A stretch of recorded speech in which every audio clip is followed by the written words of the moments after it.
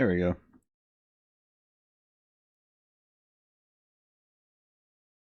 Oh, man.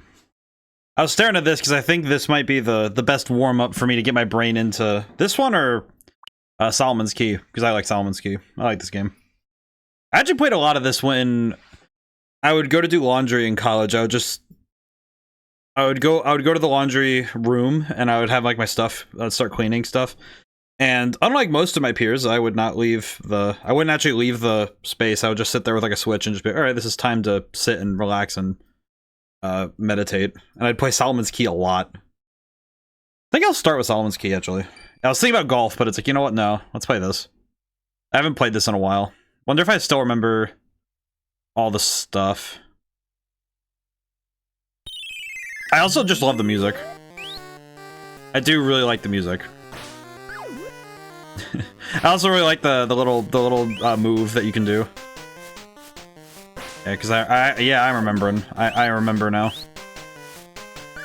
Yeah, I remember. I'm remembering now the tech.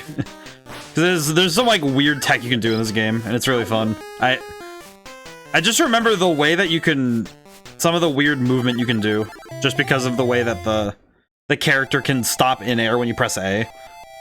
It's actually super helpful. I forget this guy's name is Dana.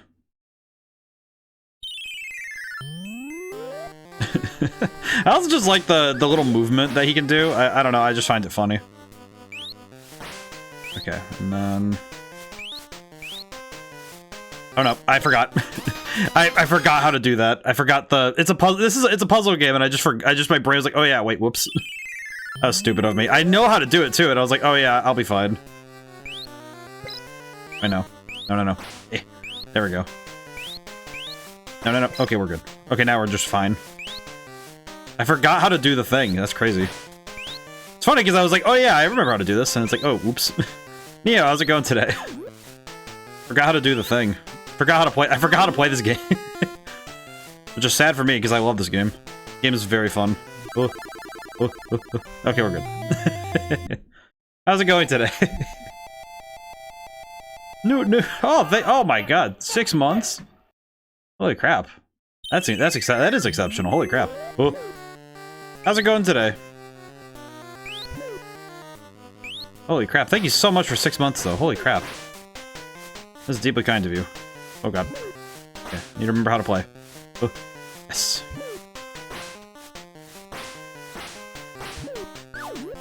Holy crap, though. I do it. I read the newt and my brain just goes, yes. I like that little ghost. He just goes, whang. Good playing on the PS5 I got the other day. Oh, very good. Very good. Holy crap. I forgot how to deal with the freaking spike ball. I'm beginning to realize that it's been a moment since I played this game, and that's making me a little sad. I remember I didn't beat the game, but I got pretty close. I say pretty close as if it wasn't level, I think it was area 4. For gore. PS5's pretty good, though. Did you get any, were there any games in particular you were really looking into getting, though? Okay, and then... this, and then run away. There we go. Oof. Yeah, there we go. Ooh, very good. Something about the setting reminds me of Dragula. Honestly, I can understand that. How's it going today, Crooked? It's like, this game feels... I don't know exactly how best to describe it, but it feels like... Okay, wait. That's not what I wanted to do. Okay, there we go. I see what you mean, though. I do understand. It's kind of funny, because this game feels like... It feels kind of like the... Feels like the puzzle game equivalent of some of, like, the... Some of the oldest arcade games. Okay. Now the question is, can I do the thing I want to do? I actually was able to, holy crap. I'm more surprised than anything that I was able to do that. 'Cause normally I suck. I'm not able to really land that. Okay, there we go. Yes, okay. P.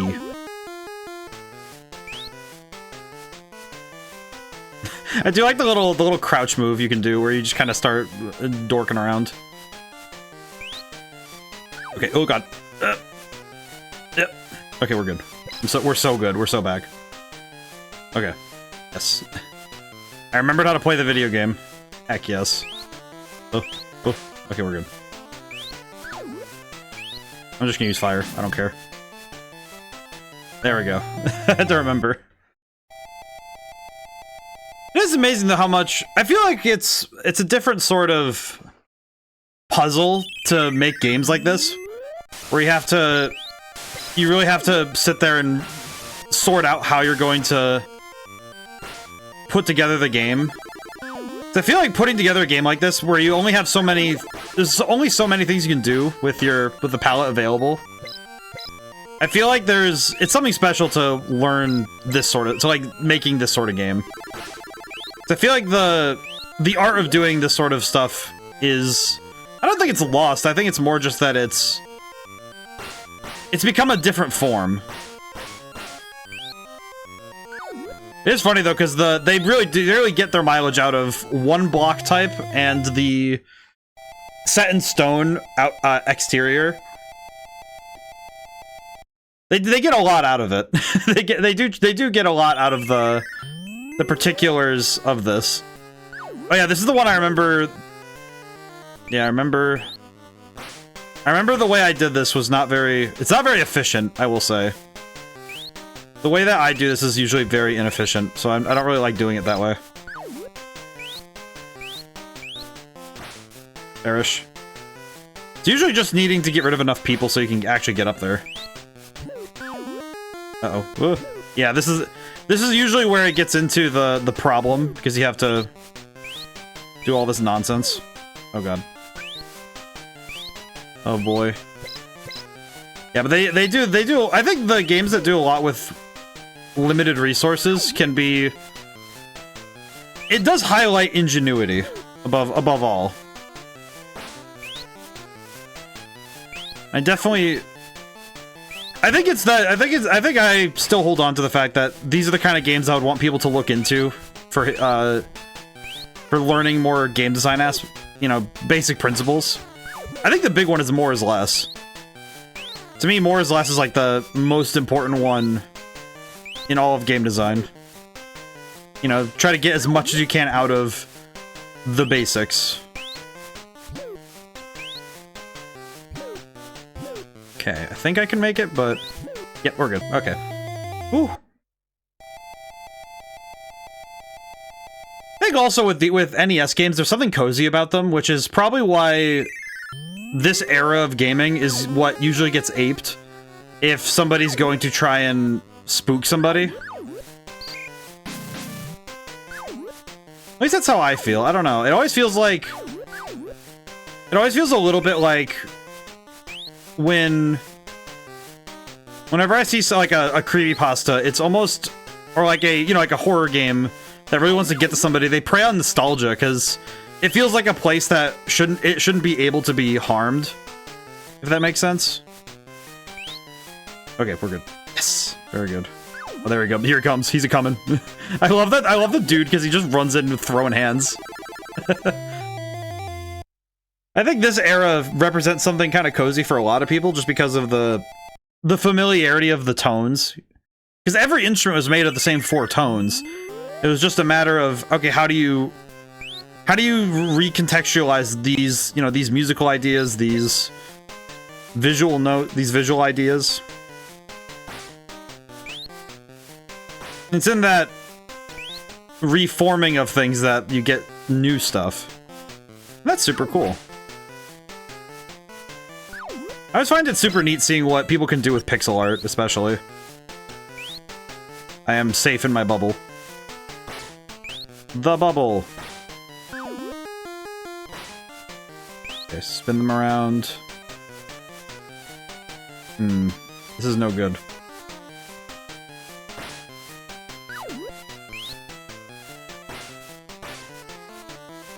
I think it's good. Oh no, it's good. Okay, we're so good. We're so back. Okay, how do I...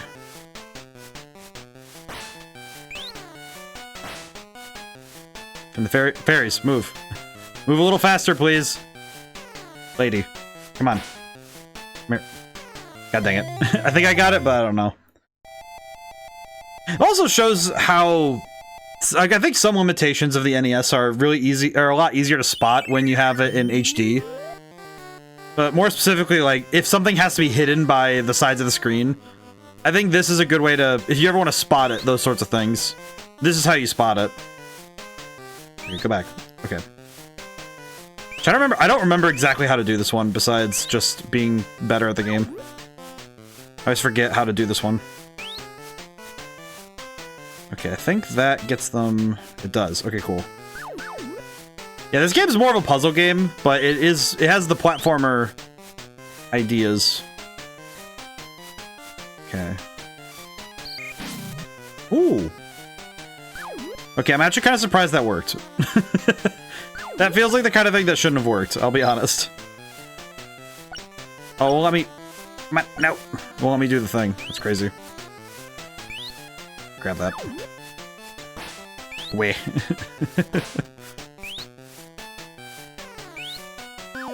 I also kind of appreciate the mild silliness of the... like, the enemy designs. Because they're meant to... You know, you're meant to communicate simple ideas, so you have to do it with as little as possible. But it's super cool to see what artists could do with pixel art. Maybe that's why the... I think that's also why the Ninja Gaiden game looks really interesting to me now. Because the new Ninja Gaiden looks awesome. I think that's also why Blasphemous is a game I'm sad I haven't gotten around to. I own the first one on Steam. I haven't really finished it though. I was playing it. I got fair ways into it too. That kind of surprises me is I didn't really get super far into it. Okay, does getting 10 fairies give me a life, or is that... Or am I misremembering that?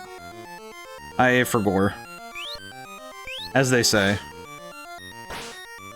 It is. Okay, it is the 10 for 1. Okay, got it. Happy that I've been keeping up on that, then. I forget what my high score ever was in this game. I don't think I ever played for score enough to know.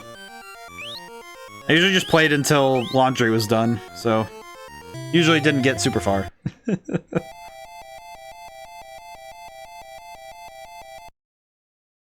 I forget what... I think that... I'm trying to remember how many areas there were, because... I know there's a surprising amount. I think that's the thing that I always kind of was surprised by with this game, is how much game there was. It's funny, though, because most of it comes from just... Oh yeah, just change the... The blocks are now purple in the background. That's a deceptively easy thing to do, all things considered.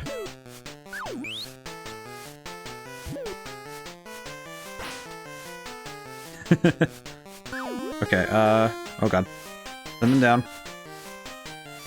Okay, I need to... Okay. I just wanted the fairy. Okay, and then we're good. Huh. Okay, we're good. We're so good. We're so back. I'm actually remembering how to play a little bit, so it's coming back to me. Yeah, this is my go-to game on the NES library when I was in college. I would just like bring the Switch with me to laundry room. Oh, oh, oh god! I wasn't mentally ready for them to be swinging like this. Perish. Oh, okay, we're good. We're so good. Okay.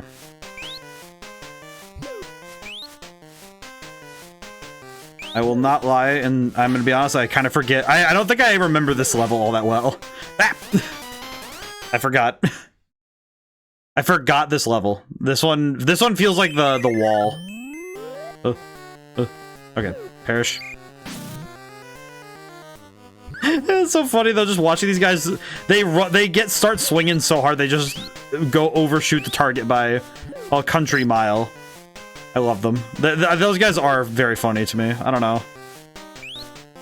There's something funny about an enemy that's just comically angry about everything. Okay, how do I do this one is the problem. Okay, we're good. I remembered, apparently.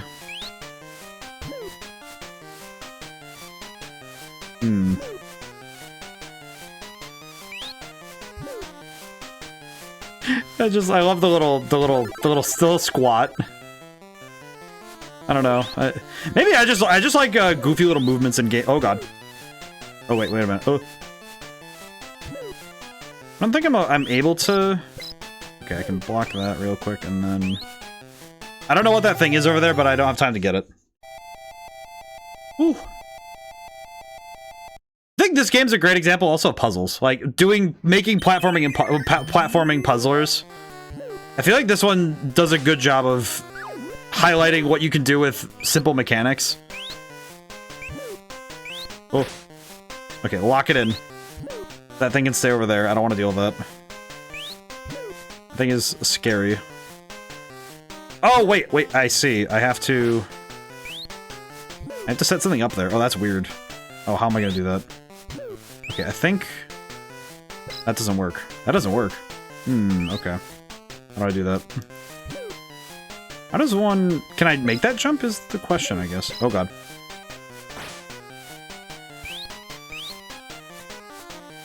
Oh, I can. Okay, that's actually pretty cool. I see the key is in there and I don't want to go in there. The key's right there and it's like, oh god, why? The key's stuck in the nightmare dimension in there. Oh, whoops. Oh, crap baskets. I think that's not. I think this is one of those games though where having a timer is super helpful for keeping the player motivated.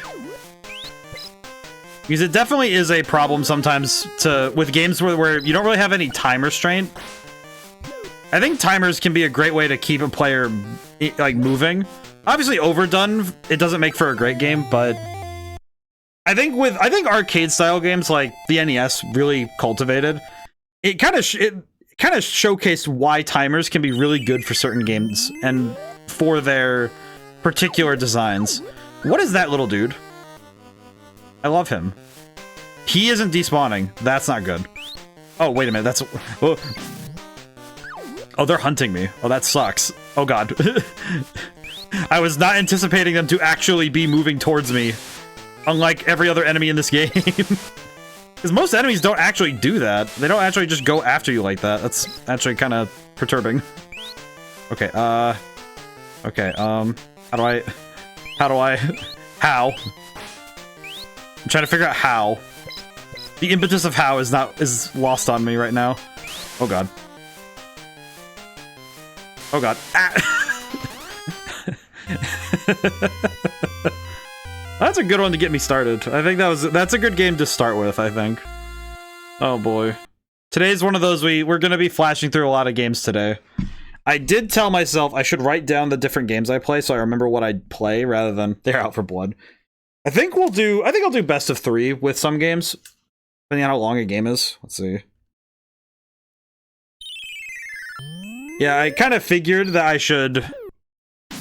Also, this screen. I feel like this screen is something that I don't know how modern games would fit it in, like for some game designs, but I wonder if what in arcades was called an attract screen.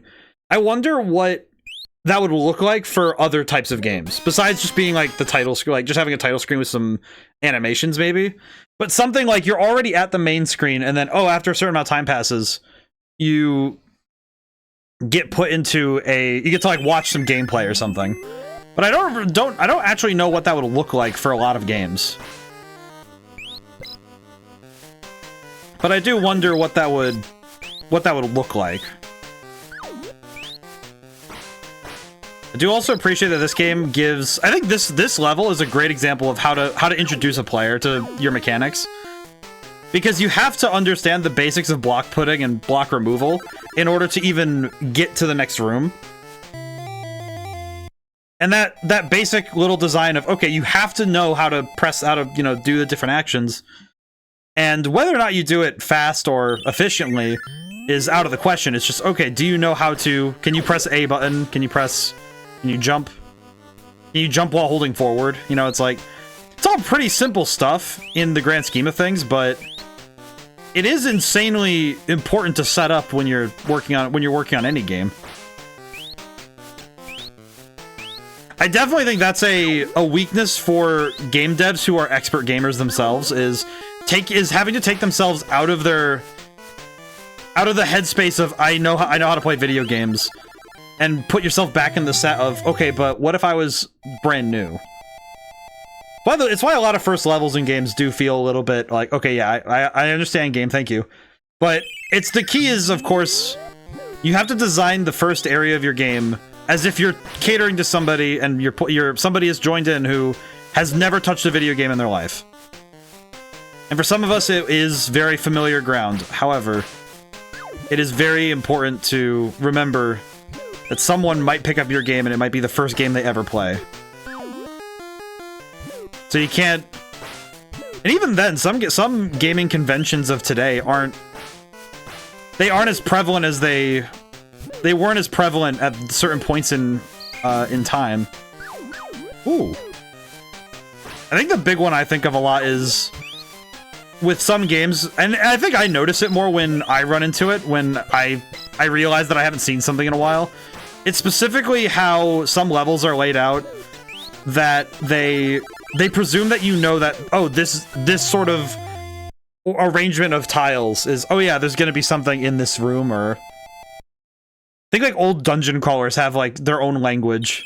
You know, like classic Diablo, and there's a couple other ones I'm trying to like rattle off in my head, but it's... that was just me being a dork. That's my bad. Maybe I could use the fire to knock them out? I don't remember. Oh, it does work. Okay, I did not remember that kills...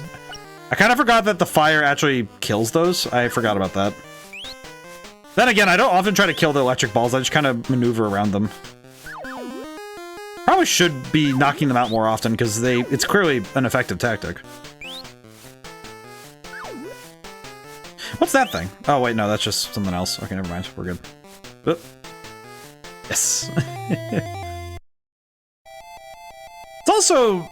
It's also interesting seeing how different games and different companies went about trying to communicate the character designs at this time, right? Like, this guy actually looks surprisingly close to the art on the cover. Like, I'll show the cover art when we back out again. But it's interesting seeing how close they got this guy. They got this little dude to be pretty close to the cover.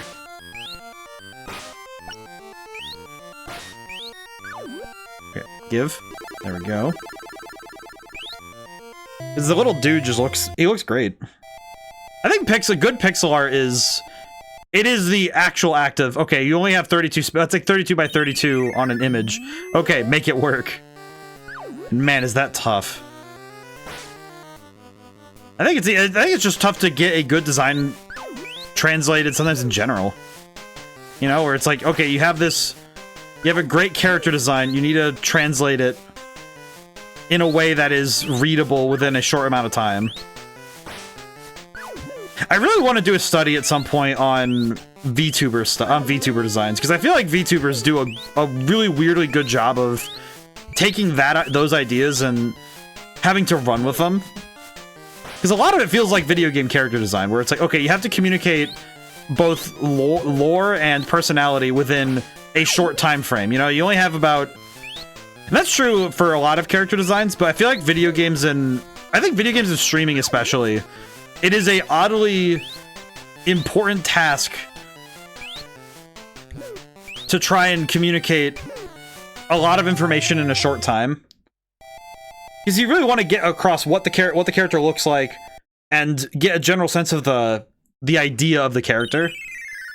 I think this game does a decent job with working with the ideas that the cover put down. At least I think so. Uh-oh. Oh, okay, we're good.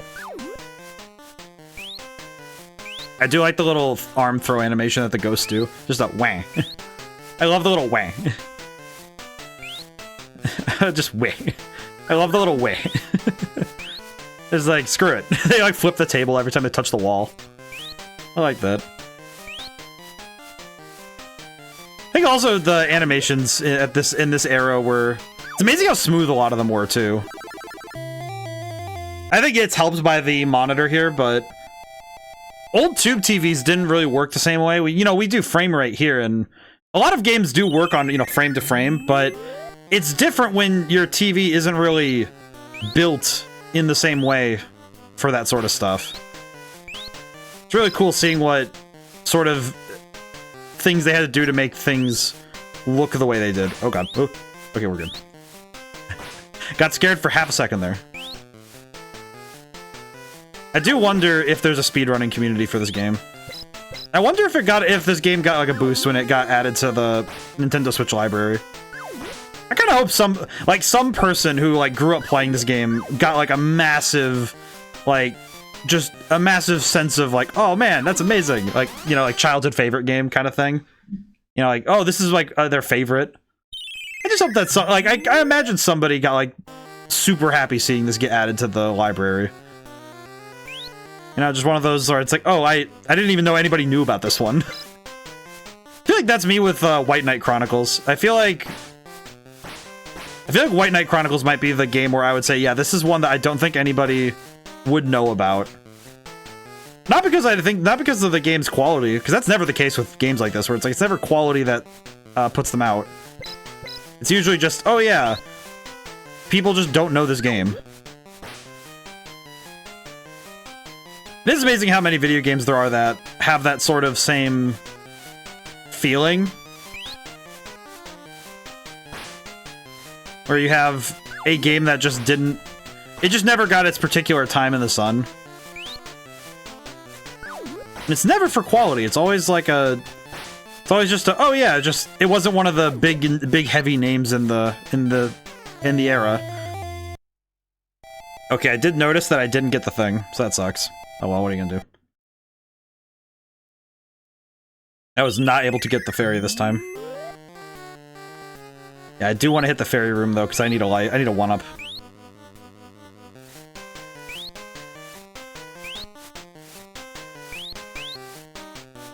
Alright. Oh.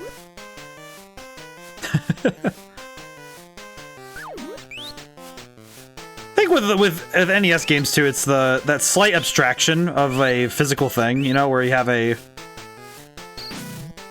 having a creature that looks a certain way in a game and having to communicate like, oh, this is a ghost. Okay, how do we do that? And stuff like that, where you have to communicate.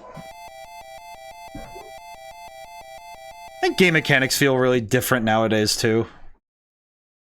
So it feels like simple actions are usually eschewed for having a little bit more. Not all the time, but it feels like a good number of games like to go for they want to have the systems, in place. I was actually thinking about how some relatively basic things are an insane feat to program, just in general. And the one I was thinking of was actually weather. It was like weather. Even just the facsimile of a weather system, right? Like, oh, in-game, it's raining right now. Okay, what does that look like? And then having, just putting, rain to screen, right? And that's the sort of stuff that... It's so simple, but even just having little aesthetic things like that, or if it does affect, or if it's, if it affects anything in your gameplay, okay, how do you communicate those sorts of things? And that's such a unique task. I don't know why I thought I was gonna make that. I don't know why I thought I was gonna make that jump. Oh well. Well, that's no good. Normally, you're not supposed to step on fire. Fire safety with ODaM. Don't step on fire, it's kind of bad for you. Don't you know? He spawns right. He spawns right. I just did not do well. Oh well, what are you gonna do? I do like how purple the screen is. On both displays, it's like, man, that is purple. That's insanely purple. Just wickedly purple. Alright. Alright, I did good though. I'm happy I played that again. It's been a while since I played that. Alrighty. Now what to play? Let's see. What do we have? The one I was looking at next was NES Open, just because I have not played a golf game in a minute. Yeah, see, look at, like, I like how Solomon, like, the guy Dana, like, Solomon's Key, I like how the enemy designs are translated to the cover art. I don't know, it's very funny how literal it is, but also, look at him. It looks good. I don't know, I like that. This funny, like, what was it again? Skilled and talented hero, maneuver through over 40 stages using mysterious block creation skills and other magical powers. I like that. I don't know, just it's funny looking at this sort of stuff, right? Wait, it has multiple endings? What? I didn't even know it had multiple endings. It's stop, drop, and roll, not stomp, drop, and roll. You're kind of right. I do like the little description here. This is by Koei Tecmo. I didn't realize that. I have 6 hours of playtime. That checks out to me. That checks out. 6 hours? That checks out, because between this and Dr. Mario, I think my playtime is crazy. Yeah, 9 hours. Yeah, this and Dr. Mario definitely competed for, like, time at the laundry. I definitely know that. Did I play anything else? Played some other stuff. Yeah, I was thinking golf next, but is there any other games? I need to look through. There's some new ones they added. Let's see, Donkey Kong Jr. I don't remember this one very well. What is this one? Twinbee. Let's see. Volleyball. Double Dragon. I think we played City Connection last time. Yeah, we did. The last time we did one of these where we did a bunch of games, so I think I did that. Oh yeah, we did Journey to Silius too, I remember that. I think up, like, here up is where I haven't really played many of these ones. I had to load up Tetris a little bit. Earlier, Mach Rider. I have never played Mach Rider. Golf. Wait, what is this golf? What's the other golf then? Sports. I'm curious what this one is then. Devil World. Wait, from Shigeru Miyamoto. You play as Tamagon. I've never seen this one. There are so many games here I've never seen. What are these?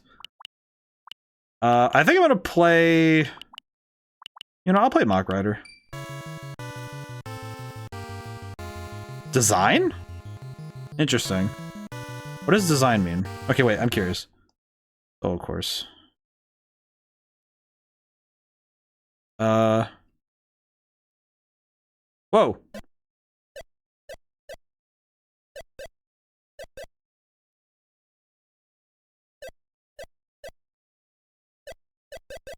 What am I looking at here? How do I put things down?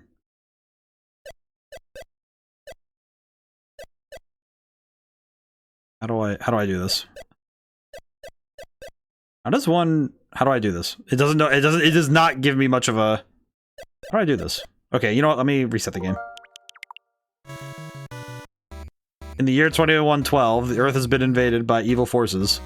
Okay. Journey to neighboring sectors, destroying invaders. A or B to start. Okay. You are Mach Rider. Ooh. Oh, I have to hold A and press B? I understand.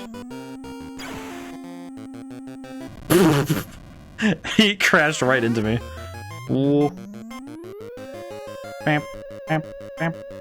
I do love I love the motorcycle noise. You know what it does amaze me about, though, is... This is essentially... Ow.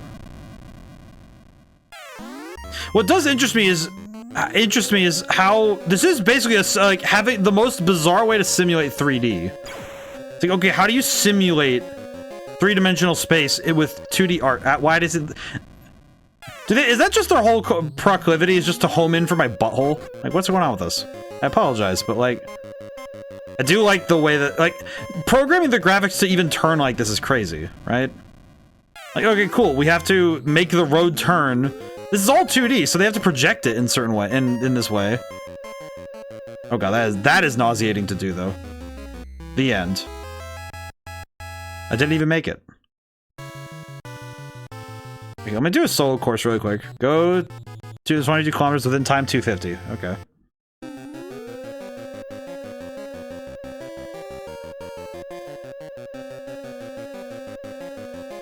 I do like, it's interesting seeing how they have to scale things around, right? Like, look at how the objects have to, you know, they pop in and out in certain ways to be able to maintain that illusion of space. I think it's a little bit harder to maintain this, the way that the road looks, just because we're on an HD screen versus a screen like a CRT. It is the one key problem with porting games like this to HD to HD things because, my goodness, it is insanely hard to keep the fidelity up. Because usually this sort of stuff is helped by the CRT monitor. And the old connections. It is also just fascinating seeing what they can do. You know, like, oh, like, seeing the colors change in the road. Like, with the center of the road, like, constantly blinking. I do think the noise of the motorcycle's a little bit... It could definitely be a little bit grating, but I do like it. I don't know, it's just funny, like, listening to it. I think in some ways there's a certain quality... Okay, wait, how are you supposed to go 222 kilometers? I was once supposed to go 22 kilometers... Go 22 kilometers within time 250. How do I do that? Can I... Question. No. The abrupt 2D sprite growth as you approach the 3D dimension reminds you of some ambitious Scratch products. Right! Like, it is... Whoa, whoa, whoa. Oh, I see! You have to shift gear. I didn't even realize that. Oh god. Oh god. Oh yeah, no, you can top out the speed here. Oh god. Oh my god, this goes so fast when you do that. Nama, how's it going today? Oh my god, it's so fun. It's so funny to when you... Come on, I wanna go speed again. I am speed. Oh my god. I'm good. I'm doing pretty good. I was looking forward to this because I think I play a lot of different games when I'm off stream, so it was nice to when I was coming to the idea of this, of approaching some older titles for a little bit again. Oh, we made it to 22 kilometers. Oh, heck yeah. This was the tactic, was just mash the up button and speed.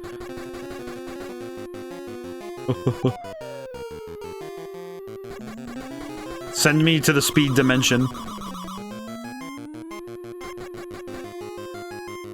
I wanna go fast.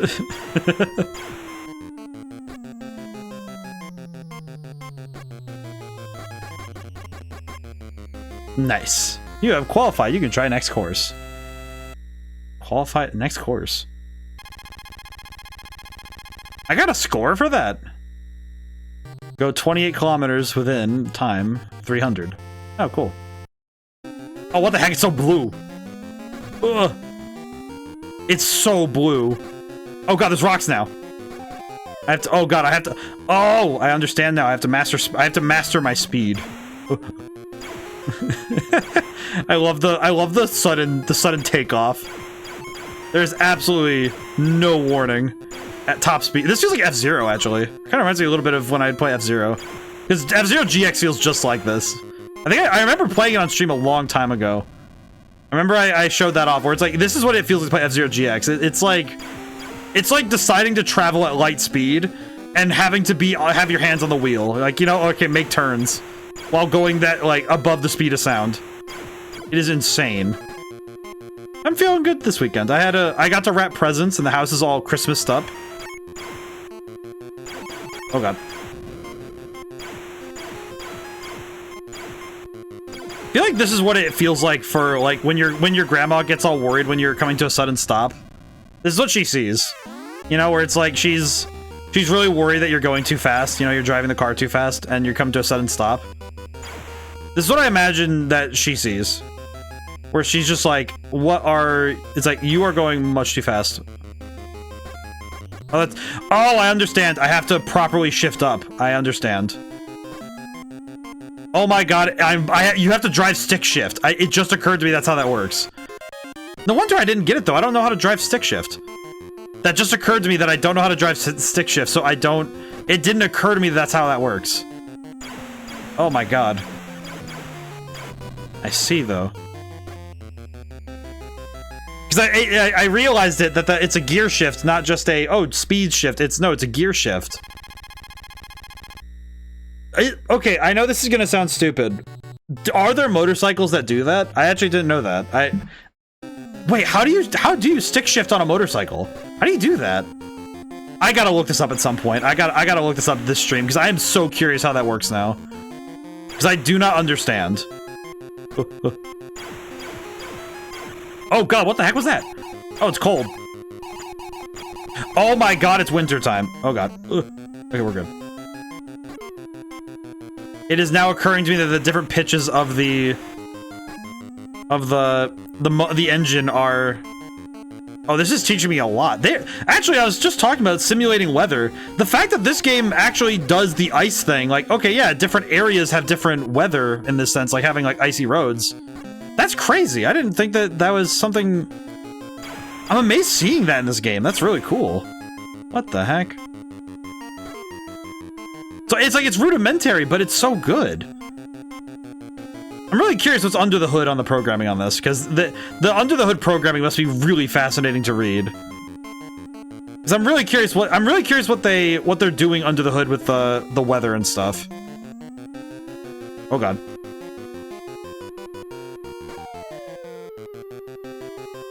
I see now. I'm understanding the mechanics. Oh my god, it's so cool though. I wouldn't have thought of that. It just didn't occur to me that game's built on a relatively simple premise of just race good, but I'm amazed by because there's some surprising complexity in just having, like, okay, you have a gear shift, you have the timer running, which the timer is making me a little scared now. Maybe I think I can make it, but it's gonna be real. That's gonna be real. Ow! I think I died. Oh no, I'm not. I'm alive. I am not. I don't think I'm gonna make it. Come on. One more kilometer. One more kilometer. Come on. Yes. Final second, though. Holy crap. Yeah, the sprites are just... It's amazing how much you focus in on... I think, though, part of the reason why it's a little easier for this game to do that, though, I think for you guys, it might be a little easier to look away from the road because you're not driving, but oh my god, I have to focus so hard on my character, on the Mach Rider. It's actually really interesting because I have to focus so hard on him that I actually start to, like, the rest of it just looks good by comparison because I have to focus in so hard. I feel like racing game players should play this as, like, history class, you know? Where it's like... I feel like this is something that if you're gonna make a racing game, you have to play something like this. There's a racing game, someone... Oh, they're on Twitter. I have to look up... I have to check the name of the game again. Ow. But they're making a racing game, and it's a lot like F-Zero, and it actually looks a lot like Mach Rider, like this actually, because it's very motorcycle heavy. It's a motorcycle focused game from what I can see, and I'll have to look up the name of it because it's. But they have this. The game design looks amazing, but I feel like this is very close in my mind to that. I feel like the motorcycle is sort of the epitome of speed. Because you have to be directly there. But, you know, it's like when you're in a car, at least the sensation of speed, you're pretty, at least, like, you're pretty settled, you know, when you're moving. Because when you're driving a car, I think the sensation's a bit different than, like, a motorcycle's like, okay, yeah, you are always on the razor's edge, right? Because it's a matter of balance and you have to do the work to keep yourself, you know, upright and moving. So I think it's actually a good choice for this game to be a motorcycle focused. Not to mention the fact that this guy just looks cool. He kind of looks like a football player, but I kind of like that. He looks neat.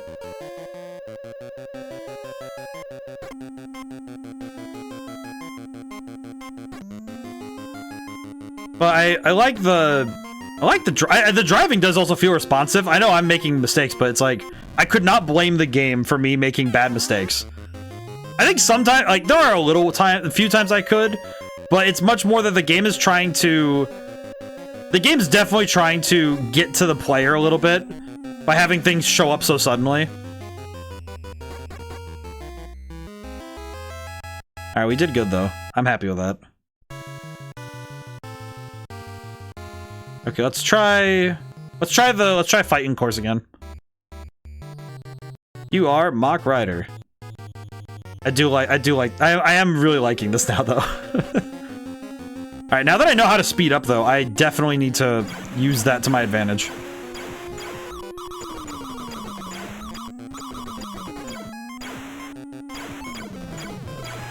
Oh, I can use my slowdown to catch the enemy off guard. I see. Weh.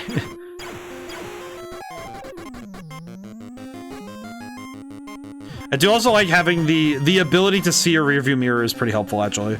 I'm out of shot. I'm out of shot and I just got slapped into a wall. Yeah, the actual handling of the vehicle is actually pretty solid. Like, I'm not the best driver. I don't think... I think in terms of racing games, I'm kind of in the middle. I think I'm solidly okay at racing games. I think this game, though, I'm pretty much average. Sector Head has fallen to the forces of evil. I wonder what nondescript evil they're thinking about. I do like the preview of the map, though, because that is... I wish I could think about it more when I'm driving, but I do appreciate it. I appreciate the effort to have a visual. Oh god.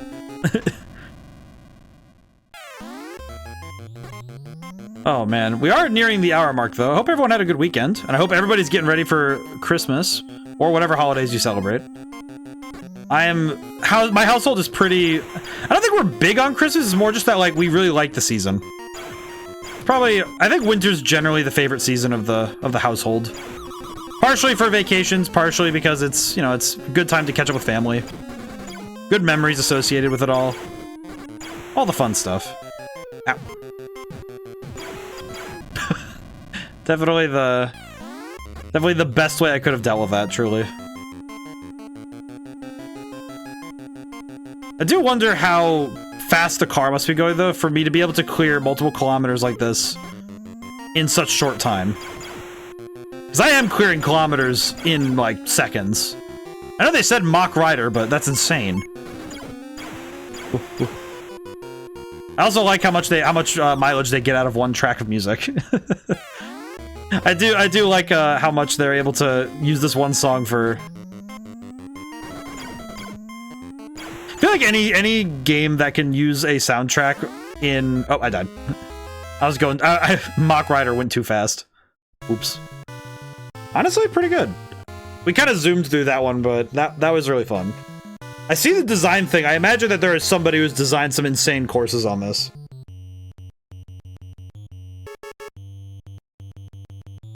Ooh. I like that. That was fun. I don't think I could play that for too long, though, because that one definitely hurts my brain. That one absolutely hurts my brain a little bit. Because that is a lot to take in at a very short time. Let's see. You know, I am gonna go play... I know NES Open is one of my favorites, so we're gonna go play that. Is that 2 Princess Peaches?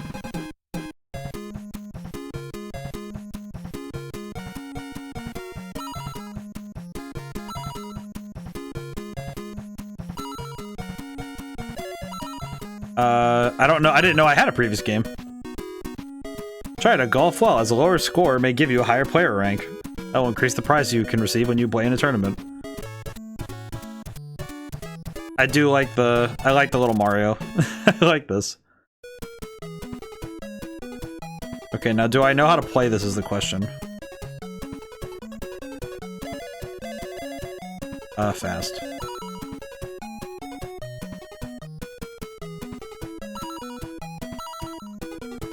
I am certain I understand.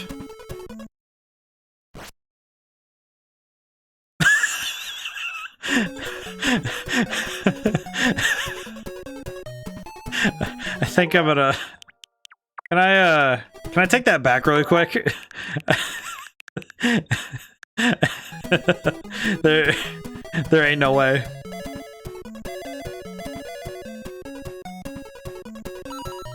Okay, when... Question. How am I meant to do this exactly? Oh god. How do I play golf?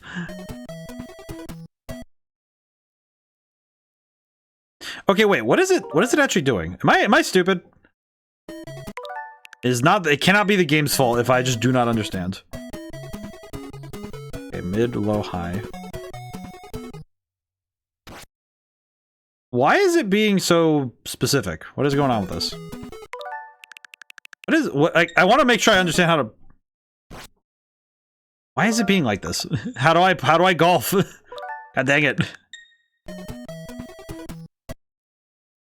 Oh, I see. I have to hit it when it hits the... Okay, I understand now. I understand now how you do it. Yes. I forgot how... I did not remember how that works. Brother, that sucks. Okay. I'm gonna try one more time, and then I have to suffer my consequences.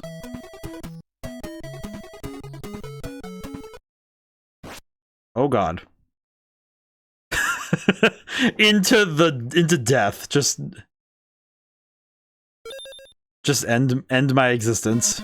Out of bounds. Yeah, I can tell.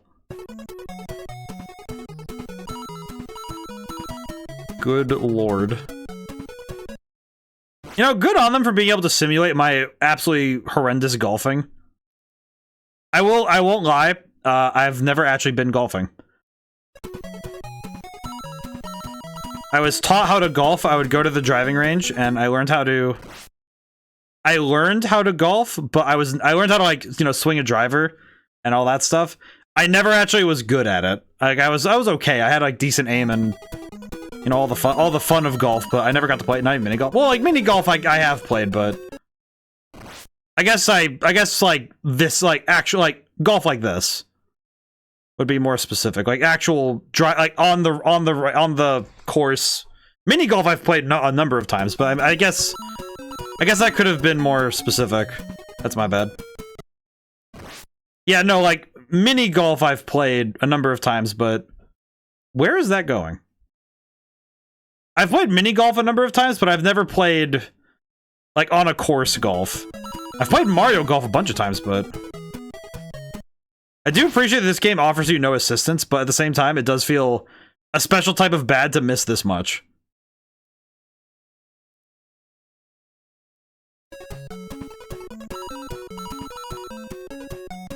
It is interesting how much they're able to do with the physics simulation though with this game, because it's rudimentary, sure, but it's amazing how much they're able to get out of this. Oh god. Oh no, not again. Help, it's again. Please.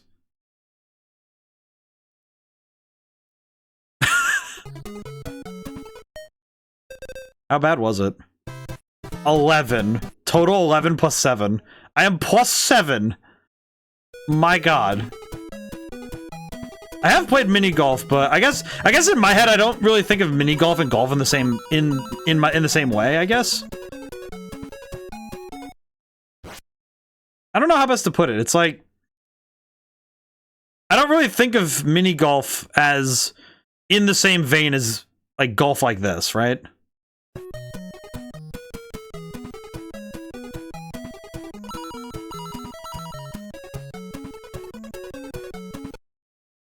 Oh, that was a dead-on shot. Holy crap. Uh-oh. Oh god, please no.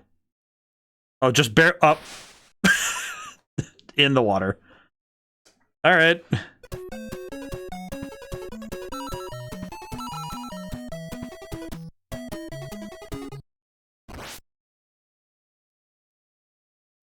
This is a special type of nightmare to watch that happen. God dang it.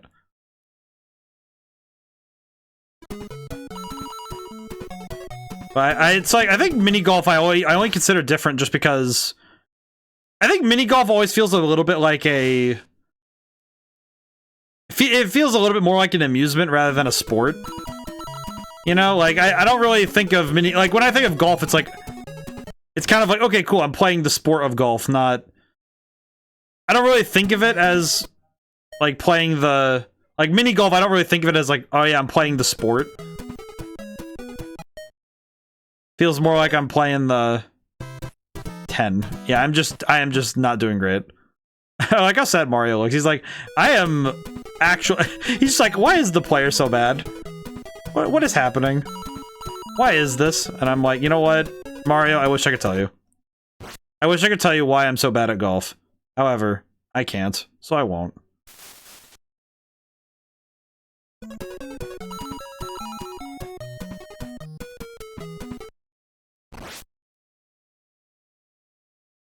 I do like the animations though.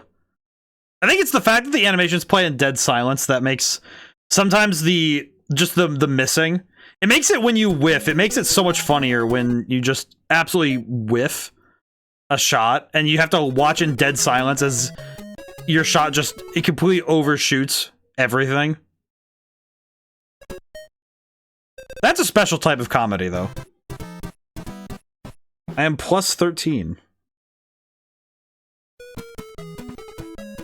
I feel like with this one, I really have to stop and compare this. The one thing that is difficult is, okay, how do I gauge the distance, right?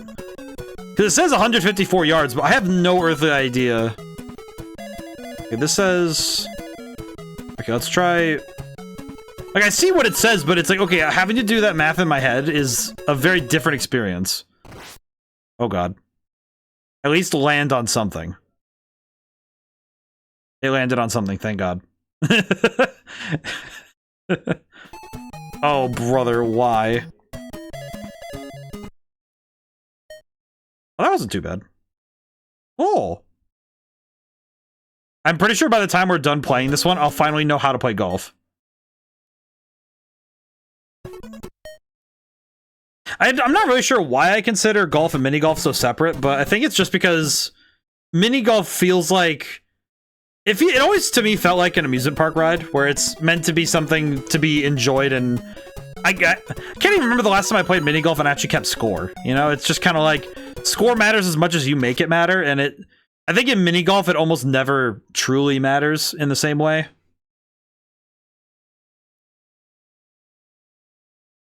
Let's see, I am 118 yards.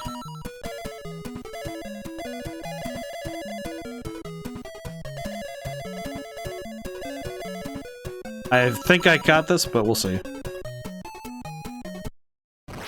Uh-oh. Uh-oh. Again, I think there's...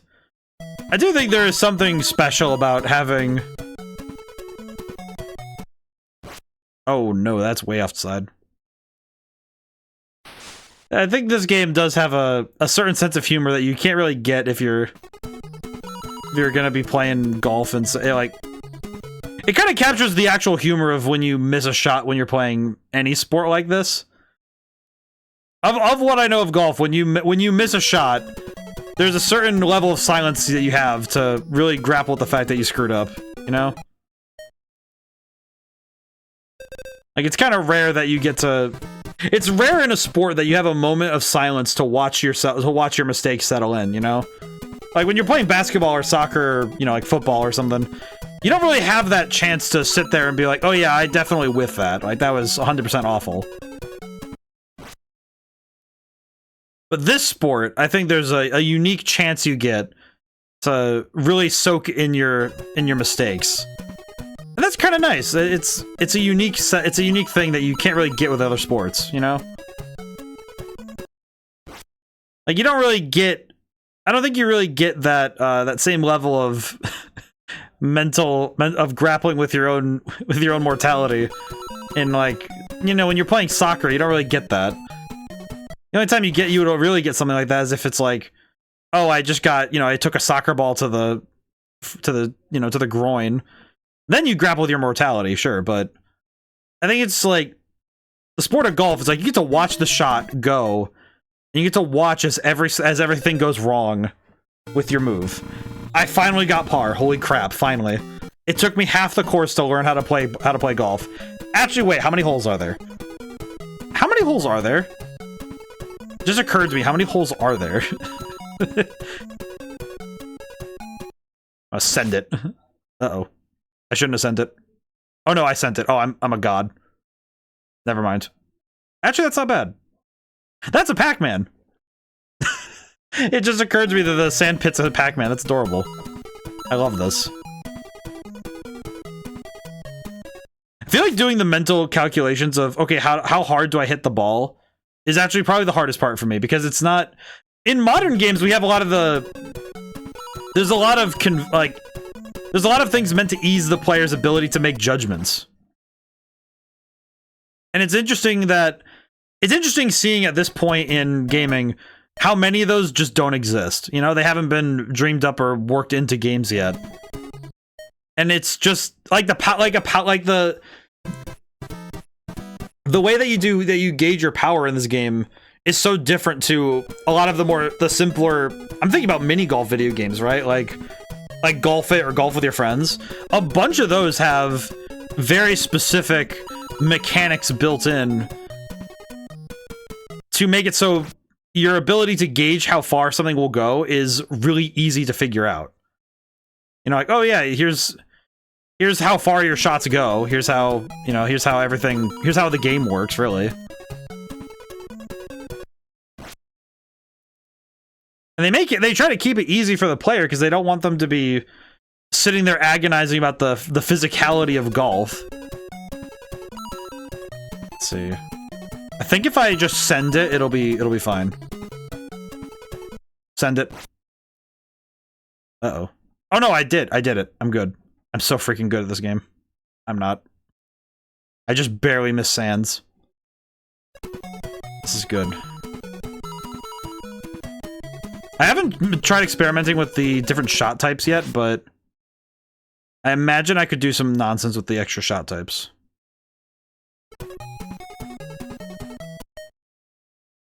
I do love the ball animation, though, like the rolling ball animation. It looks really good.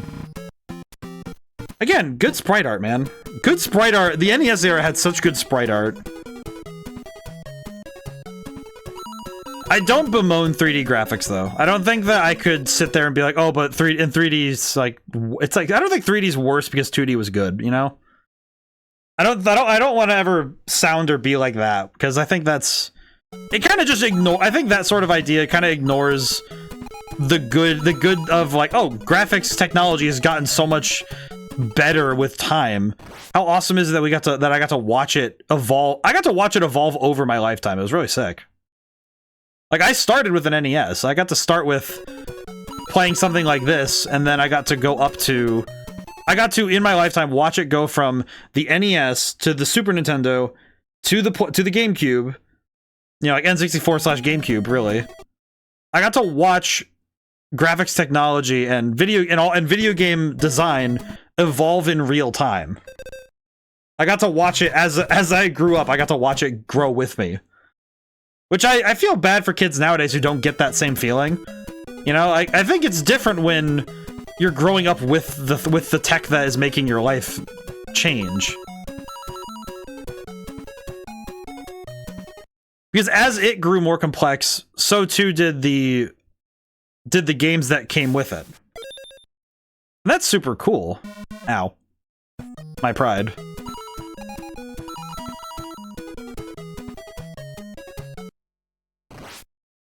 You know, I overcorrected, and now I'm over here. That's okay, though. We'll take it. I'll just take what I can get. But getting to learn how games are, seeing how games were made at this point is just like, it's really cool seeing what was possible, even with, like, this is built with limited tech, and they were still able to do so much with what they had. Oh, man, I really wish I was a little bit lower down, because then I could have swooped right in.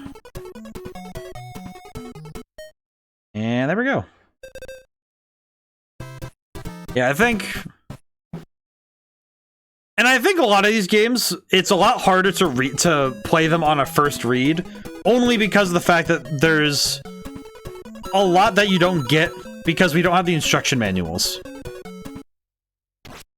I would not be upset if an update for the Nintendo Switch Online library added getting to read the manuals as part of the gaming experience. I think that would be super rad. Let's do back. I'm gonna try back S1 and see if I can land it.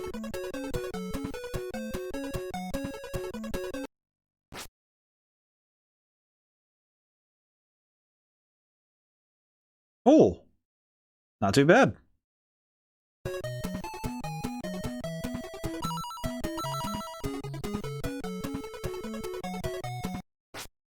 Wait. I like the shuffle you have to do when you hit it like that. I was talking about the physicality of golf earlier, and like the way that video games kind of have to. I think video games, when it comes to sports and real life phenomena, they have to abstract it in certain ways, because it's really. I think it's when you have to deal with the reality of certain things. It for your fiction and for your game design, it often does not do either a service, right? Like it almost never does video games a service when you talk about the reality of inventory management. You know, I think about how often in D&D when you're playing Dungeons and Dragons with other people, you never keep, like, most people do not keep track of arrows, you know, like how many arrows you have. Most people don't keep track of that because it's such a relentless frustration for a player to have to keep track of.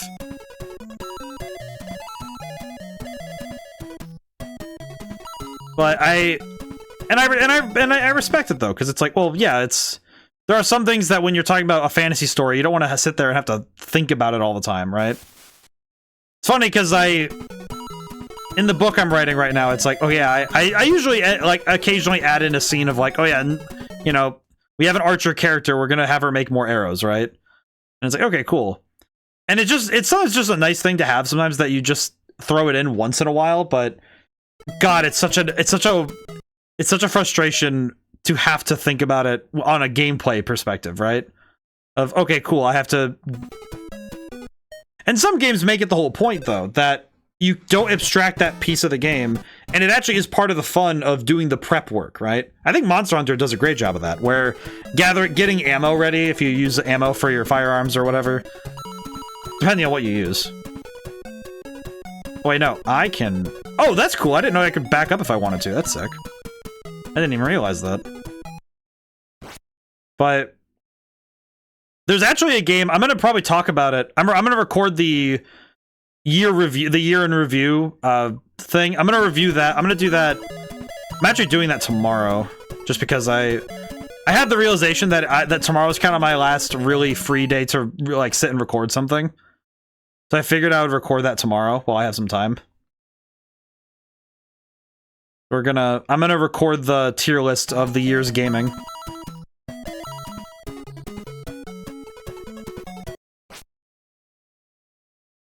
Oh, I landed it so freaking close. That's so good.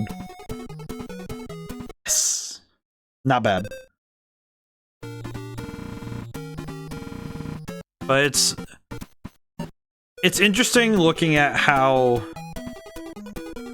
video games, because there's a game that I'm thinking about with golf, actually, that it keeps the game, it makes the game remind you of the physicality of the sport. Like, oh yeah, you have to keep track of your stuff, you know, bring your bag, don't forget to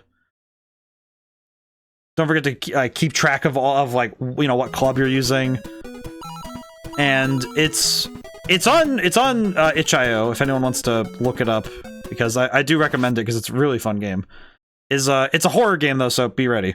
It's called Greener Grass Awaits, and here's the thing: me saying golf horror probably is gonna make some people scratch their head. It's real good. It's real freaking good. Just trust me on it. It's real freaking good. I don't even want to spoil it. I just want to I want to talk about it tomorrow, and I'm probably gonna be like, yeah, no, you guys need to check this out. This is good. I think it's really down to the fact that it's one of those rare games where fusing two things together makes something way out there compared to what others have done before it. You know, in terms of just being, and also just in terms of being out there, it's definitely a strange one, which I can appreciate. I really like the. Hey, Naroctum, how's it going today? Cool. Let's see how this shot goes. Oh, I undershot by a lot. Oh, that's good though. That's actually better.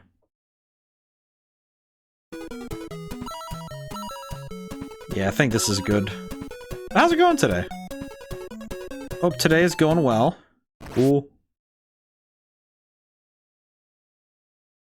Aw, undershot again.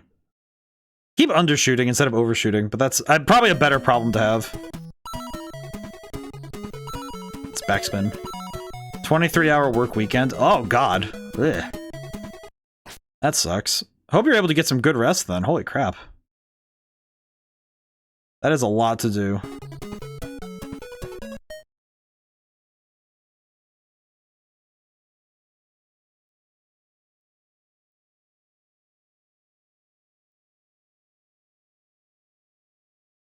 Man.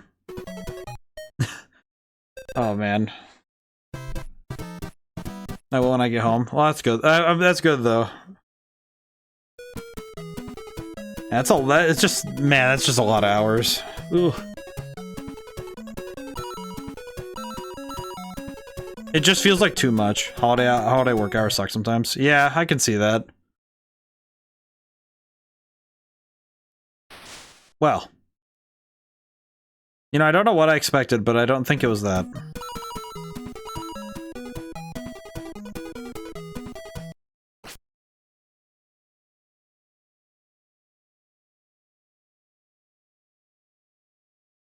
But the...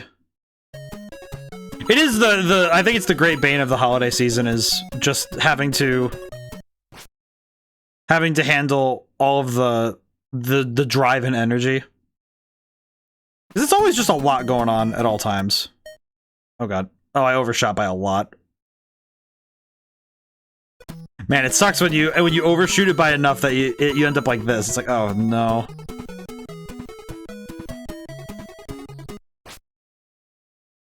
Oh no. God, it's so bad. I do appreciate that the game is a little bit generous with that sometimes, where it's like, oh yeah, I have to move, like make the hole really like a big object for you to hit.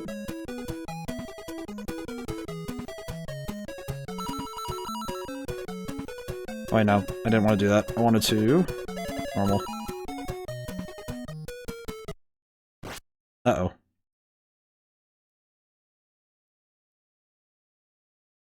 Yeah, I am.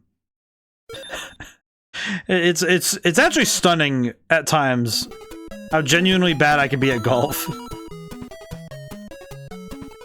I feel like these sorts of days though, where I'm playing a lot of games in a row, I feel like this stuff though is me having to read games as fast as possible. And I should be a little nicer to myself, only on the regards that I have to read a bunch of games in a row and understand a bunch of things out of context. And that is kind of tough. I've already played 2 other games on top of this, so I should probably be a little nicer to myself. Because holy crap, this is a lot to take in at a short time. Oh, I went right over the hole. Yesterday was really busy because families are coming to receive toys for tots, I guess. Oh, I see.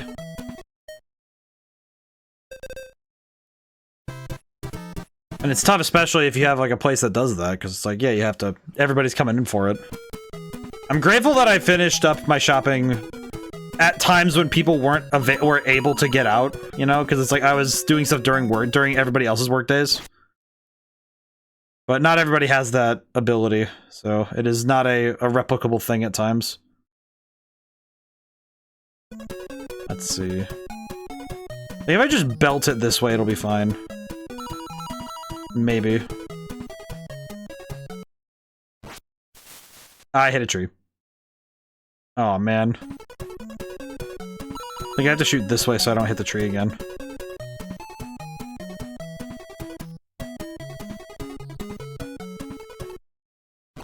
Oh god, that's too far. No! Oh my god. Eh.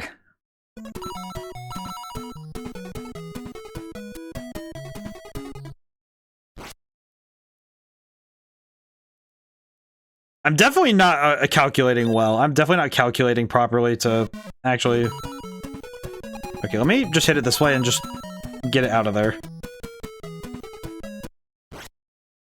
Okay, there we go. Holy crap.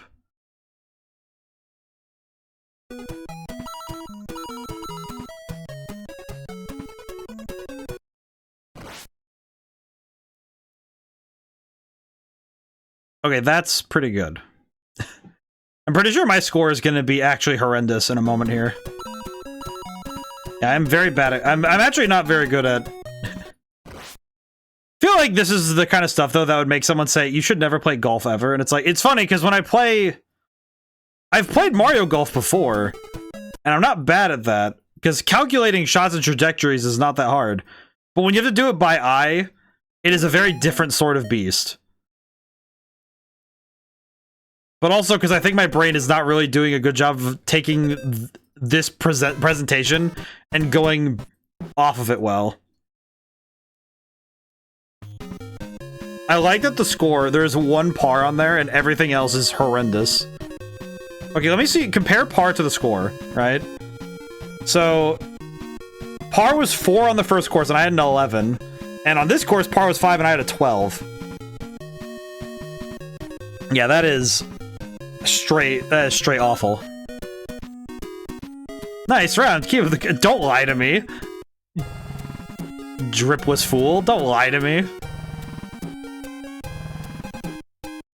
This man really is about to lie to me saying, hey, good game. It's like, dog, that's what you say. That has the same energy as you, man. It's amazing that you were even able to finish that. Are you okay, man? Oh boy. I'm gonna write that down.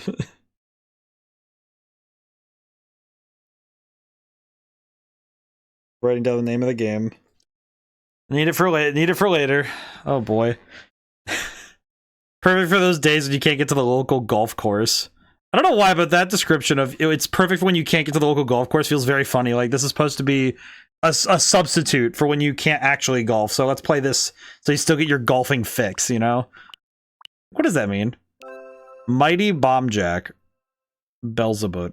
Okay, I don't think I ever got to play this one. What is this? I'm curious what this game is. There's a lot of games by Tecmo.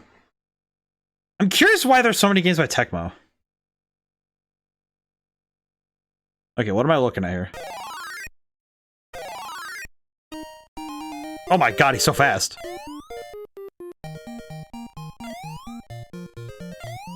Why does he jump so fast?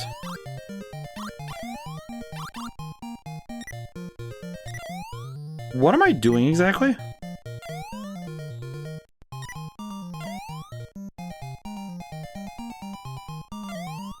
I don't think I fully understand what I'm even doing.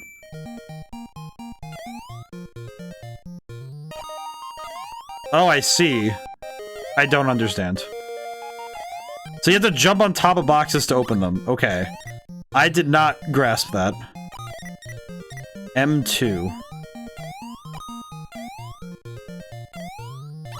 You know, one day I will understand. I like that the little dude, that little this bomb jack dude just gets shoved out of the teleporter. What is happening?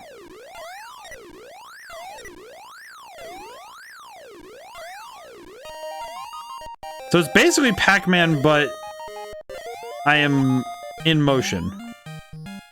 Why did the mummy babies move in this fashion? Oh god. That bird is perturbing me. Oh god, what is that brain? Okay, we're good. I am so confused. This game has not made a single thing clear yet. All I understand is... God, that is...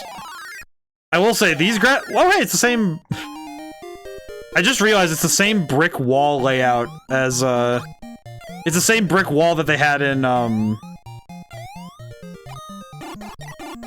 It's the same brick wall that they had...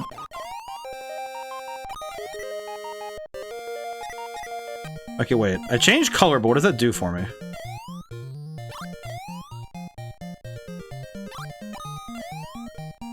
What does changing color do? Okay, that does sort of help? What game is this? This is Mighty Bomb Jack. Do I understand what's happening? No. They are clipping into the floor. I am turning them into quicksand. This one's on the... We're doing an NES day, so I'm kind of... That's a Sphinx. What does that mean?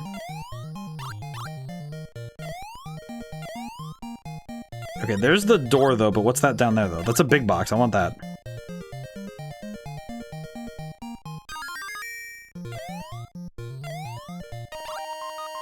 I don't understand what's happening, but I know I'm doing it. Yeah, this game feels a lot like just, okay, this is just a very arcadey style game. I did notice that the brick layout on the wall, it's the same brick pattern from Solomon's Key. So I'm wondering if the... Like, it's kind of a... It might be a no-duh, but it feels... I wonder if the same group of people at Tecmo made this one. Makes sense, of course, because obviously that, you know, it's like it would track that, you know, game would make that the company would make a bunch of other games, but it is interesting seeing one of my favorites on the NES is Captain Skyhawk. I need to look through the NES Switch library because I'm curious what else is on here. I haven't played everything on the NES yet. I'm really curious what on the NES library rather. So I'm really curious what I have missed so far. Oop. It is interesting playing some of these though, because some of their programming is just outright magic to me in terms of, okay, how did this work? Truly. Oh god.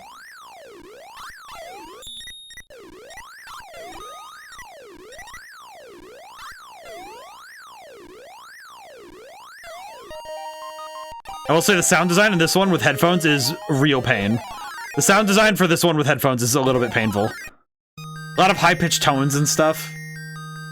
A lot of the, like, just strict wave music is always a little bit weird to me now, because I think some of it aged a little differently, just because... Ow. I think some of it aged a little bit differently, just because of the way that bass tones have become a little less synonymous with video game music. You know, it's like we're pretty used to chiptunes, but this sort of stuff did fall out of favor in for the majority of gaming at this point. That's because we can synthesize more complex waves of sound. Because, you know, we can do like, oh, we can just have orchestras come out of TVs and stuff. It's a very different sort now. I think the only thing that's a little weird is that you can't short hop in this game. Ow. That is one thing this game doesn't have that's a little hard to control, is you only have the one jump height. Like, you press A and it's, no matter how hard you press A or how long you press it, it is always the same jump height. So I kind of have to plan to jump into the ceiling in a certain way in order to stop myself in places I want to stop at. So that is a little bit tougher.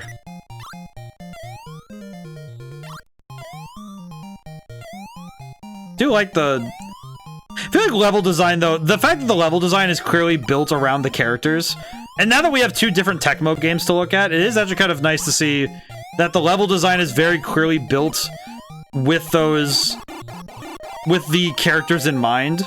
That is super cool. Like, it is actually pretty evident how much they built the games and their levels around the characters and their mechanics.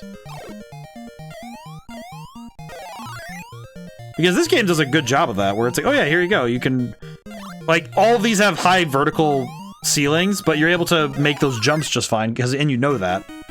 Help. Who is this guy? He looks like me. Let me save him. Oh god. GDV. Oh, yeah, so it's like, wow, it really is just like the same thing as Solomon's Key, but just slightly... Yeah, it's actually the same thing. Okay, so but the movement mechanics are different, and certain aspects of the level designs are a little different. So it's clearly built on the same foundations, like code foundations, as Solomon's Key. Interesting.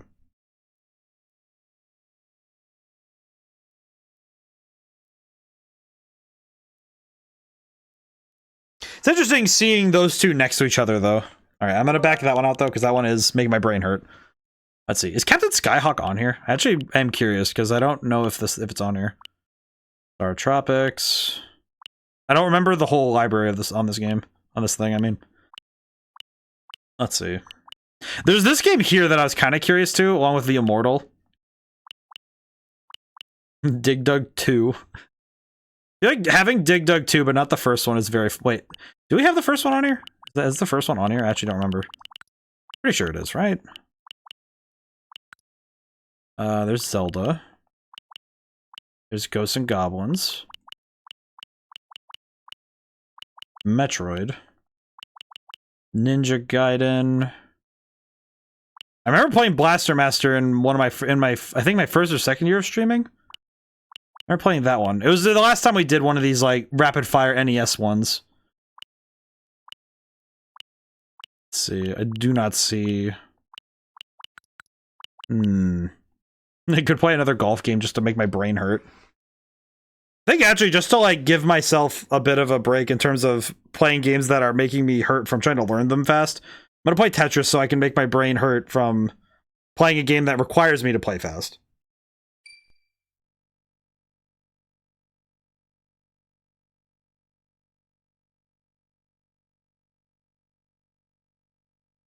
Man, 1989, NES Tetris.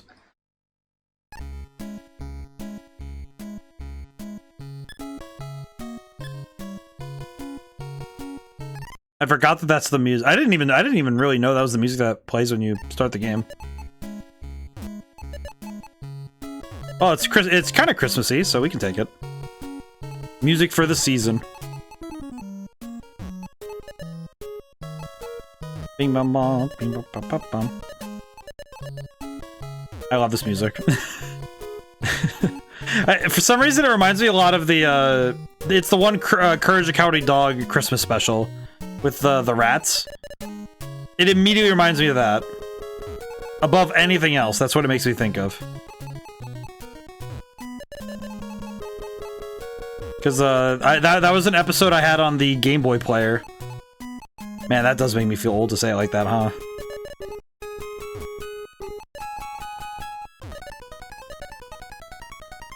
It's interesting how tech makes you feel, can make someone feel old. Like, the advancement of a technology suddenly makes us feel old instead of making us feel youthful to remember. Makes us feel old to think about the passage of time, rather than young, rather than refilling our hearts with the fervor of our youth.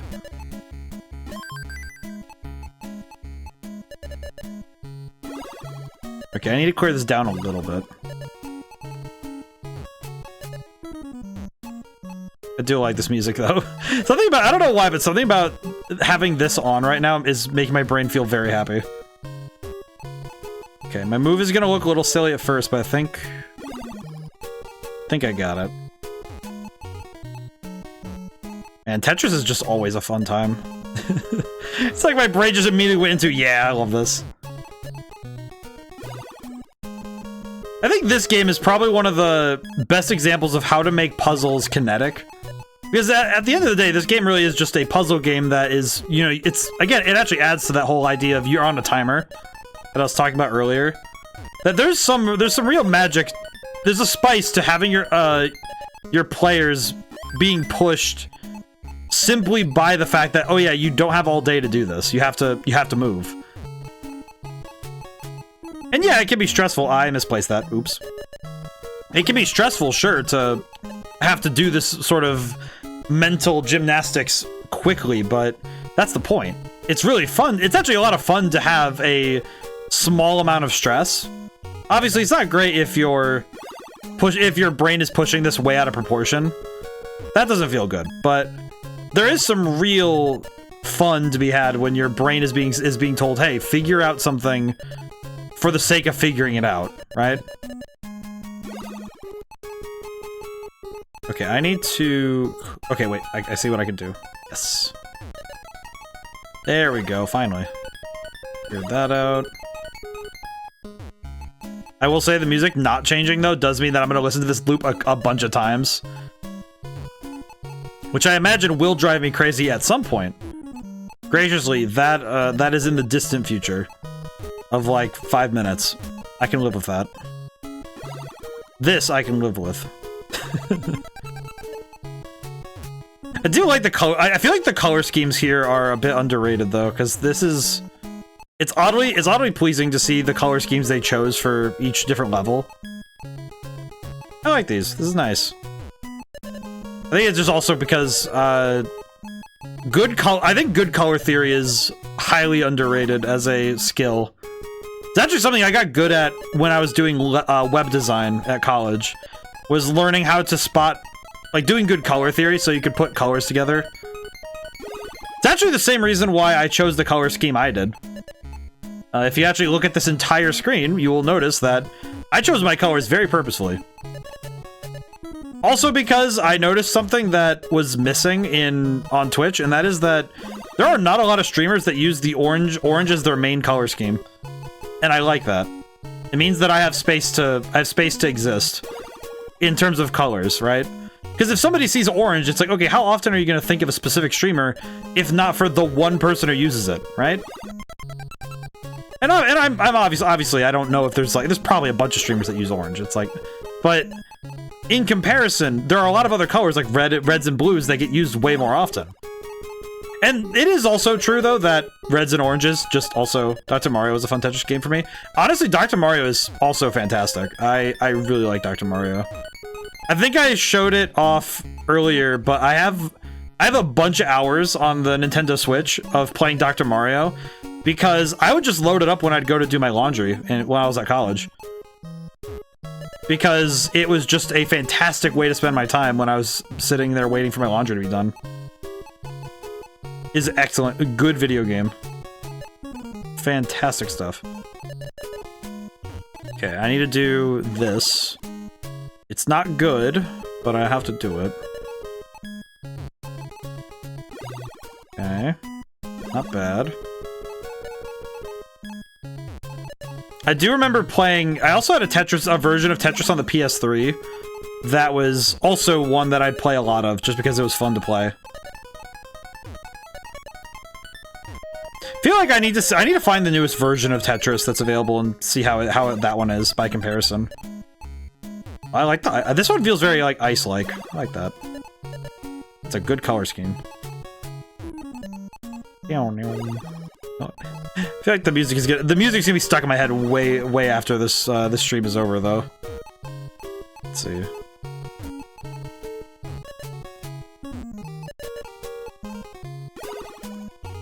Oh, just when I get the line piece. Oh, that's fine though. That works. Go.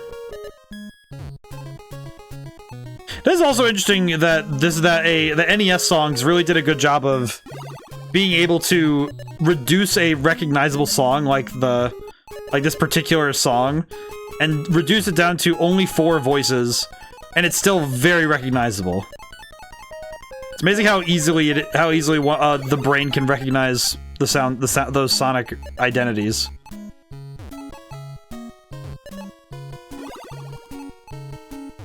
I feel like that's kind of the... Do you think Skyrock's on Switch but it's on old Game Shelf though? Maybe? It's on old Game Shelf though? Oh, I see. Okay, yeah, because it's not on here. I did look really quick. I might need to check that out sometime though. I definitely want to see what that game looks like.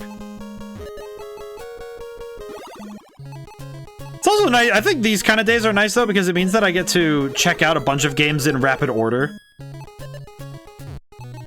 Which is not often the case. You know, usually we choose a game for our Sundays and that we just kind of do one, you know, it's a singular game and that's it. And I like these kind of days because it means that I get to test myself as a gamer and see if I can keep up with my sight reading. Okay, I definitely was not moving fast enough. That's not good. Okay. Oh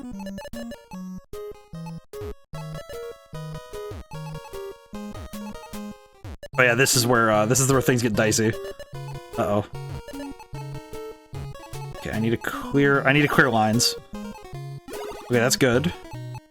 It's not great right now, but it's good.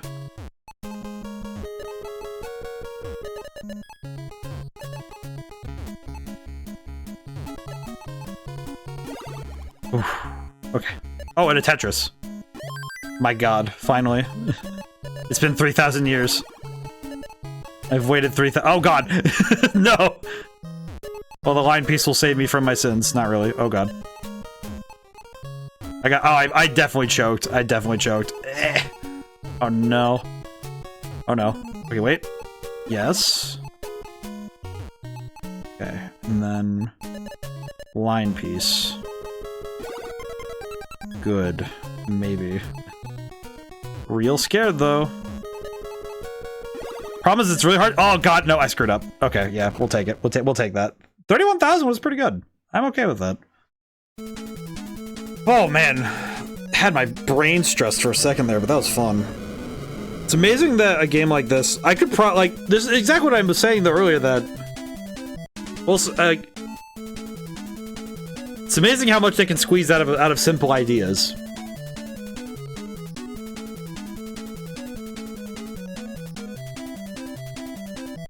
I feel like if somebody made something like this,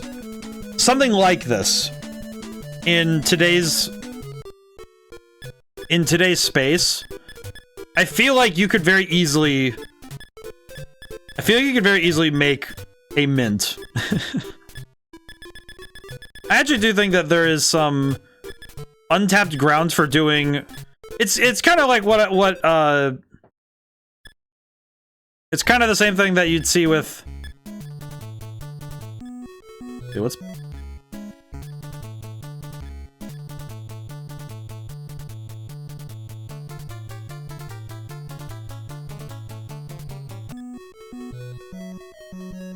I'll do music too.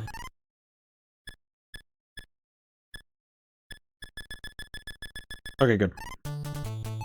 But I feel like if someone could distill the game design of Tetris into something with a modern flavor, you know, like the modern expectation of the depth of like breadth of content, which would be deceptively easy with a game like this, where it's with a game of this level, of this kind of, okay, let's take the idea of take a simple game system and then allow it to breathe and expand using modern convention. I wonder if there would be a way to replicate. I gotta sneeze.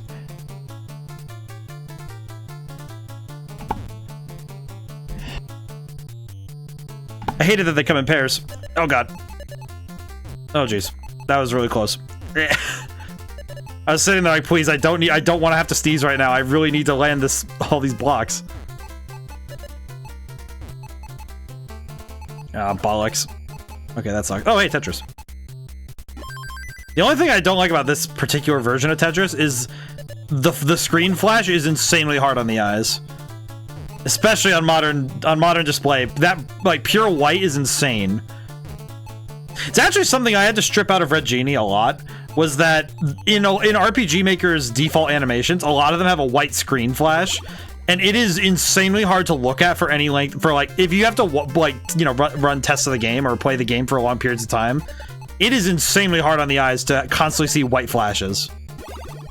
Like, the occasional white flash is good. Like, I think it's great for shocking the viewer's eyes, but obviously doing that too many times just tires them out, and it causes a lot of strain. It's something that's really meant to be avoided if you can help it. I think as a dev, it's like, if you're gonna have screen flash like that, do it sparingly. I think this game doing it as the event of a Tetris is fine, but man, it does make my brain hurt a little bit. Brain does indeed go a little burr on that one. A little difficult, one would say. Try to avoid in general for photosensitive folk. Yeah, no, it's like, for photosensitive people, it is like, removing white flashes is the easiest and most tried and true way to do it, honestly, to keep like your game safe for photosensitive people. So for those who are photosensitive, I'm gonna have to add a disclaimer on the VOD, like, hey, if you're photosensitive, you might want to skip the Tetris bit. This game is insanely hard on the eyes. I'm gonna need to make sure I add that, because that is gonna be important. It's actually probably good. When I write this down, I'm gonna have to write that down, because that is gonna be important. Because it is true though, because it's one of those things that it's very easy. Because rapid fire flashes that are bright are really.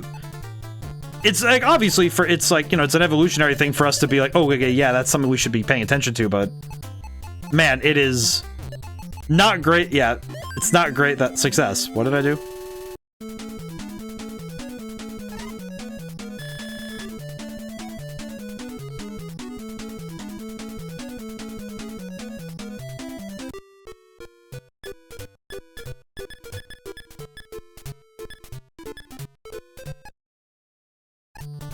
What?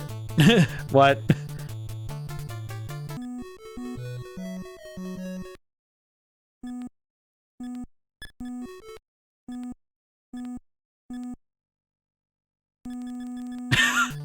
Sorry. I don't know why that really got me. Can I beat my top score, though? Oh, God. You know, I know I started at level 9, but my brain did not internalize what that was gonna mean. Okay, just play it safe.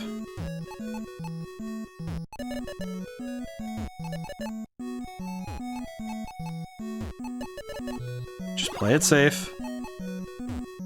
Okay. Oh, the line piece would have been nice there, but that's okay. We'll play ball.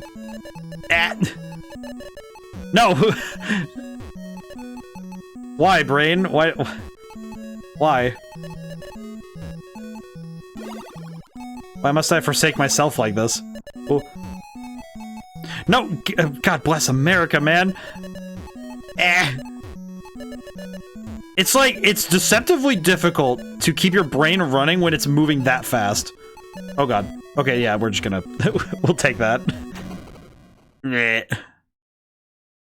You know what's the thing I'm also catching? Once I had to guide a streamer through Eco, pointing out where to expect the lightning effect, which is really bad for them. They were particularly sensitive and needed of that kind of sense to avoid risk of a seizure. Kind of opened my eyes to how even minor flash effects can be harmful. Something, oh yeah. Like, it's actually something that... It's why photosensitivity warnings are on a bunch of games. I'm actually gonna have to add one. You know, it's probably good that I talk about this now, because I'm gonna have to add one to the next game I do, because with Red Genie, I kind of was able to be, like, circumvented a little bit by, you know, just notion of... the game doesn't really have a lot of them, if any. A lot of it's not really flashing stuff, so that's good. I actually do a lot of work to try and not flash the screen. But it is, like, really important, though, that, like, as with I think whenever somebody says accessibility, I think a lot of people think about, in modern games, they think about things like controller schemes or easy modes, but it's like accessibility goes a lot further than that. You know, like, there's the colorblind, there's the, you know, like, photosensitive, and the deaf, you know, the hard of hearing. And it's so that your game doesn't harm people who just are there for a good time. Like, obviously, you also, you know, it's like, you don't want to, you know, you're not sacrificing artistic integrity to make your game accessible. It's one of those things that I think is very easy to... It's very easy to think that it's like, oh, you're catering to a specific group. It's like, no, I want to make sure that when somebody plays my game, you don't accidentally cause them physical harm.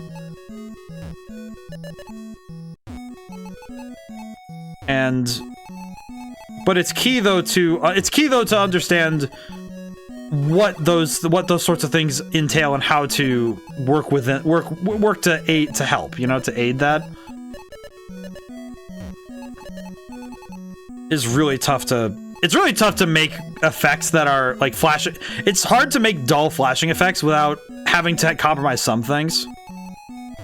But it is doable. It is 100% doable. It's definitely a conversation that I think some devs struggle with to figure out, like, you know, accessibility and sensitivity. It's actually the same conversation that happens with writers, where it's like, okay, you have to, like, knowing what can be harmful in a physical sense, but also in a mental sense, is really key to doing good work. And also doing work that is actually good and enjoyable. Yeah, there are some effects though from older games that really struggle with this, where it's like, okay, how would one, you know, it's like, if you were to go back in time and change that, it's like, what would you change about that effect to make it work? And it is quite a difficult challenge in the case of some of these games to adjust the... Wow, I really just botched that. It's really difficult to change the graphics though to allow to, like, you know, to fix them up for that exact purpose, right? Like, to make them to help with photosensitivity. Wow, that is awful. How did I do that? Okay. The only thing that's a little awkward with this is that the NES controller is a lot better for fast tapping. I think the Switch, the Joy-Cons are definitely not the best for rapid tapping like Tetris pros are good at. I remember I watched a video on Tetris, like Tetris Pros, like, you know, watching like max level, like the highest level of Tetris play. And they have this technique called rolling, which is, oh my god, it's wild to watch, because they like tap the back of the controller and do this, you know, it's called rolling because you roll the inputs across the back of the controller, and it's absolutely mind-boggling to watch, but also trying to figure out, like, I would be hard-pressed to figure out a way to replicate such a technique with a Joy-Con, because the NES controller is built so specifically. You know, it's like you have very specific functionality with that controller, and, you know, like how your hands work, that it would be really hard to replicate that idea on this. Oh boy. Holy. Yeah, but photosensitivity is one that I remember as a kid and as like a teenager, I really didn't get why that warning was on video games, because it's like, oh, well, my eyes work fine, and it's like, well, of course your eyes work fine, dork. It's just like, it's not, those warnings are all for people where it's like, yeah, photosensitivity. It's definitely, I'm happy that's a bigger conversation now. It's definitely a good step that it's become commonplace for people to be like, hey, this is a thing, like, that's good.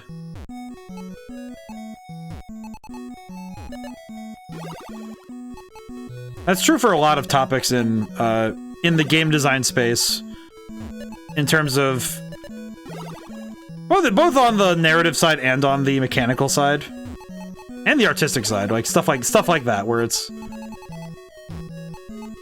really good that we've been able to make strides in the right direction in all areas. Obviously, we still have a lot of work to do, but we're getting there. The key is that we're getting there. That's the big ticket. I'm gonna do something a little risky. Oh god, I should not have done something risky. Okay, but we have a line piece to save me from my sins. We're good. Yes.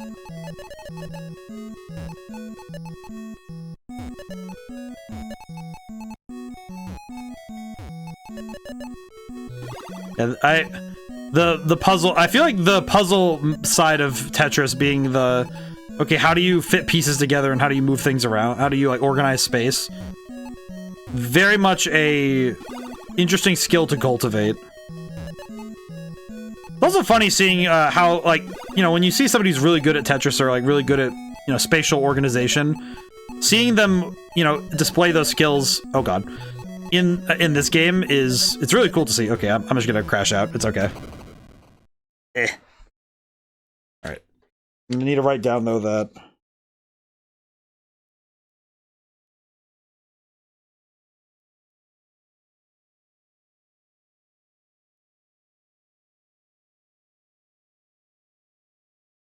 I feel like I should include a photosensitive warning in general with NES games, because there are a lot of games on the NES that do this, where they flash a lot. I am probably going to want to include a warning for all of the games. I just want to include, like, hey, by the way, this video is going to have a lot of flashing lights, so please be careful. 'Cause, man, I need to do that. Okay.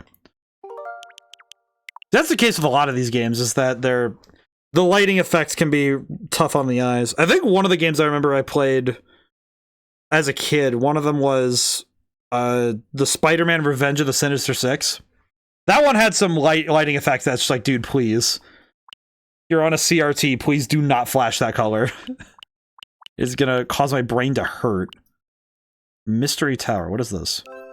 Bandai Namco, use wits and skill to reach the top of the tower. Oh, it's another puzzle game? Chamber will feature a picture you'll need to reach the goal. Interesting.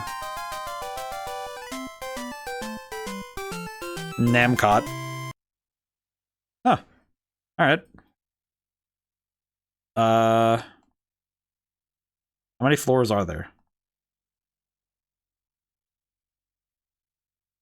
Huh.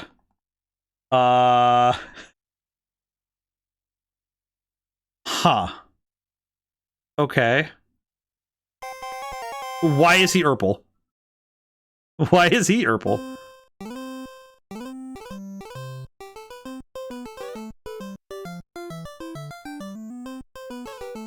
I take chair.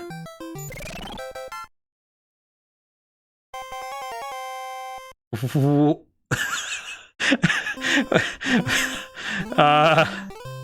they're supposed to press the B button. I love his little turnaround.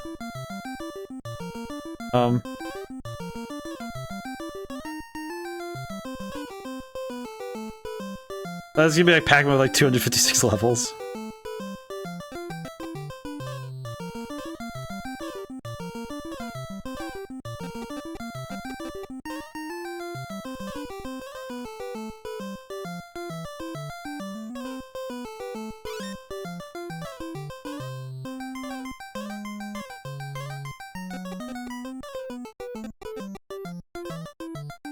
Am I like losing my mind, or is this just like...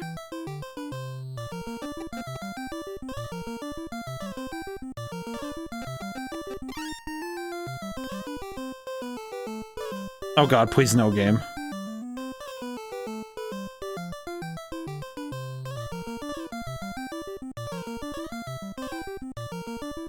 Game, save me from my sins.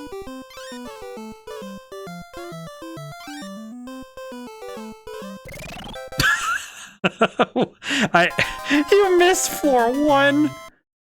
Okay, I need to figure out what this game is asking of me, because I did not fully grasp what I was looking at.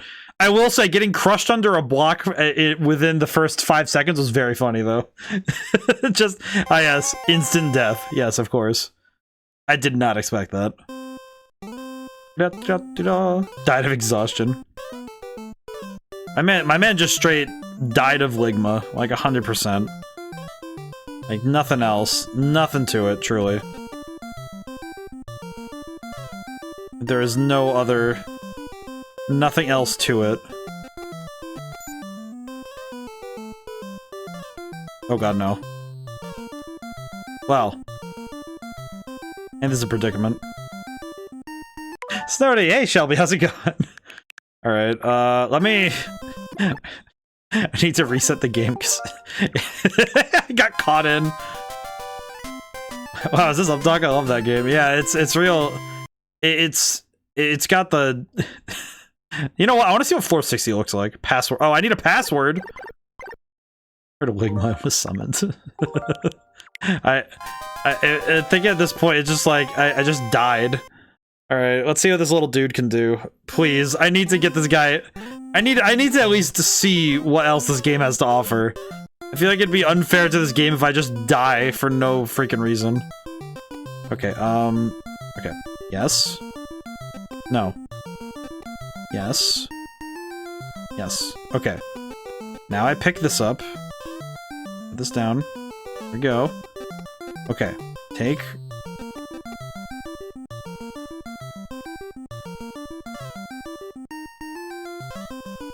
How do I deal with this? How does one deal with this? Okay, there we go. Yes. Yes, I've done it. I have no idea what this is, but this looks like something, alright. This is... What was it called again? Mystery Tower? These are good. No, not that. Out of all games, this is one of them. Yeah, this is definitely the game of all time. Mystery Tower is kind of... This game's called Mystery Tower, and honestly, I feel like as a puzzle game, what on... You can't jump to this, man! What am I looking at? What? What? This is the NSO stuff on Switch? Yes. Yes, it is. What the heck is that? I don't even know what I'm looking at, man! Okay, give...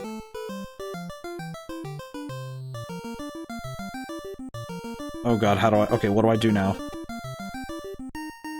What do I do? Okay, yes? No. No. Yes. I definitely understand. The learning curve is 90 degrees. Like the stairwell. What on God's green earth am I looking at, man? Help! Game!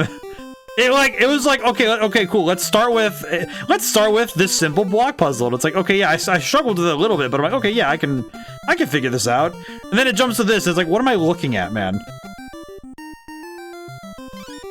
Power. Oh, I gain power for standing around. That's crazy. So if I can wait to regain power, that's good. That's nice. You know what? I do want to just die. That's not what I wanted. Okay. I'm gonna go to game selection because I feel like... Alright, wait, no, we'll try it one more time. I'm gonna write down Mystery Tower really quick so I know what the game...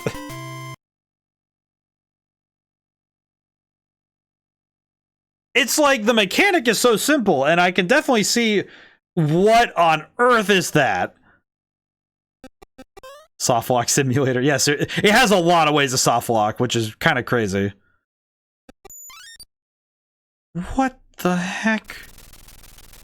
How the heck? Like, looking at this, what level? This is okay. What level is this? Because I am so confused, man. Oh, there's a dude now. I'm not playing this, by the way. This is the starter screen, like the loading screen.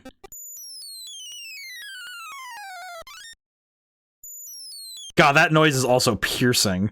That noise when he falls, that is piercing. That is the sound of the demo thing, yeah. That sound is the sound of, like... You know, I just realized, why did I make myself do this again? It's like, why... Okay,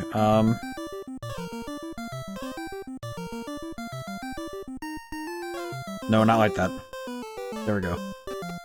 Yes. Yes.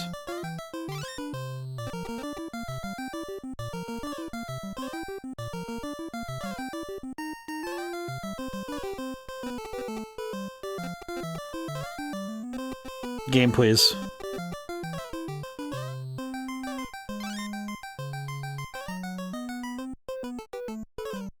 I appreciate that this game has so many different ways you can softlock. I would not have expected as much. From Bluey the video game to Elden Ring real fast. That's what it feels like too. It's just like it's actually crazy to me how like fast the turnaround is. Okay, I think now we're good. Yeah, we're good now. Okay, good. Thank God. Okay. It's crazy to me how fast it just ramps. Because let's see. Let me see this really quick. I want to see level 2. I want to see level 2 again because it is. Okay, I need to figure out what on earth it's asking of me first. Okay. Okay. What does it want me to do?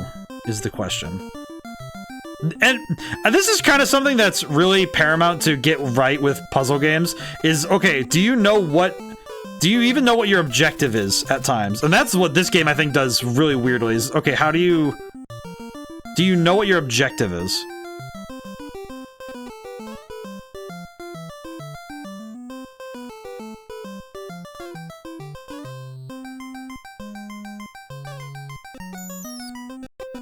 Okay, I did it. So I need to go up and then collapse it? Yeah, I think? It's interesting all the softlock mess, they did not plan that out well. Yeah, no, even just putting stairs at the wrong distance, it screws it up. It's kind of wild. It's wild to me how quickly you can softlock this game, though, like, and get stuck. Okay. What on earth do I do with this? What do I do? Is the question. Okay.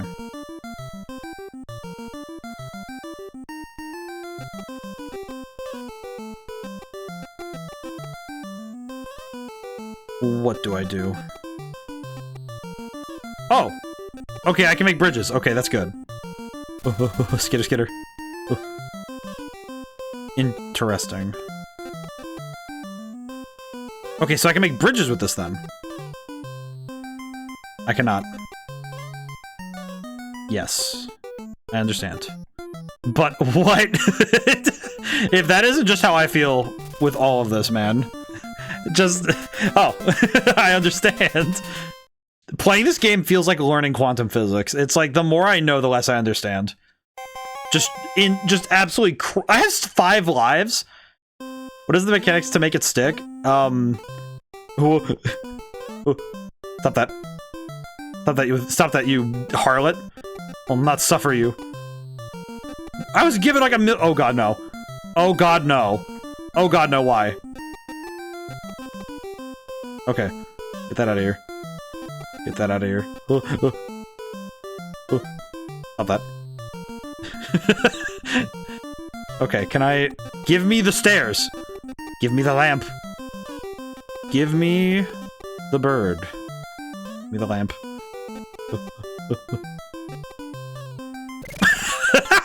Just instant death, I love it.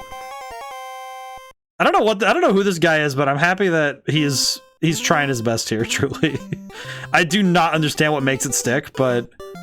I imagine the instruction manual actually has, like, the rules written out like it's the words of the prophets, you know? Like, they absolutely explained everything in the book. The instruction manual definitely explains everything. They're like, check out your enclosed instruction book. And it's like, yeah, I got you, Chief. All I know is he has a cool hat. I do like the hat, though. You know what? You are kind of right, though. The hat is kind of sick, though. I do kind of like the hat. It's funny how the character design is where he's at, where this game is really at, you know? Okay, yes. Interesting. Why? Okay, wait, hang on. Okay. I don't fully understand, but I do have the knowledge. Oh, that killed him! Why did that kill him? Why did- No! Oh, wait, no, wait, no, this is good, this is fine. Wait, no, wait, this is good. Yeah.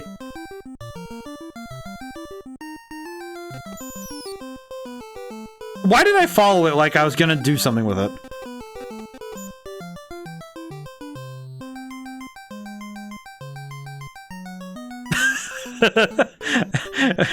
What? Why?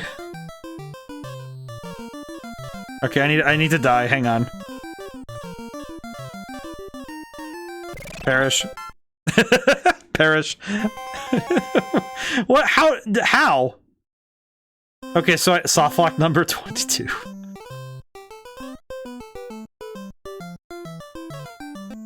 You know what, though? Honestly, this is still not all that bad. It's very funny to me that this is still not bad. Oop, ad time, yep. Hang on. Okay, let me see if I can reset this so I can actually get out of here. Very good. Okay, let me see if we can get the setup. While the ads are running, let me get this done. Maybe. Bonk, bonk. Dead. Oh god, wait. That might work. Hang on. That might work. Hang on. This might be good. This game is definitely... I don't know if I would rate it super highly, but I do like it. It's like, it's getting to me, rather than being like...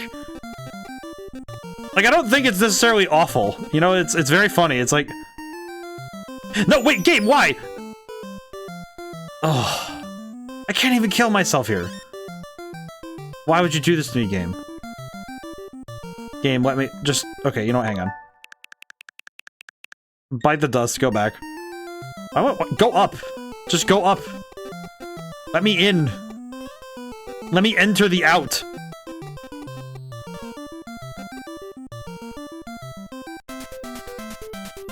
I had to use my time powers for once, but... What does that mean? How come I couldn't... How come... Wait, what? I'm trying to figure out what defines bridge. Okay, floor 5, what does this mean? Is that Egypt? Oh. Okay, hang on. Get her. Oh, brother, what am I looking at here? Oh my god. Okay, question. Can I climb while carrying?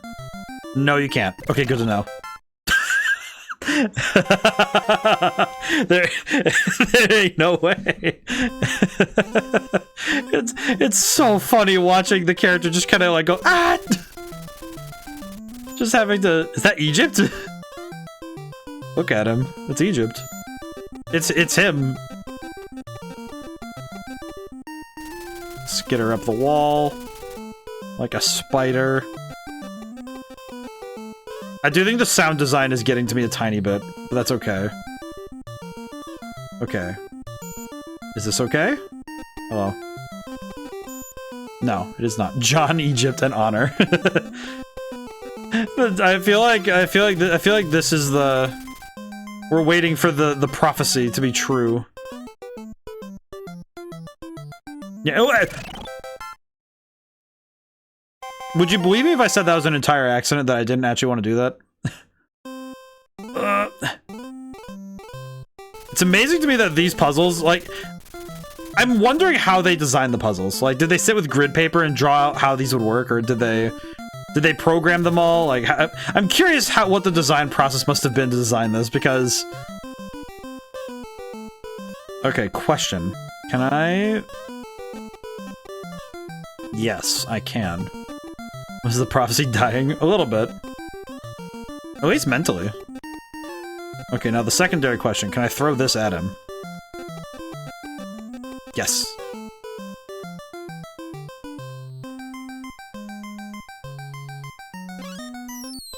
Uh-oh, gamers. Why does he just... I like that he deflates, too. Like, he doesn't die, he just deflates a little bit. He's like, ugh. No. Okay, so I don't know how the bridge mechanic works, but... Yeah, see, what I don't understand is why does it stick sometimes, but it doesn't stick every time? What is the mechanic by which it sticks? I'm curious. We're really sad. Yeah, see, this stays. Okay, that opens the door. Yes. Okay, hang on. Okay, now the question becomes...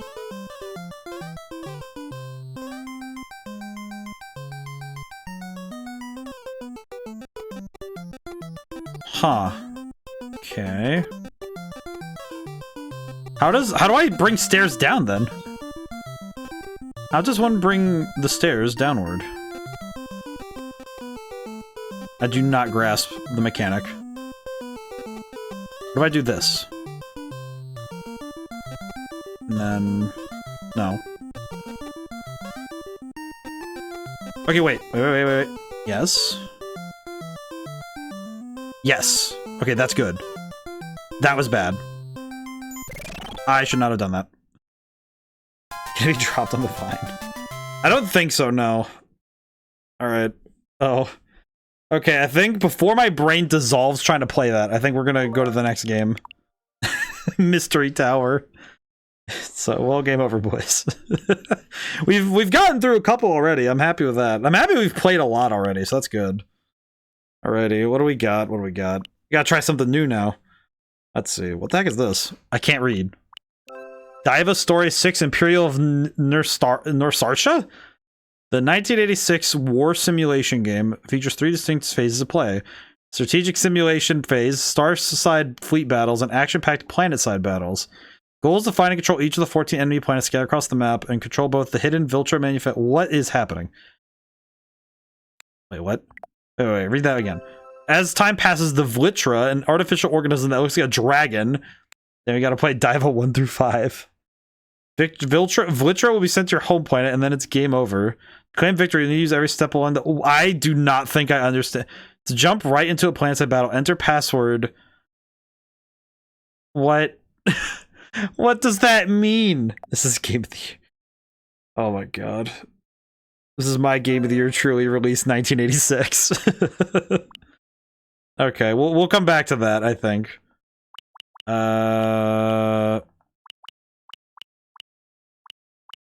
You know, I was curious to this one at least. Devil World, I was curious to. I would like to play this one. I would like to play this one. Why does that melody sound kind of like that melody sounds a little bit like the song from Up. Why do I have the Jesus? Was that an I dude from Kirby? Maybe? I do recognize the devil from this game. They put him in Smash Brothers as an assist trophy. That I do know. Ice cream! No, it's gone! You look at the guy on top. Yeah. It's it. Oh.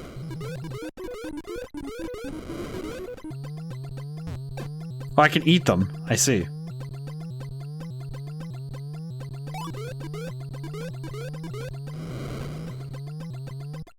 Come here. Come here, nerd.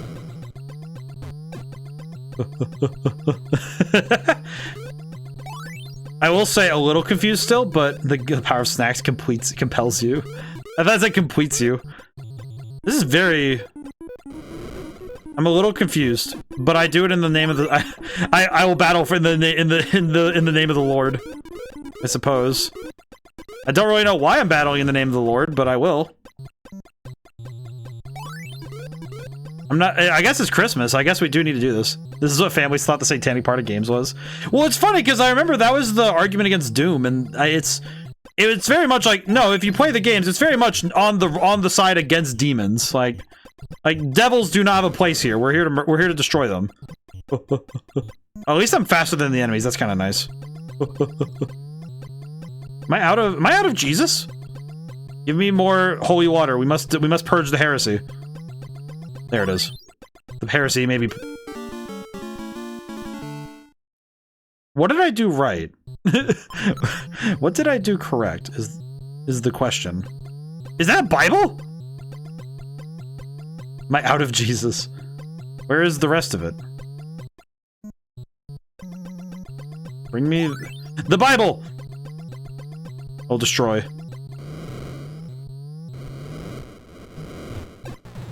In the name of the Lord, I will smite you. I will smite thee. I didn't realize that Tamagon was such a, like, he just wants to destroy in the name of the Lord. I don't know why, there's something very funny about the notion of... Oh my god, what's the name of the movie? There's this one movie where it's like, it's zombies, and there's an Irish priest, and Shadow, it's me, the devil, I'm gonna convince you to do sin. There's this one movie where it's like this Irish priest goes like, I kick ass for the Lord, and he roundhouse kicks a zombie or whatever, and it's like, what are you on about, man? I love that movie though, it's so funny. They reference it in Borderlands 1, but I'm trying to remember what the name of the movie is. It's like zombies and there's a... I freaking love that movie though, it's so funny. Like, I don't watch a ton of movies, but like I watched that scene a ton because it was very funny when my one friend told me about it, and I was like, dude, what are you talking about? And I had to go watch it because it is crazy.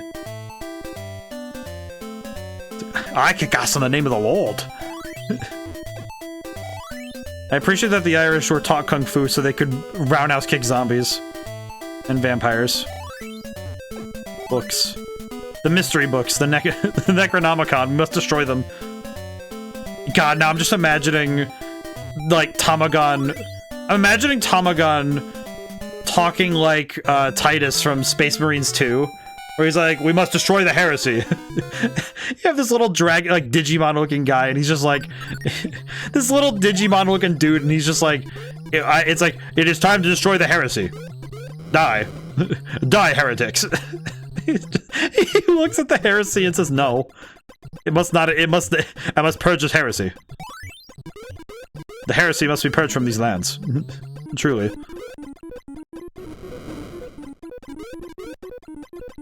Okay. 800 points for ice cream. Oh no, I might die. Shot in the Dark, because I've never seen this fail myself. Was it Boondock Saints? I have no idea. I might have to check, though. I might have to find out, because I might have to ask my friend about it, because I'm like, dude, I need to ask him about it, because I do not recall. It might be, but I don't remember. I know it's what, wait, no, it might not be, because the only reason I don't think it is only because, as I recall, I think the movie was like, it's one of those, like, it's like a B-lister movie. I think. It's not like a super famous movie, it's just like, it's such a weird, specific horror movie. Like, from, like, the finest days of, like, the camp of horror. I need to look it up. Well, thank you so much, Shelby. Thanks for stopping in. I do like this game a lot, though. Design-wise, I love this game. I'm actually having a lot of fun. I'm actually having a lot of fun playing this. This is definitely one of those, I could play this while kind of just, like, hanging out. Absolutely could play this while hanging out. This is, like, absolutely a vibe. Like, it's not the most mechanically intense game, but I do like the idea of a top-down game where you have to keep moving with a scorekeeper, like having, like, because the devil acts like as a sort of scorekeeper in that way. I do wonder... I kind of wonder if because I'm thinking about, like, would a multiplayer game made like this would be fun? Okay, so it's on the level of Velocipaster, the movie about the holy man who turns into a Velocipaster. Yes! Actually, yeah, it's basically on the same level as Velocipaster, yes. It would be on that, like, exact level, yeah. I will say, I actually am, like, actually jamming with this. I think mechanically... I wonder if there is a way to do something like this, like a game today with this sort of idea. Maybe not with as much religious iconography, only because I do know that it might be a mite disrespectful to continuously slap Bibles, like slap, you know, demons with the Bible, but also I don't know. Then again, I'm always of the mind that if you, it's like, it is actually rather, I always find it rather refreshing when the religious force is shown as like, hey, these guys are not only the good guys, but they're also trying to do something like unfathomably impressive by just trying to fight the enemy. There we go. With the power of Sunday prayers. Bonus box. I like this game a lot. But there's a game that got announced at, I think it was either Summer Games Fest or last year's not this year's Game Awards, but the last year. I think there was a game that was announced that was like, you have a person who creates a dungeon, like they create a space for the players to run away, to run, and then they have to solve the, you know, like the obstacle courses and the mazes. I would be very interested in seeing a game like this with both single and multiplayer ideas. I could definitely see something like this being really fun on, like, the Switch. Like, imagine on the Switch, you have a game like this, but you have a player who controls the devil. You could do some really fun stuff with that, actually. I think you could do some really fun mechanical stuff with all that. So I could absolutely see a player having a lot of fun just sending their friends into the worst corner possible because they move the map too much.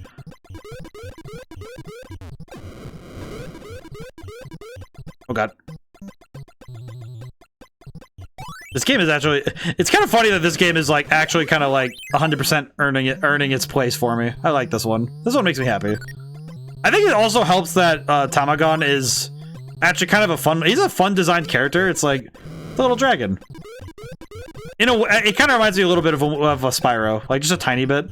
He's like a very stumpy Spyro. I kind of like that. Yeah, just because I like dragons in general, but it's a little dragon dude, and he eats the unholy. He eats the unholy and unrighteous. I must eat the heresy. I'm just imagining he talks like Titus from Warhammer though. 56,000 is pretty good. Okay, I'll call it there for Devil World, but I like that one a lot. That one's up there for me. I think it's mainly just a lot of NES games circumvent one of my big issues with 3D games, and that's that a lot of NES games are really responsive. Like, not all of them are. Like, I think the big name titles are the ones that, like, the ones on here and some of the more famous ones. There are games that are not as responsive, but it feels like the NES era had more games that felt like you were always in control of the character, which always, I think, made it more frustrating, because if you made a mistake, it was always more likely it was your fault.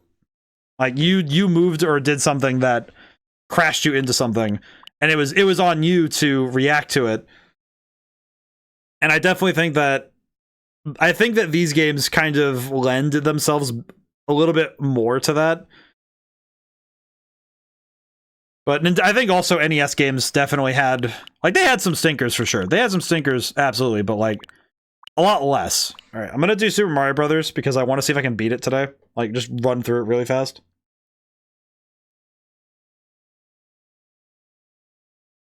I might not write it down, but I'm gonna take a crack at it really quick. Just because I would like to see if I can actually beat the game really quick.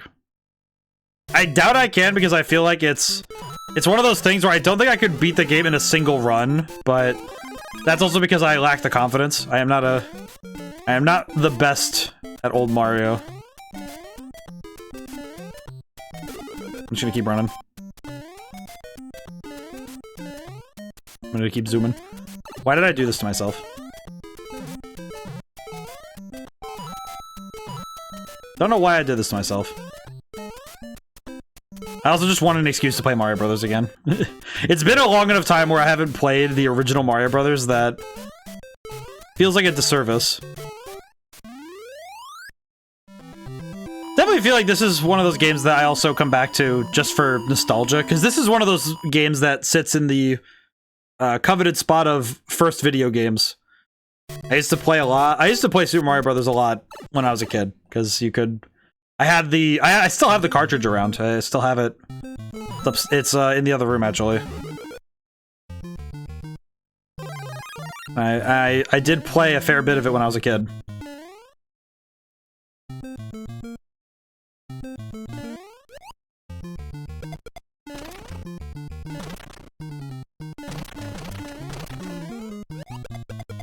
But yeah, yeah, like just coming back to this just for old time's sake is just it's good. I feel like there's a lot of games on the NES that I could very easily recommend, even nowadays. Is like, oh, does somebody want to like get into video gaming? I would actually point them to the NES, because there's a lot of games for the NES that feel like, okay, yeah, here's some. You would want to play these for learning the basics of video gaming. I think 2D is nice to start with for gaming, just because having the X and Y axis only to deal with is, I think, really good for the brain to develop those core skills for figuring out how to navigate a virtual space. So I feel like navigating a virtual space is insanely hard to do in 3D with right off the cuff, right? And obviously, and I think a lot of NES games also have just fantastic level design and like just mechanical design too. We'll say getting hit like that does suck. I could have rewound, but I don't want to. I feel like rewinding on Mario Brothers feels wrong to me. That feels like sacrilege to me. Even if it really wouldn't matter. I could very easily do so, but it would invalidate... to me, it invalidates the point. Mushroom. Yes. Why? Oh, no. Yep. Good enough. I mean, I haven't died yet, so I'm okay with that. Trying to remember the warp path, because I think it's... I think you can go 1 to 4 to 7 to 8, I think? Or is it 1 to 4 to 6 to 8? I don't remember. I think it's 1 to 4 to 7 to 8, though. I'm not just losing my brain. I've never actually beaten this game. I just know that I remember my cousin telling me how to do all the tricks and stuff, you know? Because that was my cousin was the one who would do the warp zone stuff.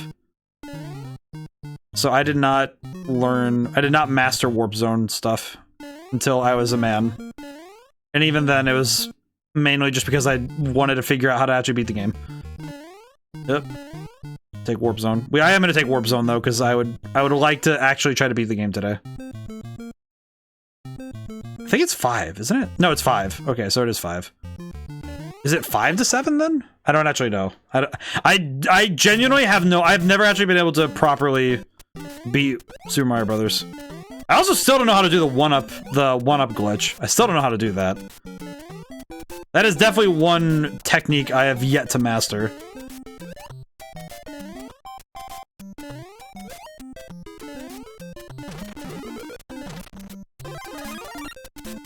Don't go too fast. I really don't want to whiff running through this place just because I get cocky. Whoa, how does that work? Why did I pass through that? That scared the crap out of me. That actually scared the crap out of me. I thought I was gonna die. Oh god. Oop. Okay, we're good. Nailed it. Yeah, good enough. Good enough. Whew. Oh man. It is funny how, thinking about the amount of game there is here, it's amazing how little there really is by comparison to, you know, modern titles, and yet this game feels like there's more just on the virtue of, okay, but you have to actually get through it in one go.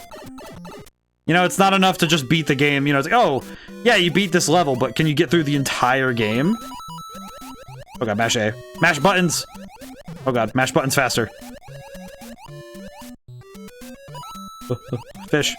Move. Okay, we're good. Nailed it. I'm very good at video games.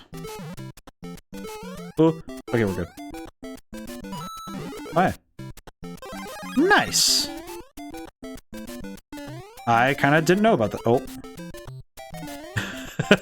Just a little bit of fear in my system. No! You know, it probably would have been better if I just ran off the ground, huh? Is there a checkpoint? There is not. I don't think that was a checkpoint. Oh god, no, it's way worse. Oh god, that's way worse than just having a checkpoint. Oh god. I think I just dip. I think I just lose here. That's fine. That's fine. It's fine. It's fine. We're so. Oh, I'm so good. I'm stellar. Whip. Whip. No. Oh wait, I did it. Okay, we're good. Ah!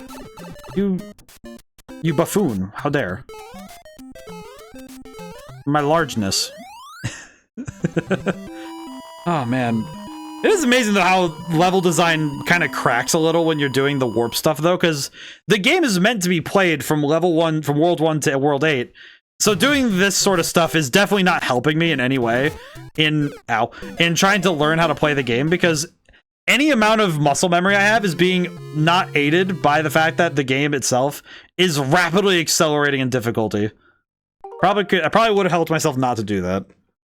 I get to talk about Mario Brothers again. Probably gonna be... I feel like this is gonna be one of those things where it's just... I definitely inflate the number of the different titles I played just by doing this, but I don't care. I don't really care. I'm gonna include all of them anyway. I like to be over 80. Gonna be over 80 titles this time. Adventures of Lolo. Okay, I don't remember playing that one, but let me look through the rest. I'd like to look through the rest really quick. I'd like to look through the newer stuff, because I haven't played many of these. What is this? The Mystery of Atlantis. Please, God, don't be another puzzle game. Atlantis is comprised of 100 zones that you'll have to defeat. Oh my god. You'll have to know... Wait. Each zone has doors that lead to other zones, but you'll never know which zone a door leads to without going through it. And this... You have to just guess? Okay, I'm kind of curious. Oh, God. Okay. Mystery adventure start.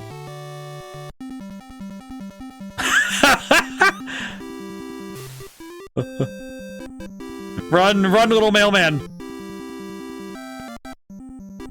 Run, little mailman. We have to go. We must find Atlantis.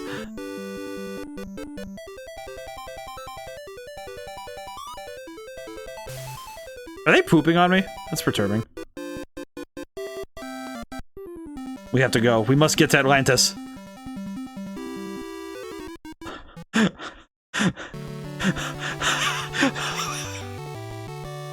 Okay. I genuinely love the fact that if you die, you just fade out of existence. That's so freaking... Oh no, poor guy. He's gone. He is so freaking gone. Where is Atlantis? He turned gray. Oh. He just deleted. Destroyed him. Where?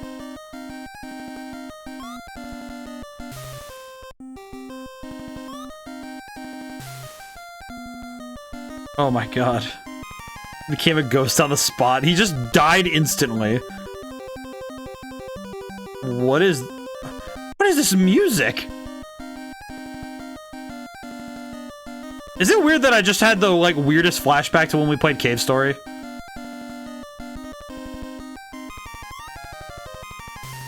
Like, I'm not sure exactly what it is, but something about this game really made me think about Cave Story again.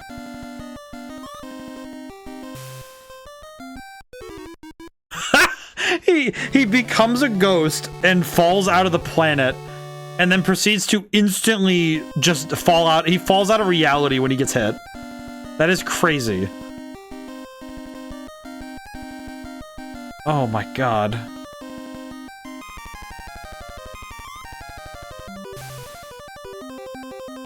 Okay, so I have to throw bombs in order to get them to stop moving. Understood. Okay, box opened.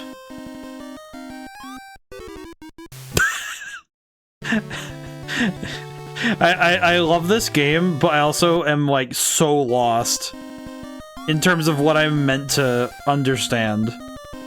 In terms of the... I do love how fast you move though. Yeah, this boy is zooming.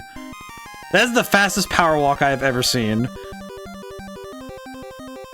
I will say, I do need to at some point get, like, source the music of the game, of, like, this area. Because I very much want to get a GIF, like, a little video of this guy walking, like, his walk cycle, and just him walking from place to place across, like, video game worlds, and just this music playing, like, just getting louder as he approaches. I would very much enjoy that. Because this game absolutely is hilarious. See, this game doesn't feel real. That is very blue. Ow. My TV definitely with the... Is that a fish? That's adorable. That's the cheap movement, but it's very funny seeing... I feel like this death animation... I think it's because of the placidity in his expression, you know what I mean? Wow, they don't even ask. They just tell you you're dead. It's the placidity in his expression. You know, just... Like, if you zoom in on that face, that is just... It's insane to me how much is not going on behind those eyes. There is nothing happening in that brain. It's insane. It's crazy to me to look at this boy and consider that there's nothing happening back there. It has happened again. Music's a bop, though. I am liking the music a lot. I'm gonna try that again. I'll try one more time. That one was only like a couple minutes. I'll try that again. That one we can try again. Oh god. Wait. Perish. I have infinite bombs! Ah. Ah. What? I think it's interesting seeing though how... It is interesting seeing how different the gameplay feels. Given that it's so specifically made, if that makes sense. Like it feels like everything is dimed in, but the impetus is so weird. Like, I talk about the impetus a lot, like, the reason. Like, you know, like, what are we doing? And it's like, yeah, the instruction manual tells me I'm there to go to Atlantis and stop the evil emperor, but it's like, what do you mean? You tell me this, like, U.S. Postal Service looking dude is gonna fight the Emperor of Evil? Are you sure? This guy. This guy looks like he barely knows what planet he's on, you know? Hey, this guy looks like he is... This man looks like he's been lost in the sauce for 500 years. Oh my goodness. I do also... again, this is another one of those games, though, where I think I touched the back of him. This is another one of those games, though, where I deeply appreciate the design of the character. And also the level, because they made it so that each asset could be reused very easily. Because it's, as I recall, it was the key practice was just, okay, you have like an asset and you have like a thing. You have like these things you want to draw to the screen, and you'd be able to draw them out using code. You have to draw it out using code because each pixel has to be programmed. But when you use the same shapes and just change the color codes, it was a lot easier to save on memory. Because this stuff, you didn't have like sprite sheets in the traditional sense. You had to code everything. You had to use all sorts of code to get this to run. Question. Can I go? Oh wait, can I? Oh wait. Question. If I go past that door, is there another one? No, there's a box. Okay, we can go to the other zone then. Honestly, this game is not that bad. These kind of games feel often like the... Because I think Flash games are what people think of a lot when it comes to games of... I would say this caliber. Like, I think this game... Even the original Super Mario Brothers is something that was replicated... Why? It was replicated on Flash because when Flash games, you know, like browser games started becoming bigger and it started becoming a whole thing, it was, you know, oftentimes it was, you know, baby's first projects to try to replicate what you already knew. And that's what a lot of game designers who started with, you know, web games started with, was, okay, I want to make a Final Fantasy thing. I want to make my own Mario. And it really does come up often that these sorts of, you know, parody games or these knockoffs were made as practice, and also because people really like these games. So I could absolutely see somebody trying to replicate this as like, oh, I want to do this as a project that, you know, when they're working on game design, you know, and I could definitely see somebody wanting to make stuff like this to practice their skills, because that makes sense. Oh, he has a crouch too. I didn't realize he had a crouch. I love this. I love the crouch. The crouch is so good.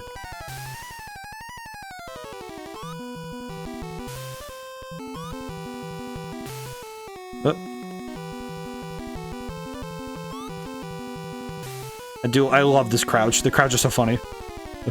It's wave dancing. I love the little wave dance. Just go.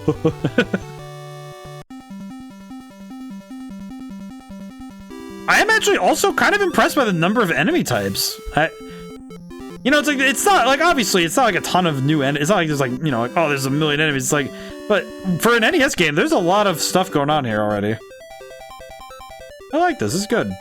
It is funny though that the bugs and the skeletons have more detail than our guy here. Like, our dude has a little bag and he has a hat. That's about it. He is a shape. He is La Critura. Look at him. I feel like I need to do something with this. I need to like make a gif of, I need to see if I can make a gif of this guy walking as like a emote or something. So I absolutely adore this little dork. I feel like this guy and the Earth Djinn from this and the Earth Djinn from Golden Sun. I don't know, there's just something about the energy they evoke that I really appreciate. Yep. The backgrounds are a little hard to stare at, though. I'm getting that feeling of... that slight hint of, strain. You know, when you're, like, staring at a repeating pattern for too long? I think this game does that a little too much. Oh, God. I think this game definitely pushes it a little bit too much in regards to the, like, the repeating patterns on the walls and stuff. Because the wall patterns definitely do get a little bit nauseating to look at sometimes.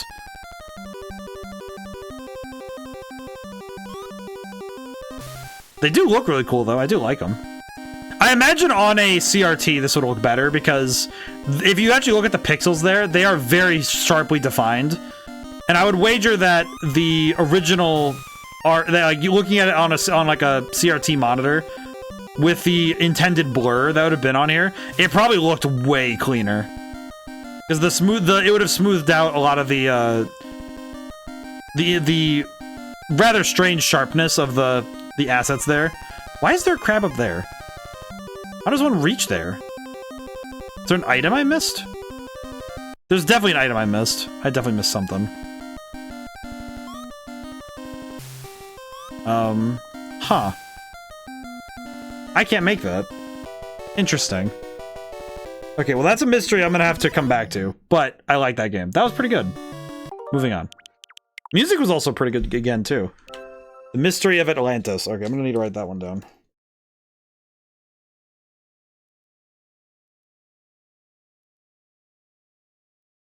Yeah, I will say, this is definitely going to inflate the number of titles on the tier list. Definitely going to inflate it, but that's okay. Well, and it's like I feel like a lot of older games, their whole thing was it's sort of like a short story in written fiction and literature, where the idea is you have a punchline, you're trying to hit it, and you're trying to do so in the most efficient time possible. I think if you write a short story and it goes for 50 pages, you're not doing a short story. That's a story. It's just a story, and it just happens to be shorter than a 300-page novel. That doesn't make it a short story.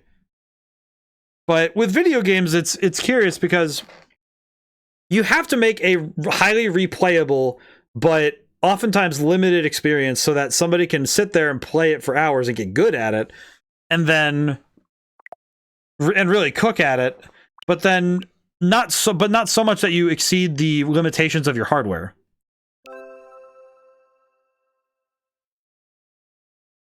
Okay, you know what? Speaking of, there is a game on here I do want to talk about. Because of the way that it simulates physics and does its collisions, I want to talk about it because it's this pinball game. This game confuses me. But it also showcases a little bit of that. It's this particular how would I put it?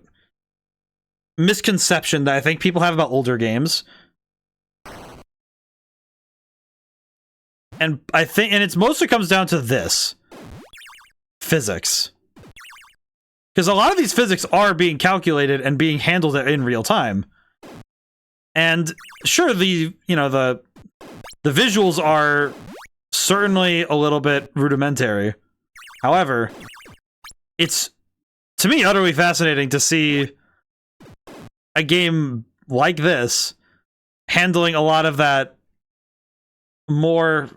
Like, it is relatively simple physics, of course, because it's only 2D space, but it is factoring in, stuff like gravity.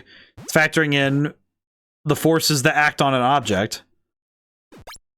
And it is in a basic form and having to be showcased through pretty, simple graphics, but it's kind of amazing, though, to look at this. Like, I feel like this is the kind of game I would also, again, point people to if they want to see gaming history. Like, oh yeah, this is a fantastic game to look at for that sort of stuff. Like, this is a lot of stuff. This is using a lot of principles that we take for granted with, when we use video game engines like the Unreal Engine or, like Unity. Even it's like this is the sort of stuff that people have been writing and iterating on for ages at this point. Making physics, making something move of its own volition. And this game is just showcasing it in its simplest form, and that's nice. I like that. Also, this is a pretty good pinball table. I am a big fan of, I think I'm a big fan of when video games use the medium of pinball to make pinball tables that physically can't exist. Because that's kind of, to me, the point. Because I feel like if I want to go play an actual pinball table, I will just go play at an actual pinball table, right? But if I want to play a pinball table that physically can't exist, it's really fun to see it in a game like this. So I feel like this pinball table is way too vertically stacked up to make sense.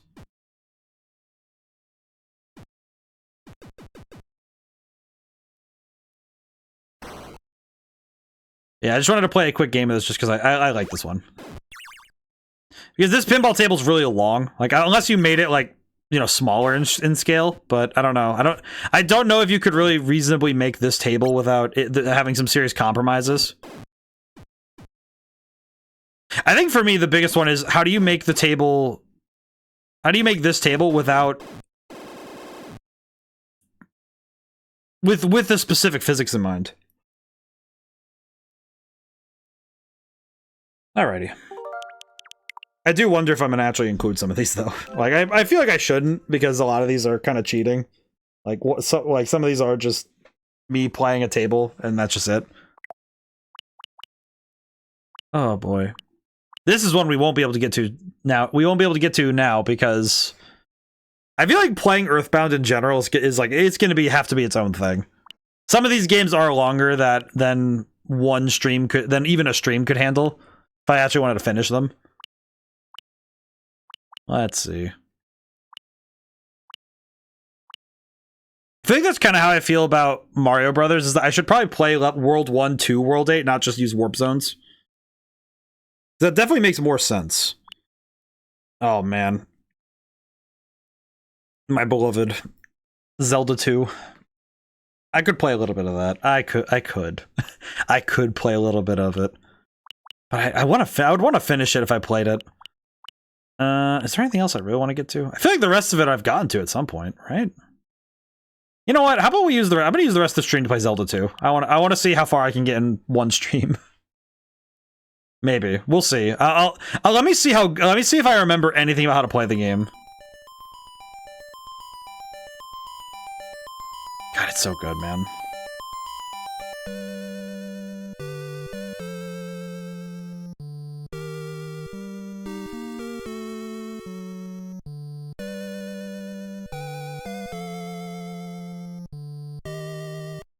Oh, I have a thing? Really?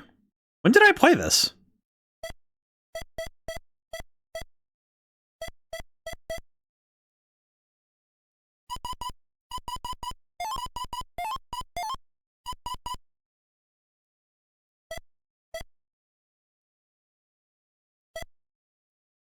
Well, let's go with it then.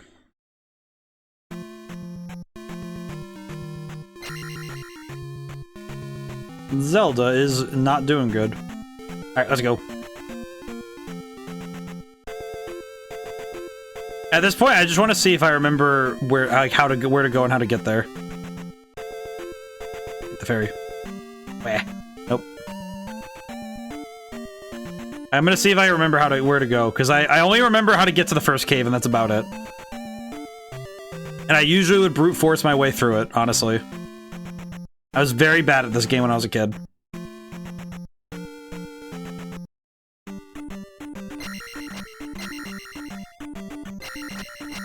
I think I need the lantern. I need something to get through there. Let me hang on. I'm gonna go back to the town. I imagine the town would actually have some answers as to how to do that. But I still don't know. I still don't know how to do that, really. Town of Ruto. Yes. Oh, ma'am. I'll see you later.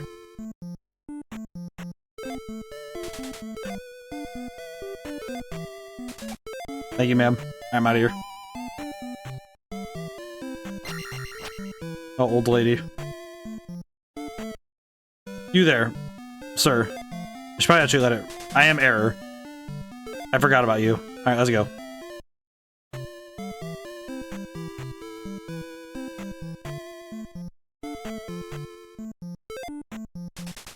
Goria of Tantari stole our trophy. What the heck are you talking about, lady?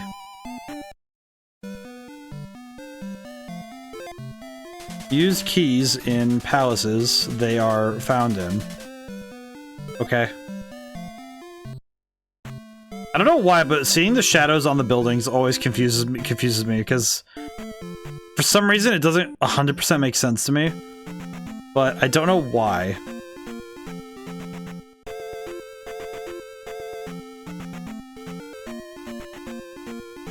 What is this way?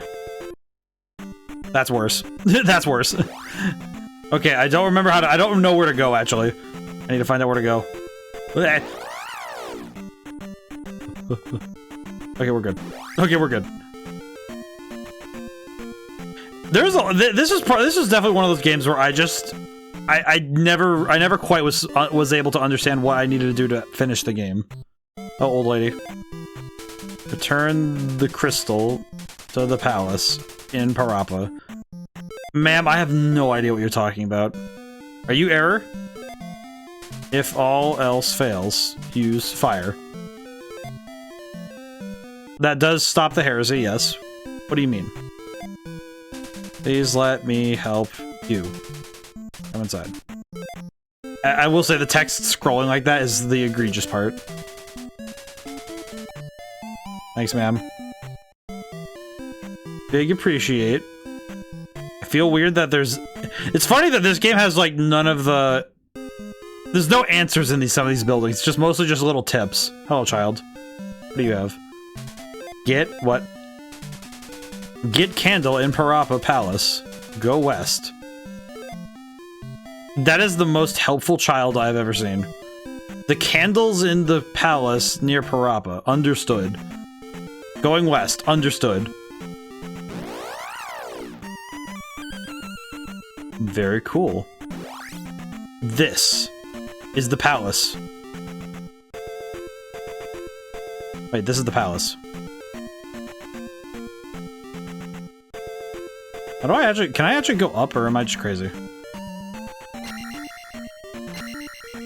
Okay, no. I have to figure out where to go. The palace is to the west, so I'm guessing that it's this way?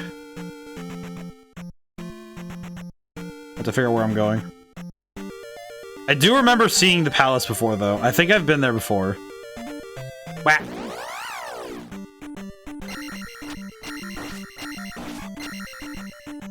I forgot that this game has a level up mechanic, which is always the thing I forget about.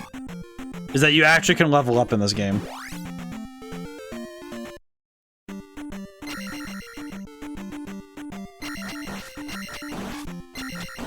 Okay.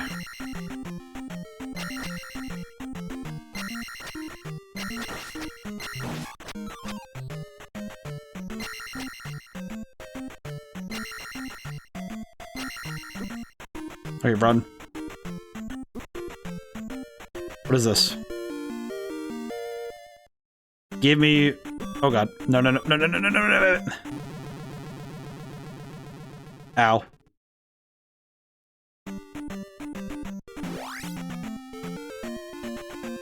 Where is the palace?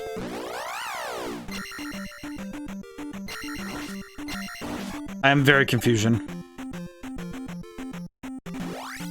I will say, I think this game does get a bad rap for no reason. I think this game is actually pretty good. I do think this game is pretty solid. It's a little weird, sure, but it's certainly not awful. I think it's just because of the fact that Zelda 1 was such ironclad design that changing out the design form for the sequel was a big shift. But now the Zelda franchise has basically built itself on the idea of doing that. So I don't know. I don't know if it's good or bad game design. I don't know if it's good or bad game design anymore for Zelda to do Zelda things anymore. Because the way I always saw Zelda was that Zelda is at its strongest when the whole point of the game is just to focus on the adventure, right?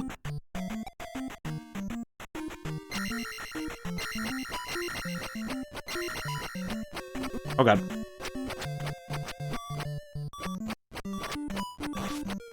Ah. The boomerang dudes are so hard for me to deal with. They're hard enough to deal with in the dark, when it's light, but dealing with them in the dark is a lot harder.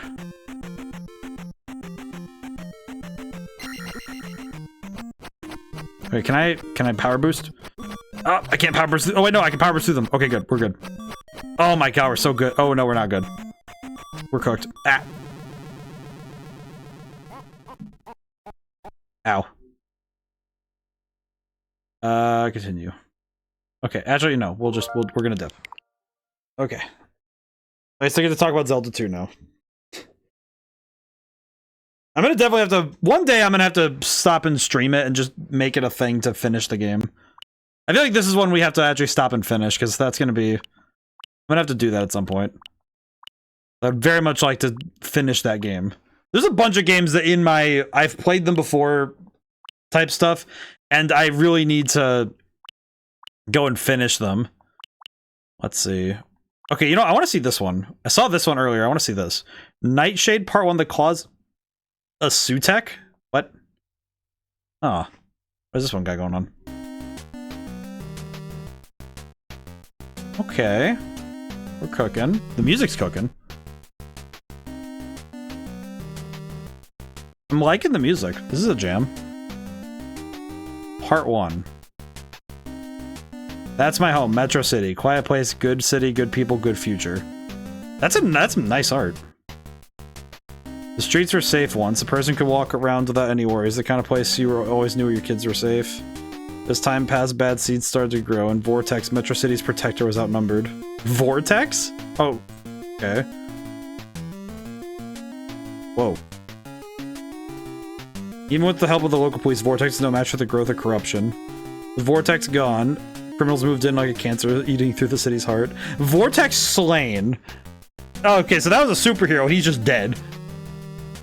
Day by day, Metro City was getting worse. Without Vortex, the combat crime things started to get out of hand. That guy looks so upset. Crime feeds upon itself like rats fighting over cheese. Pretty soon, the crime bosses began to fight over control over Metro City. Then something began to change. The gang war stopped. There's someone new in town. Someone's organizing all the criminals. He's the one I want. The one who wants to kill my town. Someone had to do something. Someone has to take Vortex's place. Someone had to stand up to Sutek. It's time to stop the... It's time for Nightshade. Carefree. Your career's over before it's begun. Now there's no one to stop my reign of evil.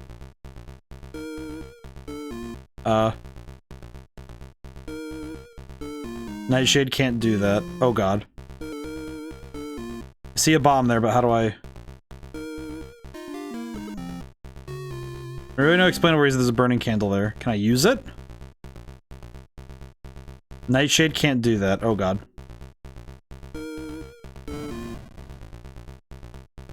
I didn't die. Honestly, this game, it's super detailed though. Get out of the chair first. Okay, how do I need to get out of the chair real quick, hang on. I do like that you can, the way that this game looks is insane. For the NES, this is crazy. Okay, question. Can I use money? Nightshade can't, oh wait, do I need to use the money? Hang on. Handle. Can I use... Okay, question. Pick up, operate, use. Oh my god, there is so much going on here. What the heck? Use money on candle. Nightshade can't do that. Okay. Oh man, this is gonna be so rough for me, isn't it? Pick up. Can I pick up the candle? Nightshade can't take that. What can Nightshade do? Can he got tied to a chair and now it's like, alright, cool. What else is he gonna do? Yeah, Nightshade?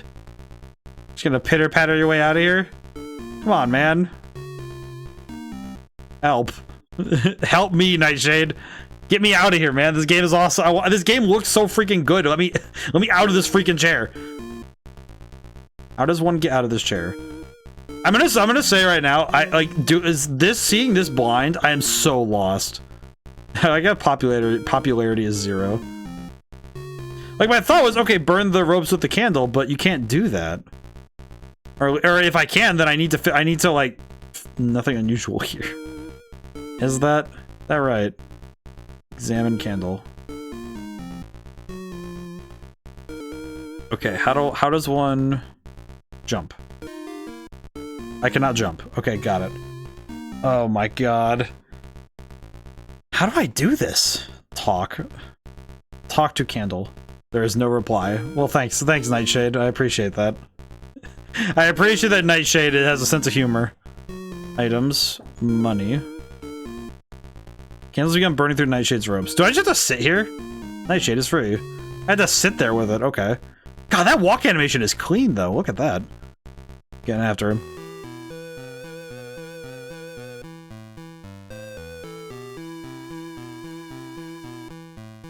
You there. Ah, what the? What has happened? What the?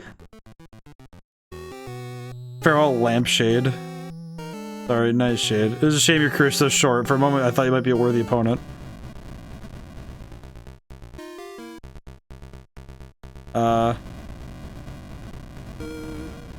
What do I do?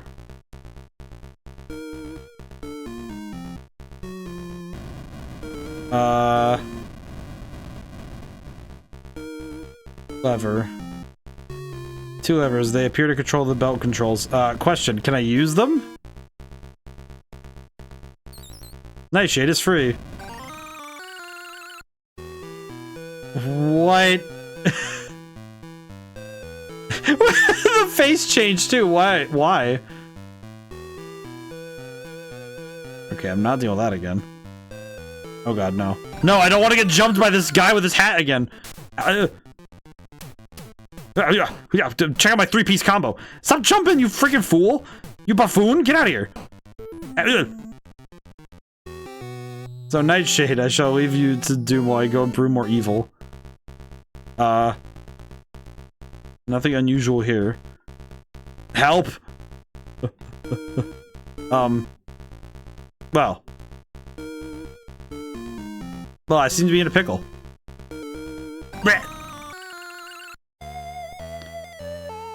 Why is he Anubis? Nice. Game over. What? Man, this game absolutely... Like, Slap and Nightshade has completed 0% of the game. You've achieved complete weed status. Thanks, man. I appreciate that. That's real good. What? Oh, I get the credits too. Oh, so this is so you get a bad ending if you don't complete the game. Cool.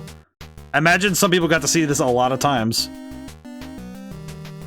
Game is awesome though. It does look awesome. I'm just a little concerned that the animations are sick though. I'm just like, okay, how do I figure out what I'm doing here? How do I play the video game is the question to me. I feel like that's the thing that I'm not quite getting yet, is how do I do this? Okay, just wait here. Nightshade is free. Question, can I save the game? System. Oh, you can... Oh, that's wild! You can actually turn the music on and off? Oh, that's crazy! I've never seen a game do that in this era. Okay, I am not gonna go fight the freaking police officer or whatever.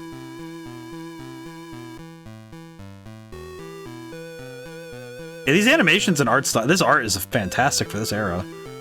Like, I'm just thinking for this era, this is some, like, insane artwork. Why is he pogging? Why is this guy pogging? Over here?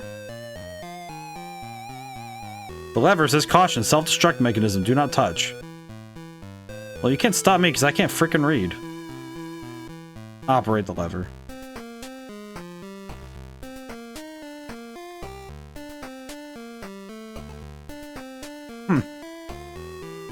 Well then.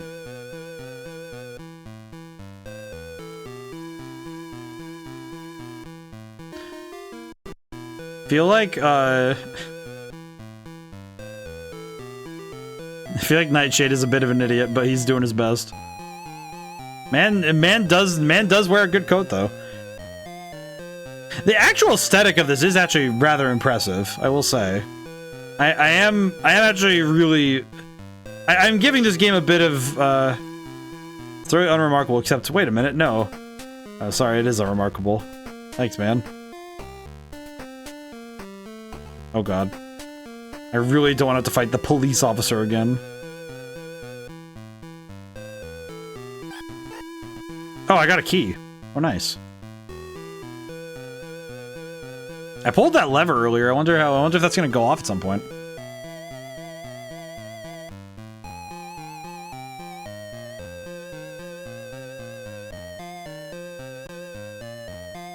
Come on, Nightshade, run. Oh, brother. Gent. Shorter, dapper general with a brass hat and a cast iron mustache. A cast iron mustache? What? You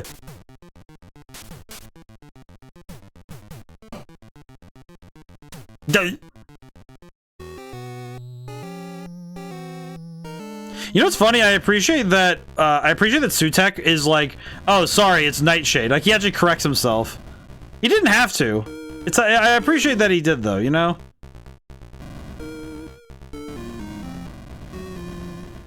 It does feel like the sort of thing where it feels kind of almost like...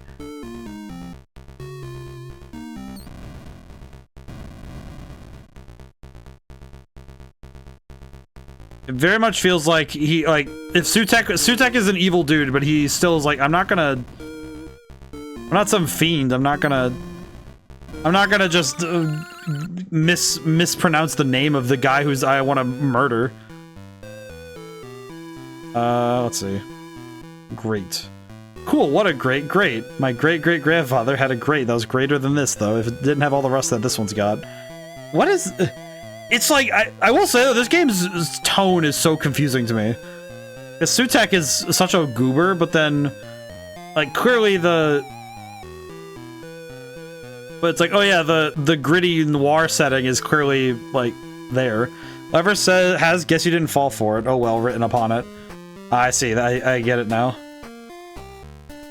Anything in this desk? Find a desk with 2 drawers. Nightshade picks up a flashlight from this side of the drawer. Okay. Nightshade is too far away. You know what's the thing that this is giving me a lot of vibes of is...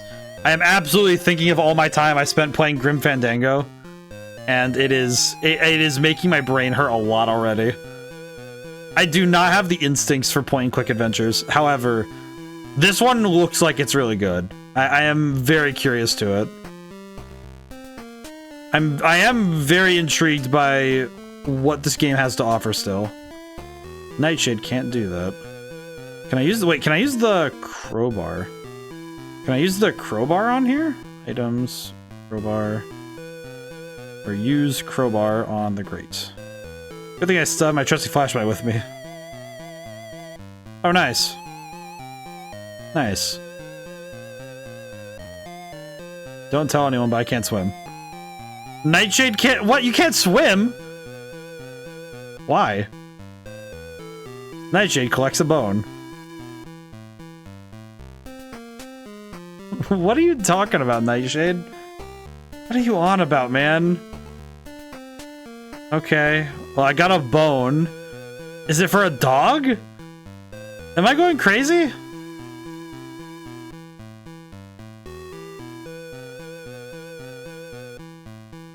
You know, I'm gonna create a suspend point just so... Just so for later. You know, heaven forbid I actually want to finish this game. I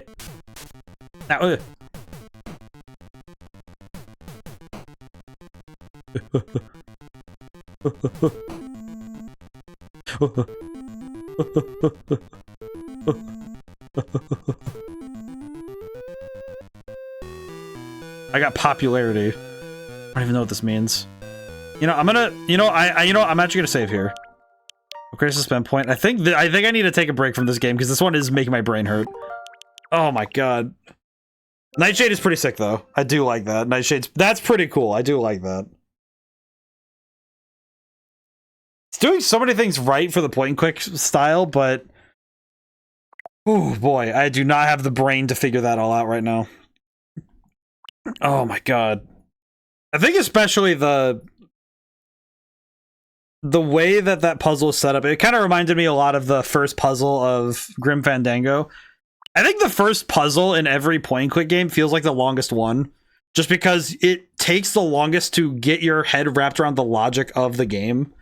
And that's a very different problem than when you have to solve puzzles later in the game, when you've had enough time to practice and get used to what the game is asking of you. It's a very different sort of question in terms of what you're... like, what the game is going to ask of you to do. Because at that point, you already have a good idea what the game can do. Let's see, what is this one? SCAT, Special Cybernetic Attack Team. They really could have chosen a better acronym. That's wild. Play as a male or female, half human and half machine soldier, solo with a friend. Is this like Contra? Let's see.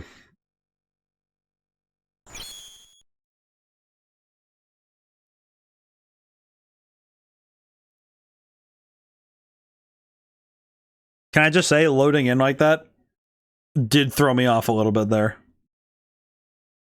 You must destroy them. The Earth is counting on you. Good luck. Whoa.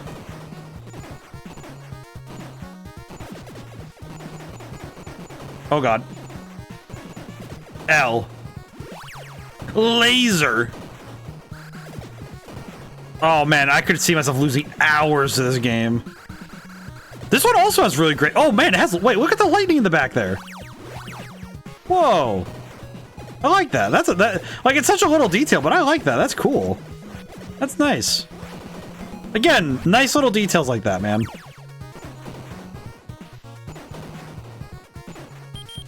It's like the most crazy form of not Tetris, Contra. This definitely feels like... This feels like Toho Contra. Like, this reminds me a lot more of Toho than anything. Like, it feels like Contra if it has Toho movement. And that is very weird. Yeah, look at the lightning flashes. That looks cool. I don't know. There's something about that that just looks cool. Look at that. I like that. That's cool. Ah. Oh, I died instantly. Oops. Game over. Was I hitting myself? Wait, do you only get 1 life? That's crazy. I'm very intrigued. Life 6. That's my life meter, but... You must destroy them. The Earth is counting on you. Good luck. I do like the music a lot, though. Oh, if explosions happen near me, that counts. Okay, got it. That's actually good to know. All right, I might keep laser. I might be using laser, because I think laser might be better for me. Oh god. Oh god. Ow. This game, I will say, as pretty as the backgrounds are, it does make finding enemy projectiles a little hard. Like, finding where threats are is a lot tougher with the dark purple background. It does look super slick, though. Not great for like gameplay, but it does look super cool. I feel like that's this game in a nutshell. It just looks super, super good. Some of the aesthetic does not play nice with the conventions of game design. Oh, that's why I died. I wasn't noticing that there's a freaking pillar in the way. That's why I died. Oh, I'm an idiot. Okay, I'll give that one another go.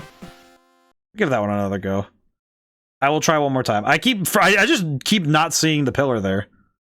You must destroy them. The Earth is counting on you. Good luck. Thanks, man. I am also just really jamming with the music, though.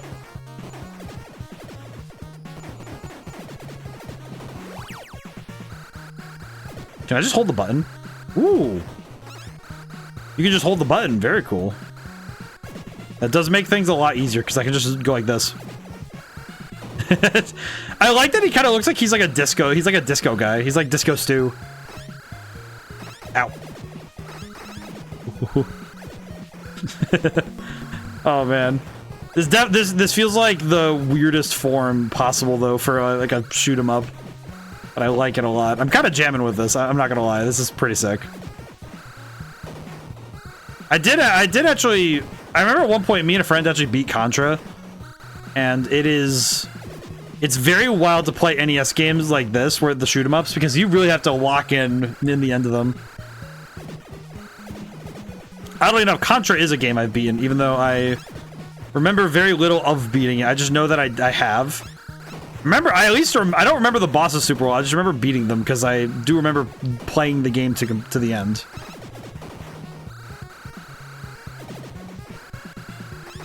This kind of reminds me a little bit of the first level of Mega Man X for some reason. I'm not sure why though. I think it's just because it's Destroyed City.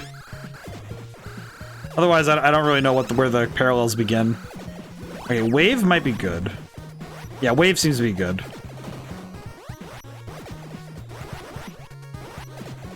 I think again, I think like just basic gameplay styles like this really would serve well with modern touch-ups and systems. I think the one I'm thinking of right now is if you had this kind of game, but with like add some level, some like, you know, some modern settings stuff and some map systems, you know, like, oh, just do like specifically adding something like, okay, you get to choose like a mission or something, like you choose your missions in the order, something like that. I can absolutely see this game being one like something like this being turned into like something larger. I could absolutely see someone coming up with some crazy stuff with something like this.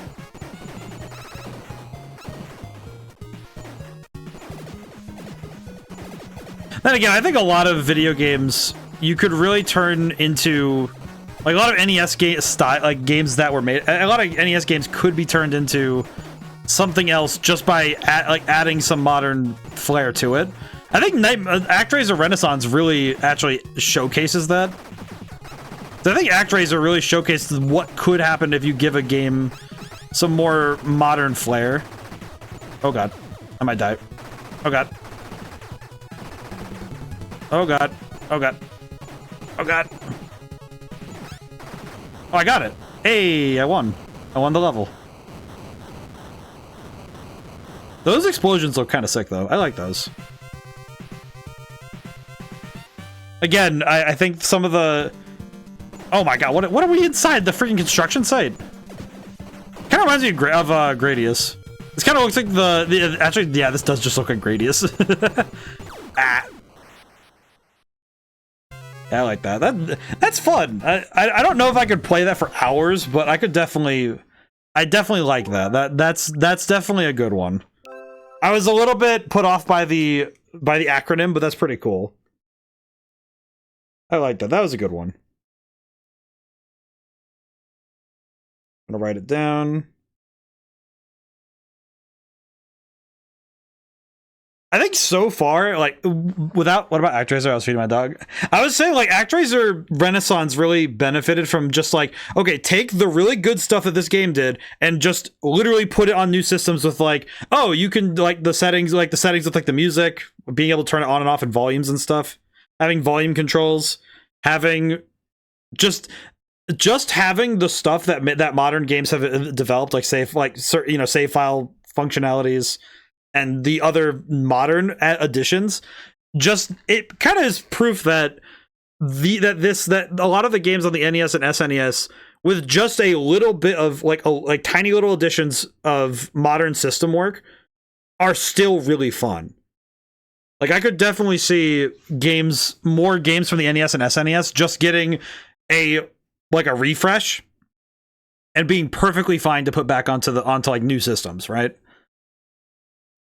Like, ActRaiser is a great example of that, because ActRaiser was freaking awesome.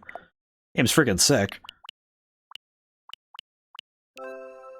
The wizard Dana is just getting us started. As Dana, you've been chosen by the Queen of Winter Fairies to power... What? Wait, why is Dana here again? Oh, it's Tecmo, that's why. I don't think I want to play another Tecmo game, because I think at this point they're basically the same. I should prove that theory, though, but... I'm going to prove that theory. I want to see what this Tecmo game has done. Long time ago, there was an ice island far to the north, and that is called a glacier, called Coolmint Island. This one has story, though. But one day, Mr. Heat Miser showed up. An evil wizard named Druidle sent flame monsters to the island. Oh, it is a Heat Miser. And this Coolmint Island will melt away. Oh no! We will stop it. Oh my god, this is adorable! Response to this crisis, the Queen of the Winter Fairies called upon a wizard.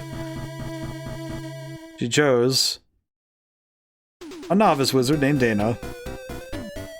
Look at the little bears, man! Oh, she looks great. And I'll give you ice magic to extinguish the evil flames. I like this. It's interesting how different this one is to the other two, then. Been chosen for your wisdom and courage. We trust you, Dana. Why is every character in these games named Dana? Just like 55 people named Dana. Grandma, can you tell me a story? What the heck? Okay, would you like to hear the story about Dana? Why is everyone talking? How, like, I feel like this guy Dana is just, it's all the same guy. Like, this is, like, Dana. Oh my god, look at the children! This is adorable, look at this! My god, this one's, like, the best one already, just from art style alone. Oh, okay, World 1. Okay.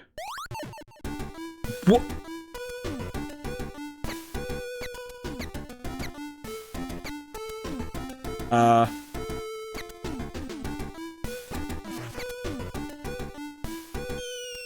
What?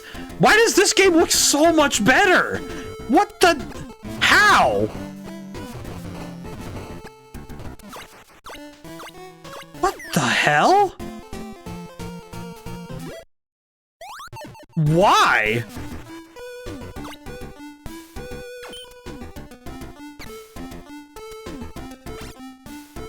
Why does this look so good?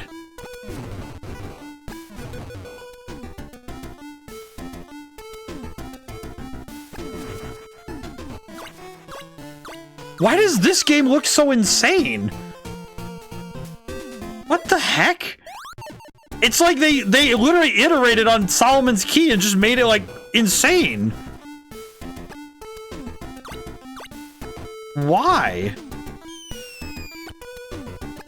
Like, look at that animation. It's so smooth. It's clean. What the? It's like I feel like I was playing like the lesser of two Danas or something. Like, what the heck? And this game even has like World 1. It feels a lot like, okay, here's your tutorial level so you can learn the mechanics of sliding the blocks around. I'm so confused, man.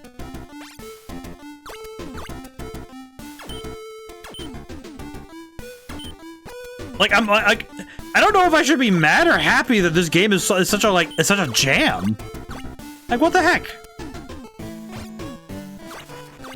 It's interesting. It's just like, because it's taking the basic ideas from Solomon's Key, but it's running with them in ways that Solomon's Key didn't quite do yet. But it also is doing the heavy lifting.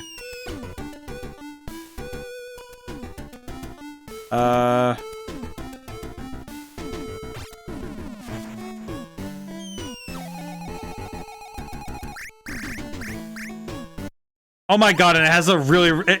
It even has like a freaking... It's even forgiving on this side. Holy crap. I'm super curious how this is gonna go, though. Okay.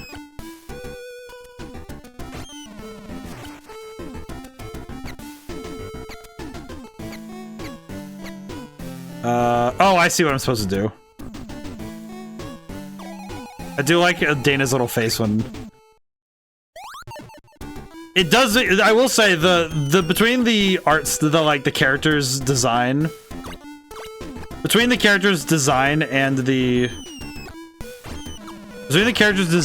his younger age, I do wonder if if Dana is the same person in both games. Like, they have this one little dude named Dana, and that's just like, he's just the guy. He's just him.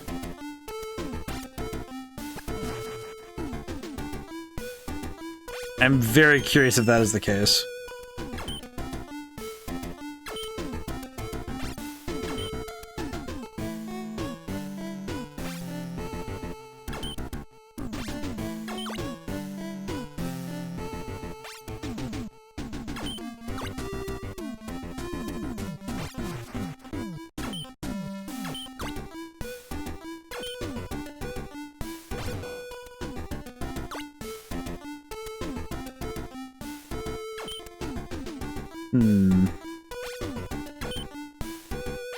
I'm definitely a bit lost.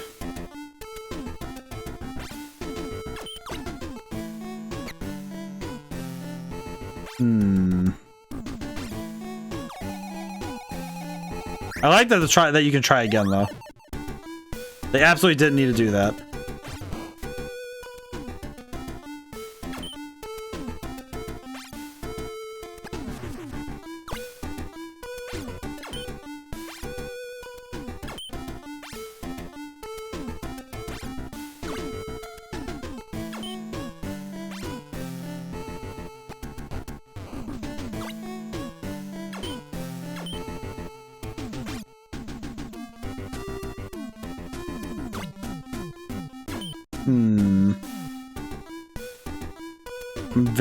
I'm very intrigued how I'm supposed to do this.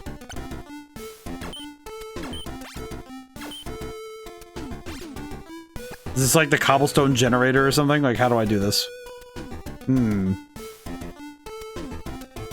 Interesting.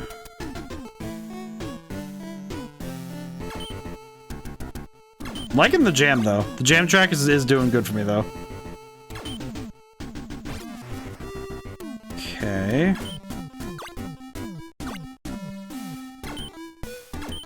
I like his little shuffle, the little skitter. I'm liking the little skitter is very funny.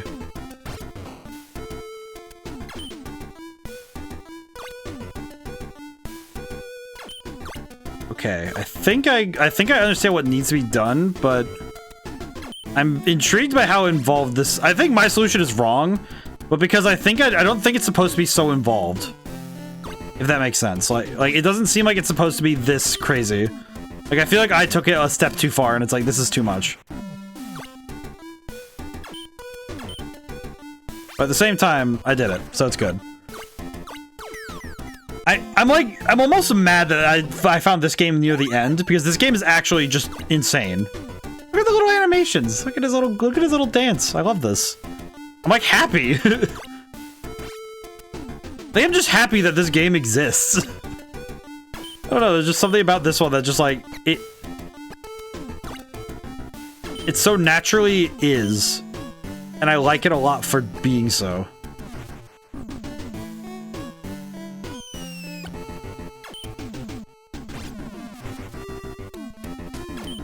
This game definitely...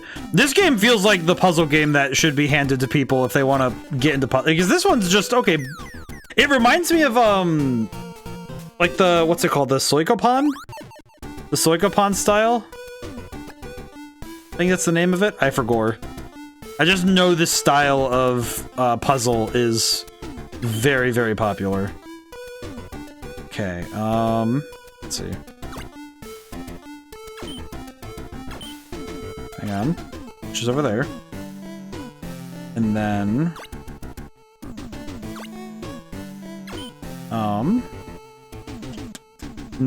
trying to think.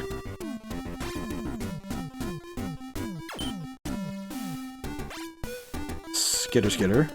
Not what I wanted to do, but... Actually, yeah, not at all what I wanted to do. God dang it. This is fine.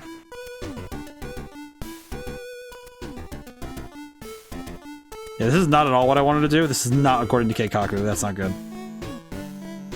Less than ideal. Yeah, because if I break these two, then it'll only get rid of only the bottom one. Oh, never mind. What the heck? Okay, wait. I might... Oh, wait, no. Yeah, I can't do it. Okay, yeah, I have to perish. I do like that it doesn't let you knowingly run. Like, if there's fire on the ledge, you can't climb up into it knowingly. That's kind of funny. You actually can't climb into it knowingly. So that's actually a really fun safety feature that they didn't need to do that because it would have been very. But it's like, again, they were thinking about the player with this. That's interesting. I'm finding it so interesting what is and isn't here.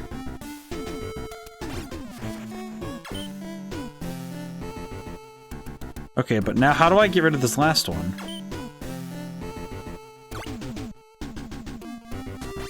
Oh wait, my foolishness exceeds me. Hang on, I know what to do.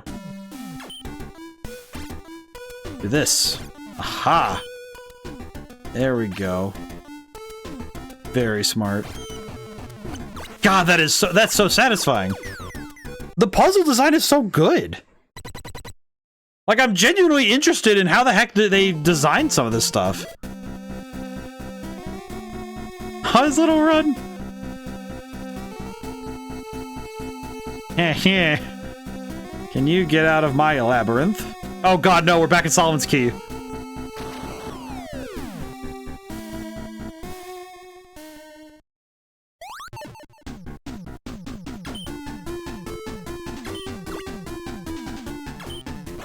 Oh god, wait a minute. I was not expecting this to... Ah! Oops. Try again. Oops. I'm not gonna lie though, the music kind of slaps. I'm kind of into this, I'm not gonna lie. Okay, push. The music is kind of slapping though.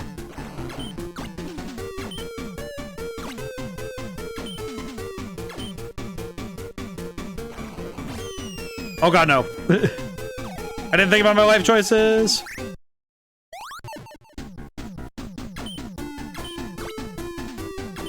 I'm really liking this, though.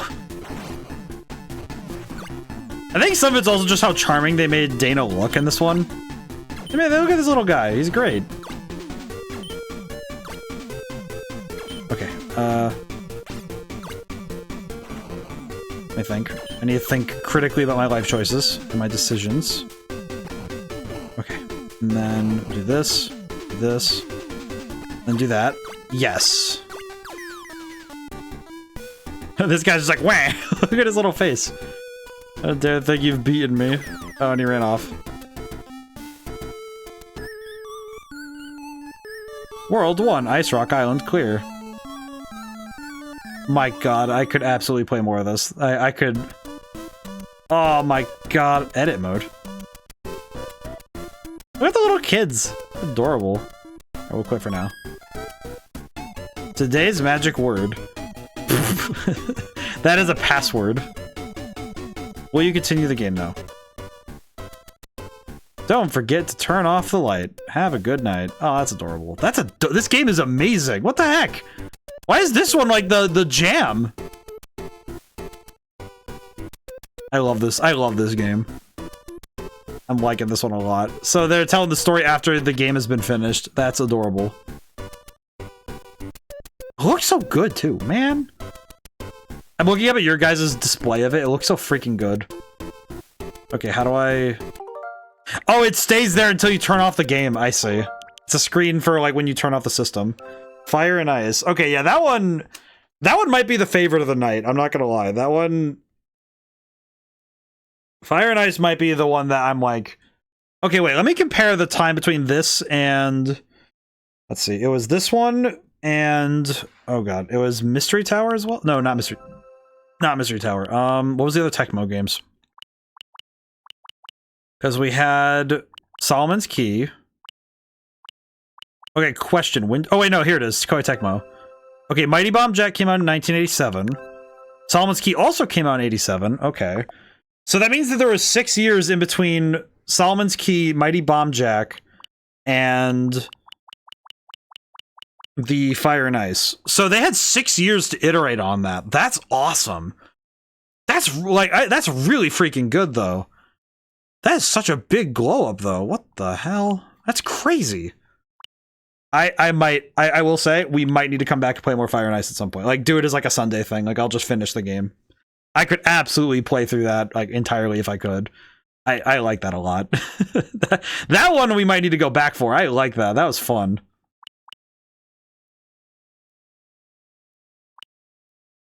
Like it's interesting because a lot of the arcade style games I don't really think about as often when it comes to streaming, just because like I don't know if I could, like with Solomon's Key, I don't know if I would put it down as like, oh yeah, we've like, I wouldn't list it out as games I've completed because I don't know if I'd reckon that I completed some games like this.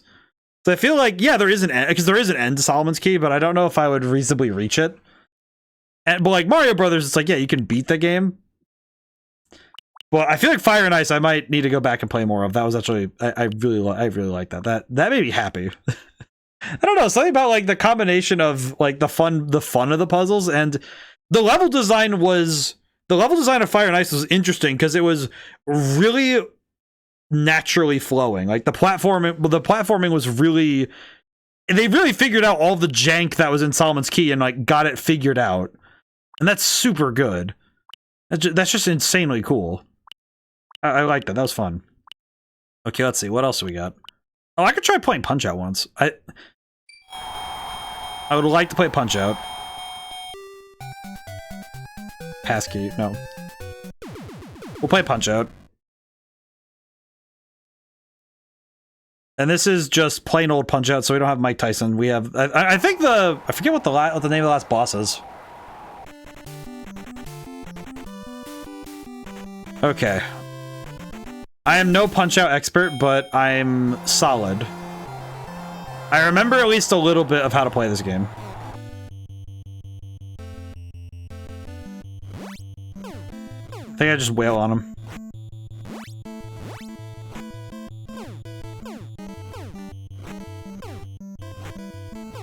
Punch him. Punch him. Oh, I think I was supposed to go for a face shot with that one. I think I was supposed to go for a face shot with that one.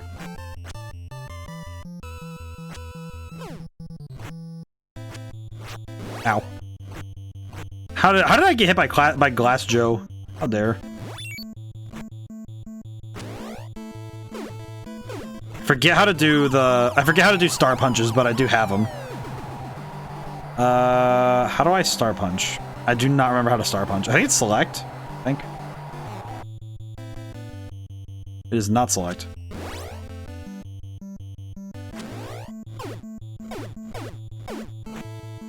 How do I do it again? Ow. I do not know how to use the star punch.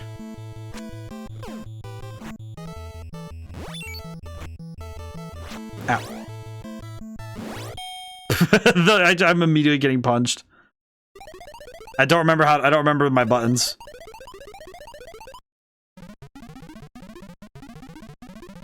I don't remember my buttons.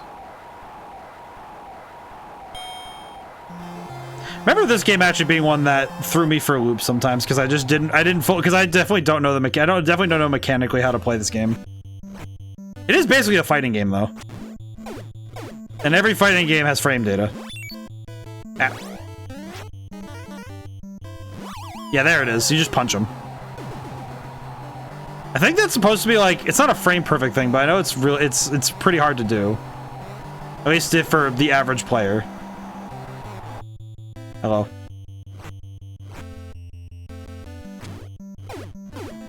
Trying to remember how to actually trying to remember how to do like certain moves. Ow. My dodging is awful right now. That's okay. I might need to look up how to use star punches. Of all things, I might look up star punches because that one I feel like I would like to know, just because it'd be cool. I do not remember. I feel like this is another one just because it's a classic of like, technically it's a sports game too because it's boxing. It's technically also like, even though it's a one player fighting game. It is also a very well done sports game. It hides it though behind the fantasy and the strangeness. Let's see, punch out. How do I do punch out, star punch? How to do punch out? By pressing A whenever you have stars. You can collect to 3 stars. New to punch out, can't star punch. Once you have it on the Switch, press. Let's see. Let's see. The enemy flashes all colorblind. Oh, I see. The guy even said, "Oh, I see." The guy's actually there's a. Oh no, poor guy. Press the plus button on the. Oh, it's start. You should. Oh, it's press start when you have the button. Okay. I see. So you have to use a star punch. You have to press the start button, which is plus on the Joy-Cons. All right, I am ready. I am ready to play a more funny punch out.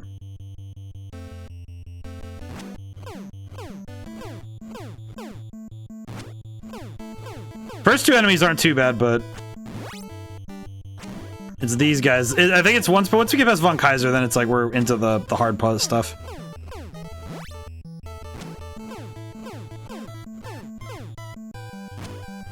Wait, mix it up. Ow. I thought I had it. Boom, smack them. The animations here are really good, though. I think this is one of those things though where it's a matter of focus. Like the faces in the crowd, they really don't like put a lot of time into. But oh, I whiffed that so hard. My God.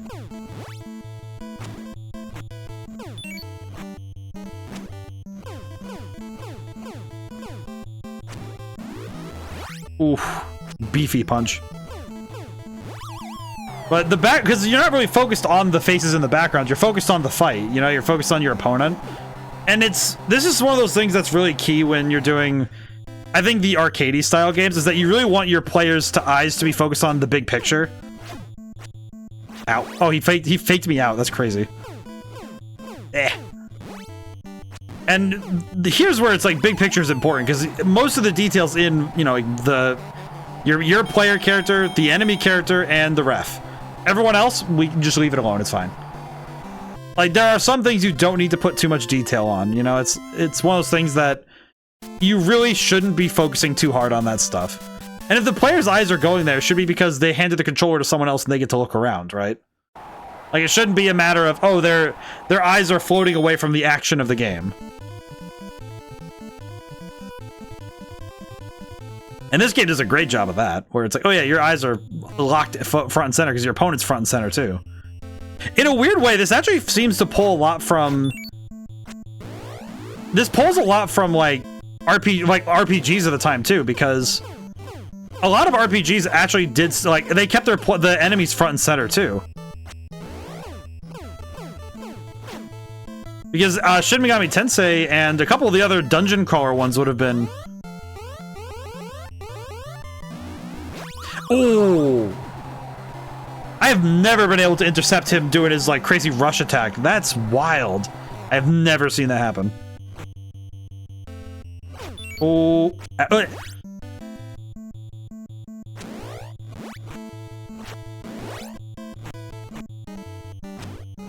I've never intercepted that stuff before.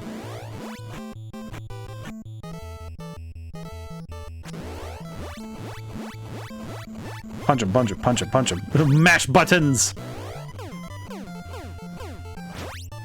Oh, I got him. My god, I'm actually gaming! I'm actually, like, throwing hands. I'm impressed.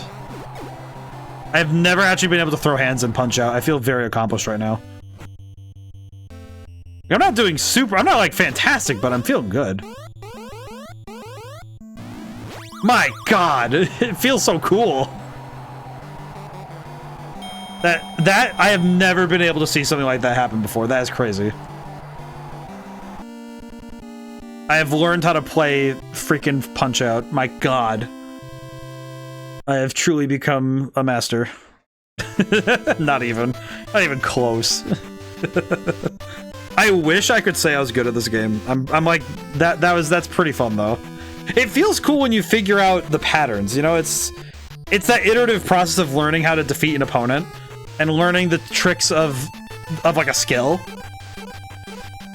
And it feels insanely cool to have understood how the game works. So I think that it's a simple fighting game, you know? It's like, oh yeah, you just press, you know, you have like, you know, you have your dodges, you have your two different punch buttons, and you have up and down for head or body blow. And that's it. There's not much else going on there. And that's it, but it's like, it's so freaking good though.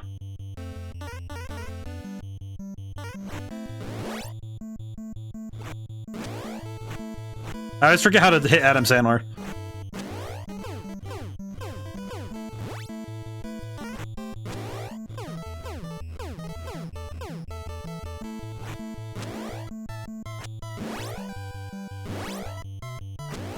I do not like this nerd.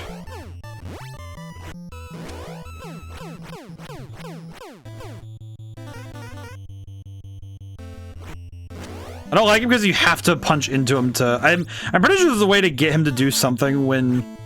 I think there is a way to get him to not do that, but... Like, you can force a punch or something, but I don't remember how. I do not know how to beat Dom Flamenco in a good way. I just remember that you can... I know that there is a way to do it, but I don't know how.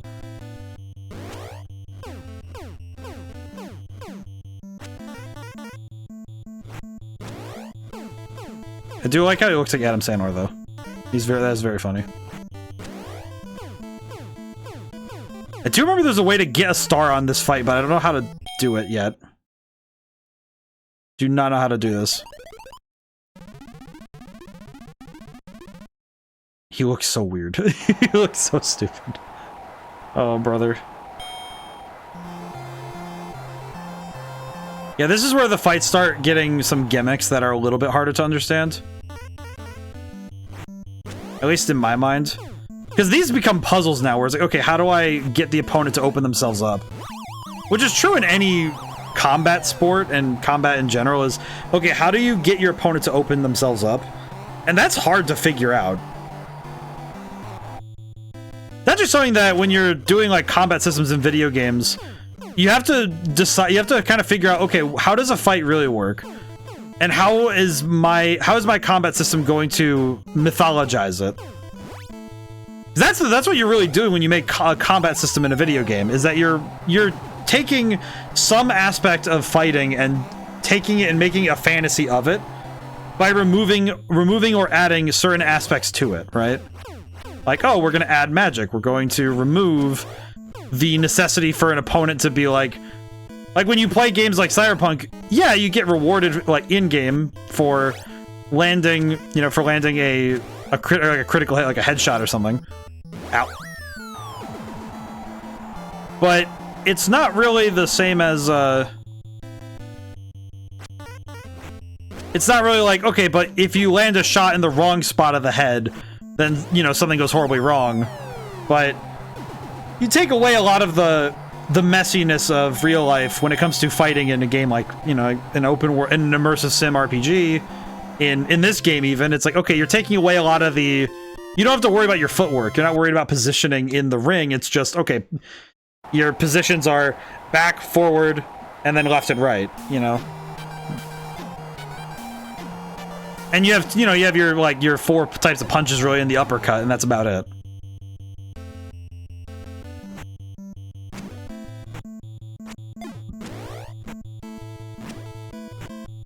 I know he needs to expose his belly, but I need to figure out how to do that.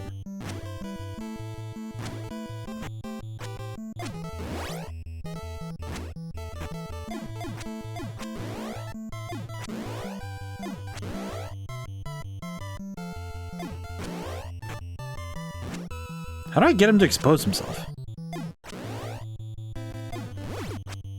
Oh, that was what it was. I see. Okay, I got it now. I just had to defeat this man. Where? I understand now the puzzle.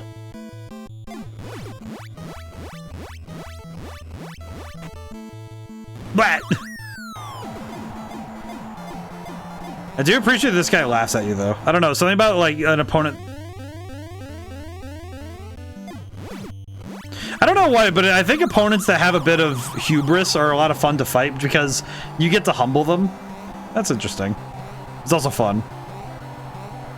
Man, he is staying down a long time. Oh, he just stayed down. Okay, cool. Okay. I mean, it's awkward, but I'll take it. Won by RKO at 246 flat. Nice. What? How does that work? how did I win this? Don't understand. Interesting, he doesn't get special music. That's weird.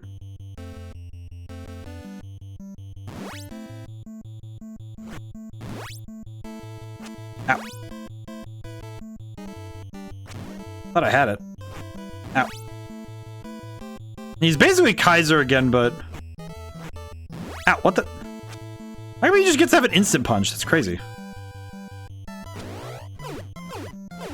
Yeah, he's basically Kaiser again, but slightly more frustrating to get to. Wait. I'm also whiffing really hard. It's not good.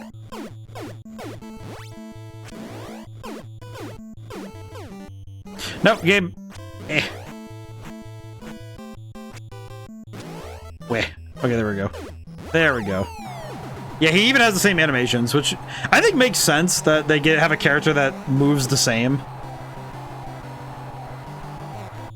Works out okay. Yeah, this game definitely rewards the observant.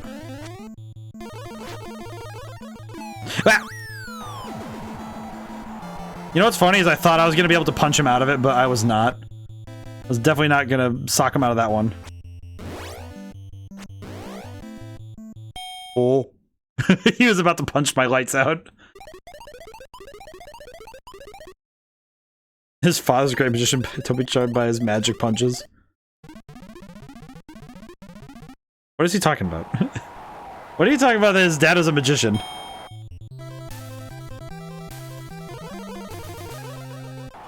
Whoa. Whoa.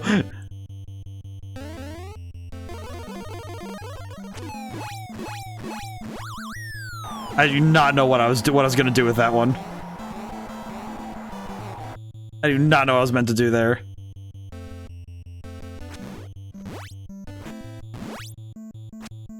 Oh yeah, this is. I think this is just where I go down. Wait. Yeah, this is definitely it. I think. I will say I don't really know how you're supposed to deal with the rush attack because I've never seen that before. Yeah, I do not know how to deal with that. I think you're just supposed to block it, but okay, yeah, I'm down. I'm gonna stay down. It's okay. I'll take that L. That's fine.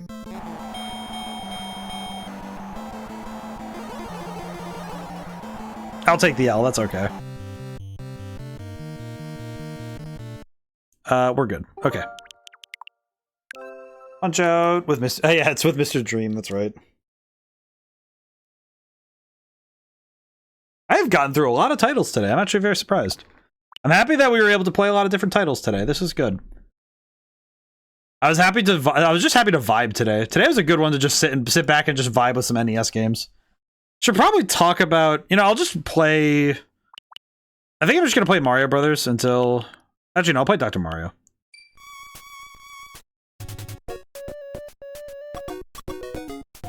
We'll play some Dr. Mario while I talk schedule stuff. So, I guess just to make sure everybody remembers, this next week we are going to have no streams because we are going to be doing. It's gonna be holiday week, so I'm not really going to be streaming this week. So, just remember that this week there will be no streams, and we'll start back up January 1st. Just so everybody remembers, because it is going to be a bit of a weird adjustment, all things considered. I will say, yes, I did screw that up. Don't worry, I will fix.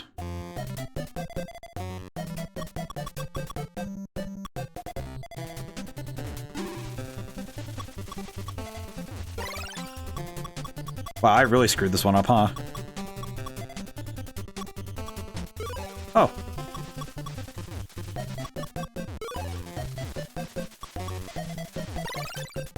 Yeah, I just messed this one up so badly. it's so bad. What the heck did I do? How did I do this? How did I make this like catastrophically worse than it should have been?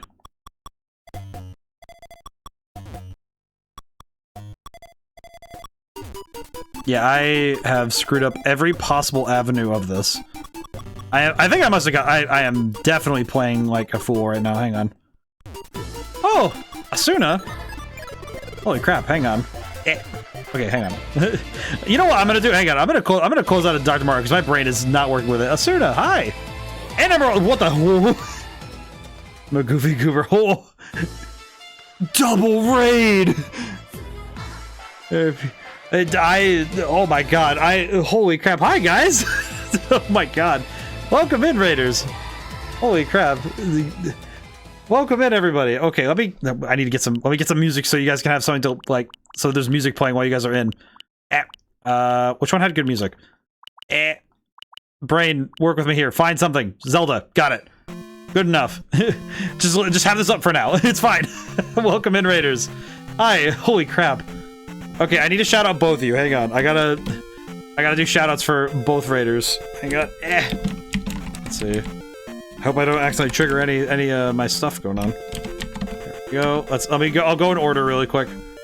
Power Wash Sim. Oh my goodness. Hang on. Am I?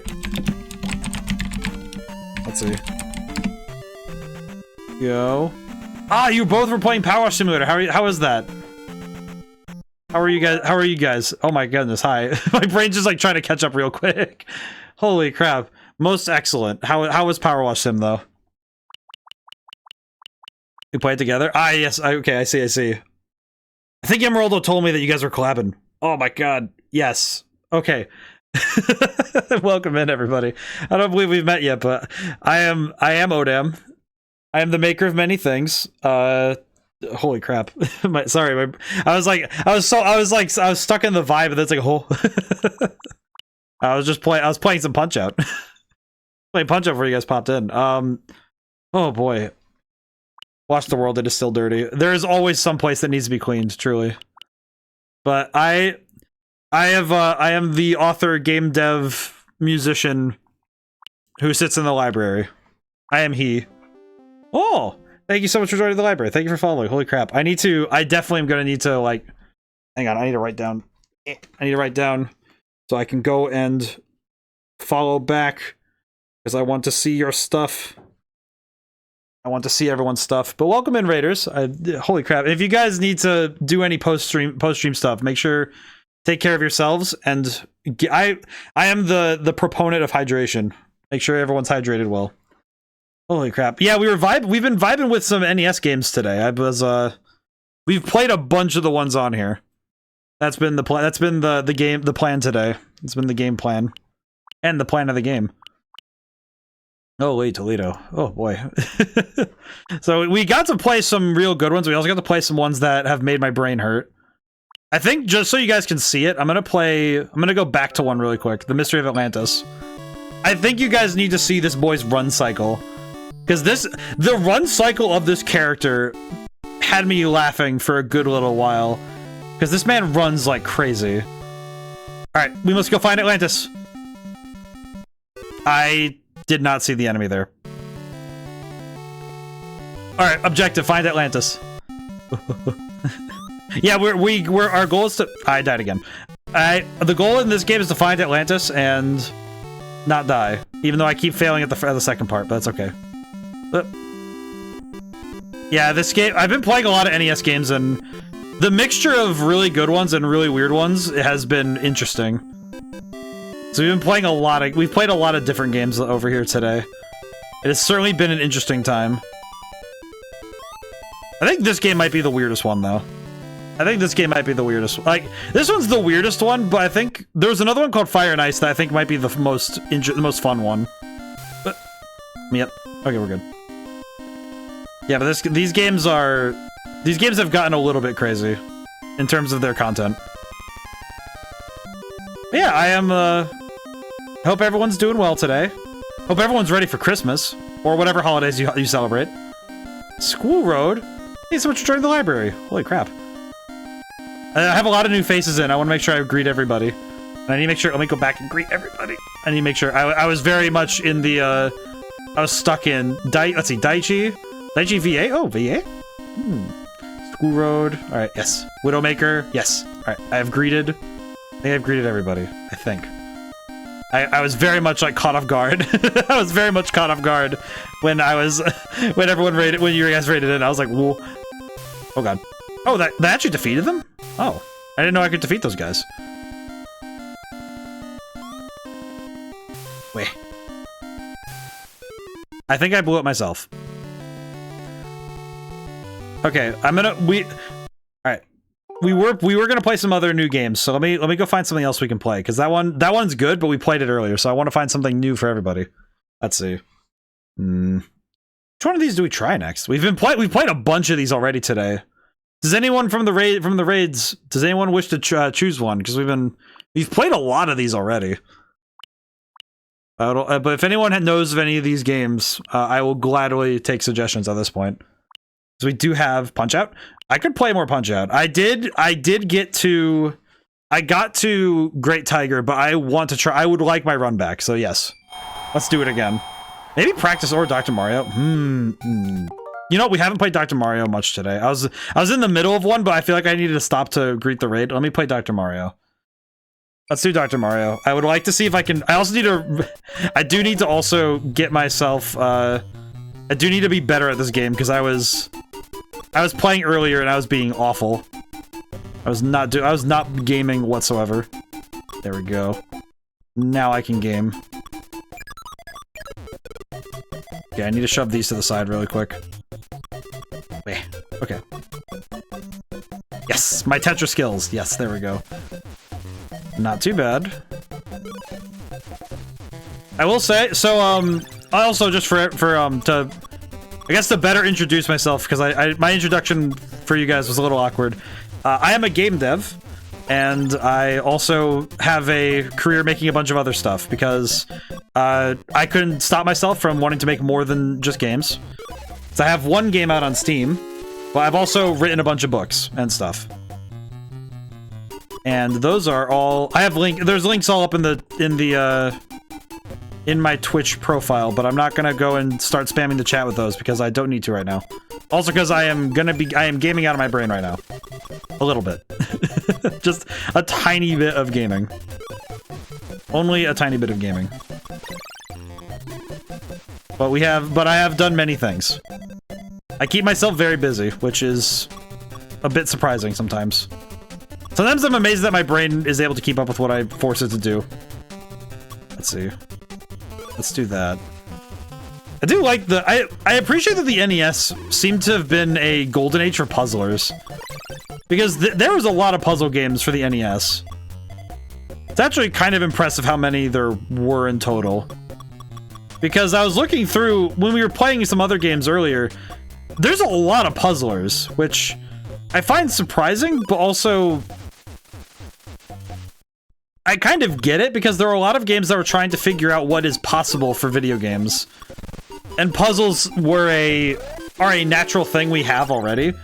Because we have a lot of puzzles that people just made beforehand, before we got into the video gaming sphere. But it's really cool seeing how many different ways puzzles have been kind of reinvented for the video gaming space. Also just kind of cool seeing the different ways that people make puzzles. We actually played a game earlier called Nightshade, which it was giving me some flashbacks to when I played Grim Fandango earlier this year. And I like that game, but oh my god, the complexity that game has in terms of the puzzles it asks you to solve, I was not ready to relive that in the moment. At least not yet. I might need to come back for Nightshade, because that one, it looks super cool, but... And the music was bopping, but I do not think my brain was really ready to handle something of that caliber again. At least not yet, because holy crap. It is definitely a bit of a different story to have to play games like... I think the point-and-click style puzzle games, like those adventure-style games, some of them can get downright cruel with the complexity of the puzzles they're asking you to do. Where it's like, oh hey, by the way, do you know how to solve a 20-step problem? It's like, maybe? It is definitely a lot harder than the game would like to give it credit for. Go. I screwed that up, that's fine. I also screwed that up, that's... My god, please. Okay, good enough. We'll take it. I'll take it. I had to save that from myself. That was so bad. That was so bad. I could have done that in a way better fashion. I just messed it up. Do like the... I feel like this style of like the matching style of gameplay. I feel like this stuff is always fun. And I think it's also because there's a slight hint of RNG to it. And I think the RNG makes it a little bit more approachable on the casual side. You know, if you're playing 2-player and you're trying to play competitive mode, it's definitely more approachable to have that hint of chance that can really aid a player. I think RNG is the one enemy of game design that I always find people don't need to make it an enemy. It's that sort of thing where you could make it your friend. You just need to understand what constitutes good RNG and bad RNG. And I think stuff like Tetris and like Dr. Mario do it well by just virtue of not making it 100% what controls how well a game goes. Because yeah, the chance of, you know, it's like, oh, I need this particular color it's like, oh, I just need this color to win. But you don't feel like you're totally out of the game just because you're not quite getting what you need yet. That feels good.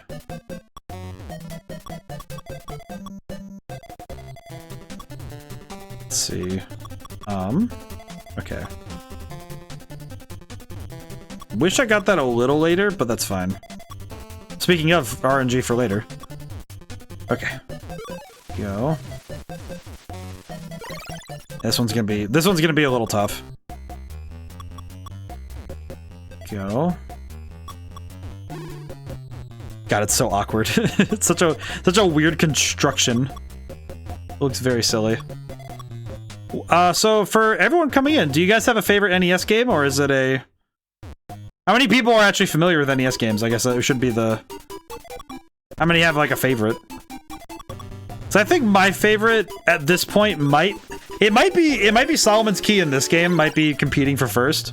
Because Solomon's Key I started playing in college, because the Nintendo Switch library was just a thing, and it's actually a really good time for it to come out, because holy crap, it was really nice to have a library of games I could take with me when I went to go do stuff.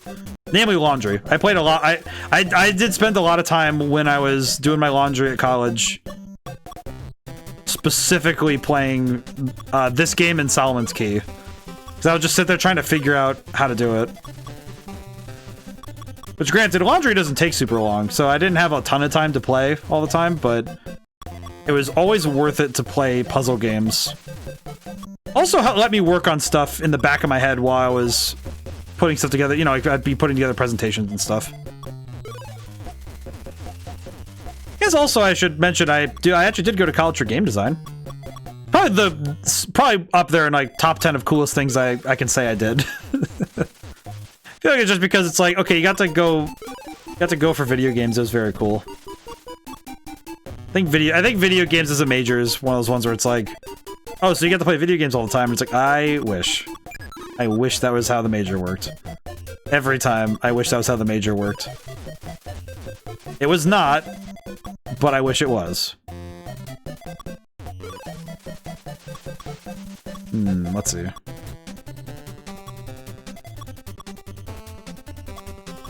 The question becomes, can I stack this in such a way? Not quite. Okay, that did not do as I hoped, but it's fine. Make it work.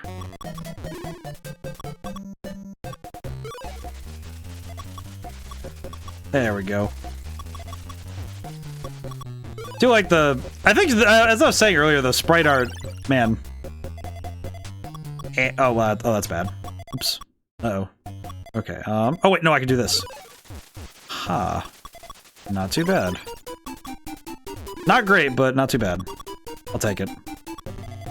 Sometimes we just have to take those.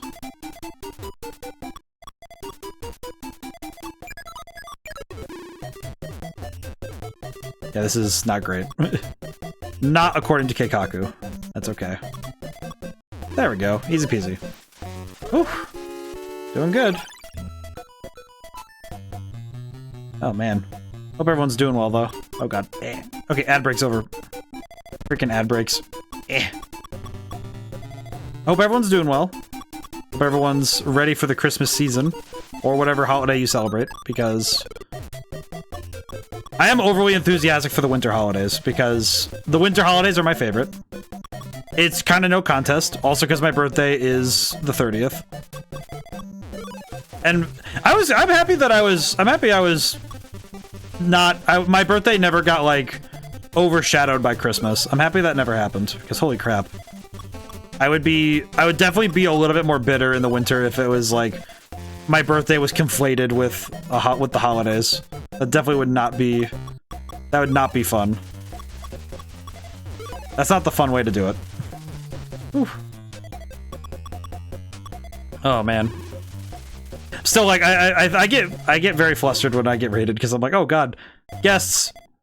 It's like, I want to, like, make sure everybody's doing well. I want to check in on everybody. Oh boy. Let's see. Definitely helping that my brain is like trying its best to also figure out Dr. Mario, because it's like, oh god. Solve the doctor's puzzles. Survive. Why am I getting a million red ones, please? I do not need this. Let's see. That one down. Okay, you know what I'm gonna do? I'm gonna do this really quick. I think I need to get the game to do something specific. It's a little difficult because I can't trick the game in the way I need to. Okay, that sort of worked actually. That's good.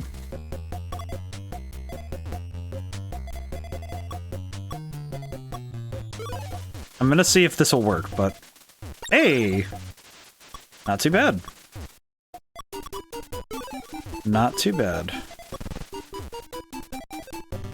I feel like a lot of the spatial puzzles like this, I feel like this is the sort of stuff that would have inspired other people to put their brains to figuring out how to make even crazier like when 3D puzzles became a thing. I feel like these are the kind of games that would have been in the back of their heads when they were working from the transition from 2D to 3D. These sorts of games really do kind of just cook differently when you're used to doing stuff in 3D, in 3 dimensions. Man. Just thinking about the difference between this and Grim Fandango. I think Grim Fandango absolutely rewired my brain when I'm looking at puzzles. I think Dr. Mario hasn't changed too much, but congratulations, virus level 5, speed medium. Oh, cool. Oh my god. That is a lot more than I was expecting. Uh-oh. I was not prepared. Okay. I need to catch up mentally. Okay, I think I know what to do, but I am very much panicking. I am aware of that. I need to clear out.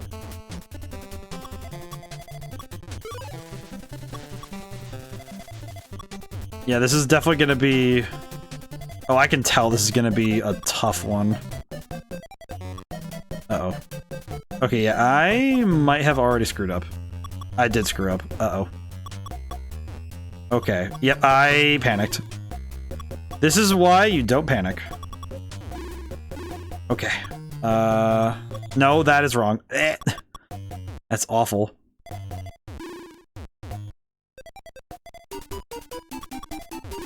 Okay. Oh boy. Oh boy. Oh man. This is gonna be a lot to work out of, I'm not gonna lie. Oh god. Oh, that's a whiff. Oh no. That's such a whiff. My god. Like, I've been digging myself out of a pit since the game started. Good lord, man. Why does this one make my brain hurt? This one is built different. Okay, I need to... I did not want to do that.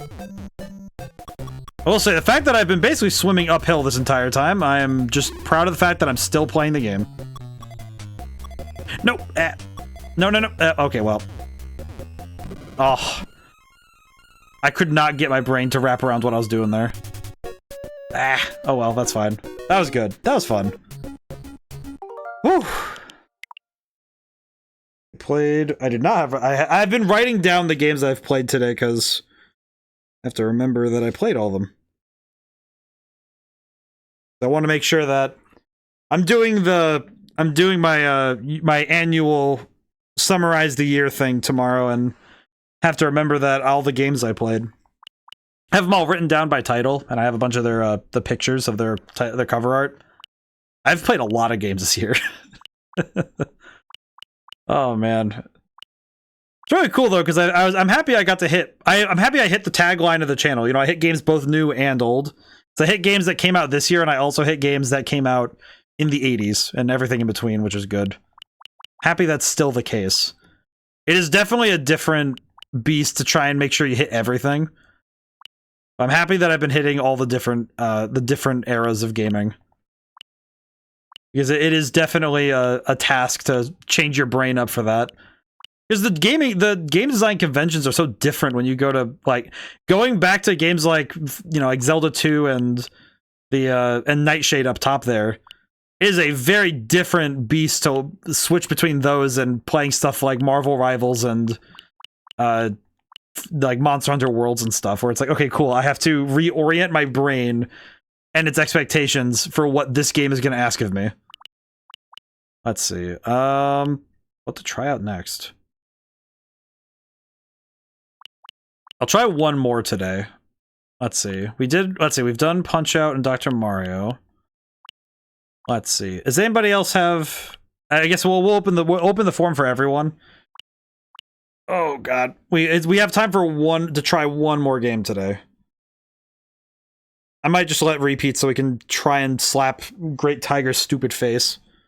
I might look up how to deal with him, because I don't know how to actually fight him. I do not actually know how to fight Great Tiger, because he whooped me when we got in there. He actually slapped the crap out of me. If nothing else, we'll just go back to Punch-Out, because I would like to see if I can... I would like to see if I can at least beat Great Tiger. If I can't beat him, then that's fine, but I would like to try it one more time. Maybe. The other one, of course, is playing Donkey Kong, but I feel like that's just because I haven't played it in ages. Been to the arcade. There's an arcade near me that has a machine for Donkey Kong, and actually has one of those older Mario Brothers arcade machines, like the ones that they had the arcade things for. That's a bunch of machines, though. They have a lot of stuff there. Nice to have local arcades. Blech. Brain is definitely tapping out, though. Star Soldier. What is this one? The standard for vertically scrolling shooters. Star Soldier is the original game that spawned all the titles in the long-running Soldier series. Okay. With the Star Brain. Okay, you know what? It piqued my curiosity. The standard for vertically scrolling shooters, huh? Okay, I gotta see this.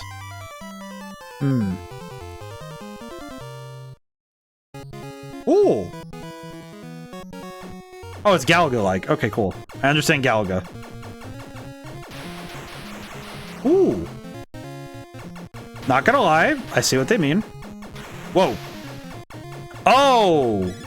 That confused the crap out of me, but oh my god, my brain just took in what I was dealing with. Oh god, wait, how do I get out of here? Oh. Ow. Oh, there was, okay, my brain just took in what I saw. My brain just took in what I saw, and there was walls, but I could fly underneath and above certain things. Okay. Okay, so the things that in the background, ow. Ow. It doesn't help if I'm not good at the game. Come on. Come on, ODaM, we need to put out a good show. We need to win for the people. For the library. And also maybe because, man, it does not feel great when you just die to the stupid snake. Oh god. Okay. Yes. Okay. So which of these things are physical? Oh no, they're not physical. Okay, they're... Oh god. I understand now. Ooh, what's that? I don't know what that did, but it gave me something. It was cool. It looked cool. Man, alright, we'll say having parallax... having stuff moving around in the fore and background, and having the ship fly above and under things in this vertical format, I am actually quite impressed. They were correct. This is pretty awesome. They were not kidding. This game is actually kind of sick. I was not expecting it to do that, actually. I did not realize that was an active threat. Why is there a face? Game's kind of sick, though. I'm not great at it, but I like this one a lot. The music today has been really good, though, too. We've had a lot of good music in the games we've played so far. Oh my goodness. The music's been fantastic. I'm very happy that I got to spend this Sunday night with you guys. This is a good time. And also for the newcomers, for everybody in the raids. I thank you all for coming by. And I do deeply appreciate that we all got to hang out. And I'm also happy I got to meet all the new people. So, I'll talk schedule stuff again really quick. So, for both for everybody and for the new people, I usually stream Wednesdays, Thursdays, and Sundays. This next week, because Christmas, because in observation of the holidays, I will be taking my week vacation. I usually only take 1 week out of the year as like real vacation, like 100%. I like basically do no work. And this Monday, like basically tomorrow's my last day of like working for the year, because I'm gonna do one last thing before the year's over, and then it's basically going to be I do that one last piece of work, and then oh wait, I got upgrades for days. What the heck is this? It shoots behind me? That's crazy. Oh, I can hold the button? Oh, that's so much better. My god, you can hold the button instead of mashing it. I deeply appreciate that this game has hold the button, like holding the button instead of mashing.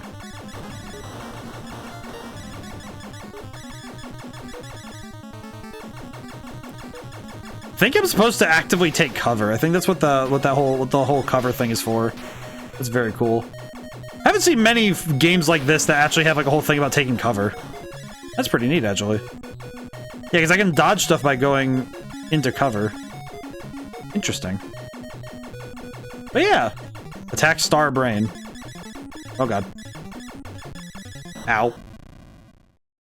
I missed. Oh my god, it starts the whole stage over though. Eh.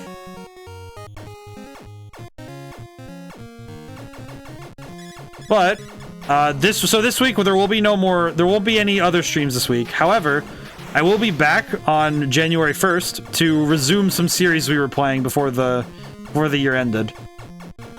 Namely, we've been playing Golden Sun: The Lost Age on Wednesdays, and Thursday we're gonna start our Atlas. I do an Atlas RPG every year, and I'm finally going back to a game that I first played when I first started streaming. Because I'm going to be playing Shin Megami Tensei 5, but I'm going to be playing Vengeance. Eh. Alrighty. I think I've tired myself out, so I will call it a night. I'm really liking the. I'm happy I played a lot of different games today. This is a good one. This is a great set of games too. Star Soldier. I'm gonna write that one down. That one was really good. So yeah, we have those games coming up. I think I know what the first Sunday game we play is going to be, but I'm gonna see. We'll make sure. I think I know what it's going to be though. Alrighty. Whew. Oh, we played a lot of games. My brain is gonna take a little bit to catch up. Alrighty. I am gonna pay this forward, and I'm gonna try and raid out as well, so that I can pay forward the kindness of everybody who raided. I definitely am going to need to do that. I also need to make sure I thank them in my stuff. Let's see. I could raid over to a couple different people. Could very easily raid out to Sylph. I haven't seen her in ages. We'll do that. Alrighty. Let me put on a game so we have some music. So I have to put on something in the background. Let's see. Which one of these has good, like, just sitting music? Let's see. About... Let's see.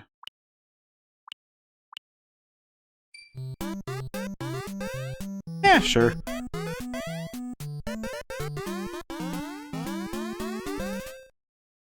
Maybe? Never mind.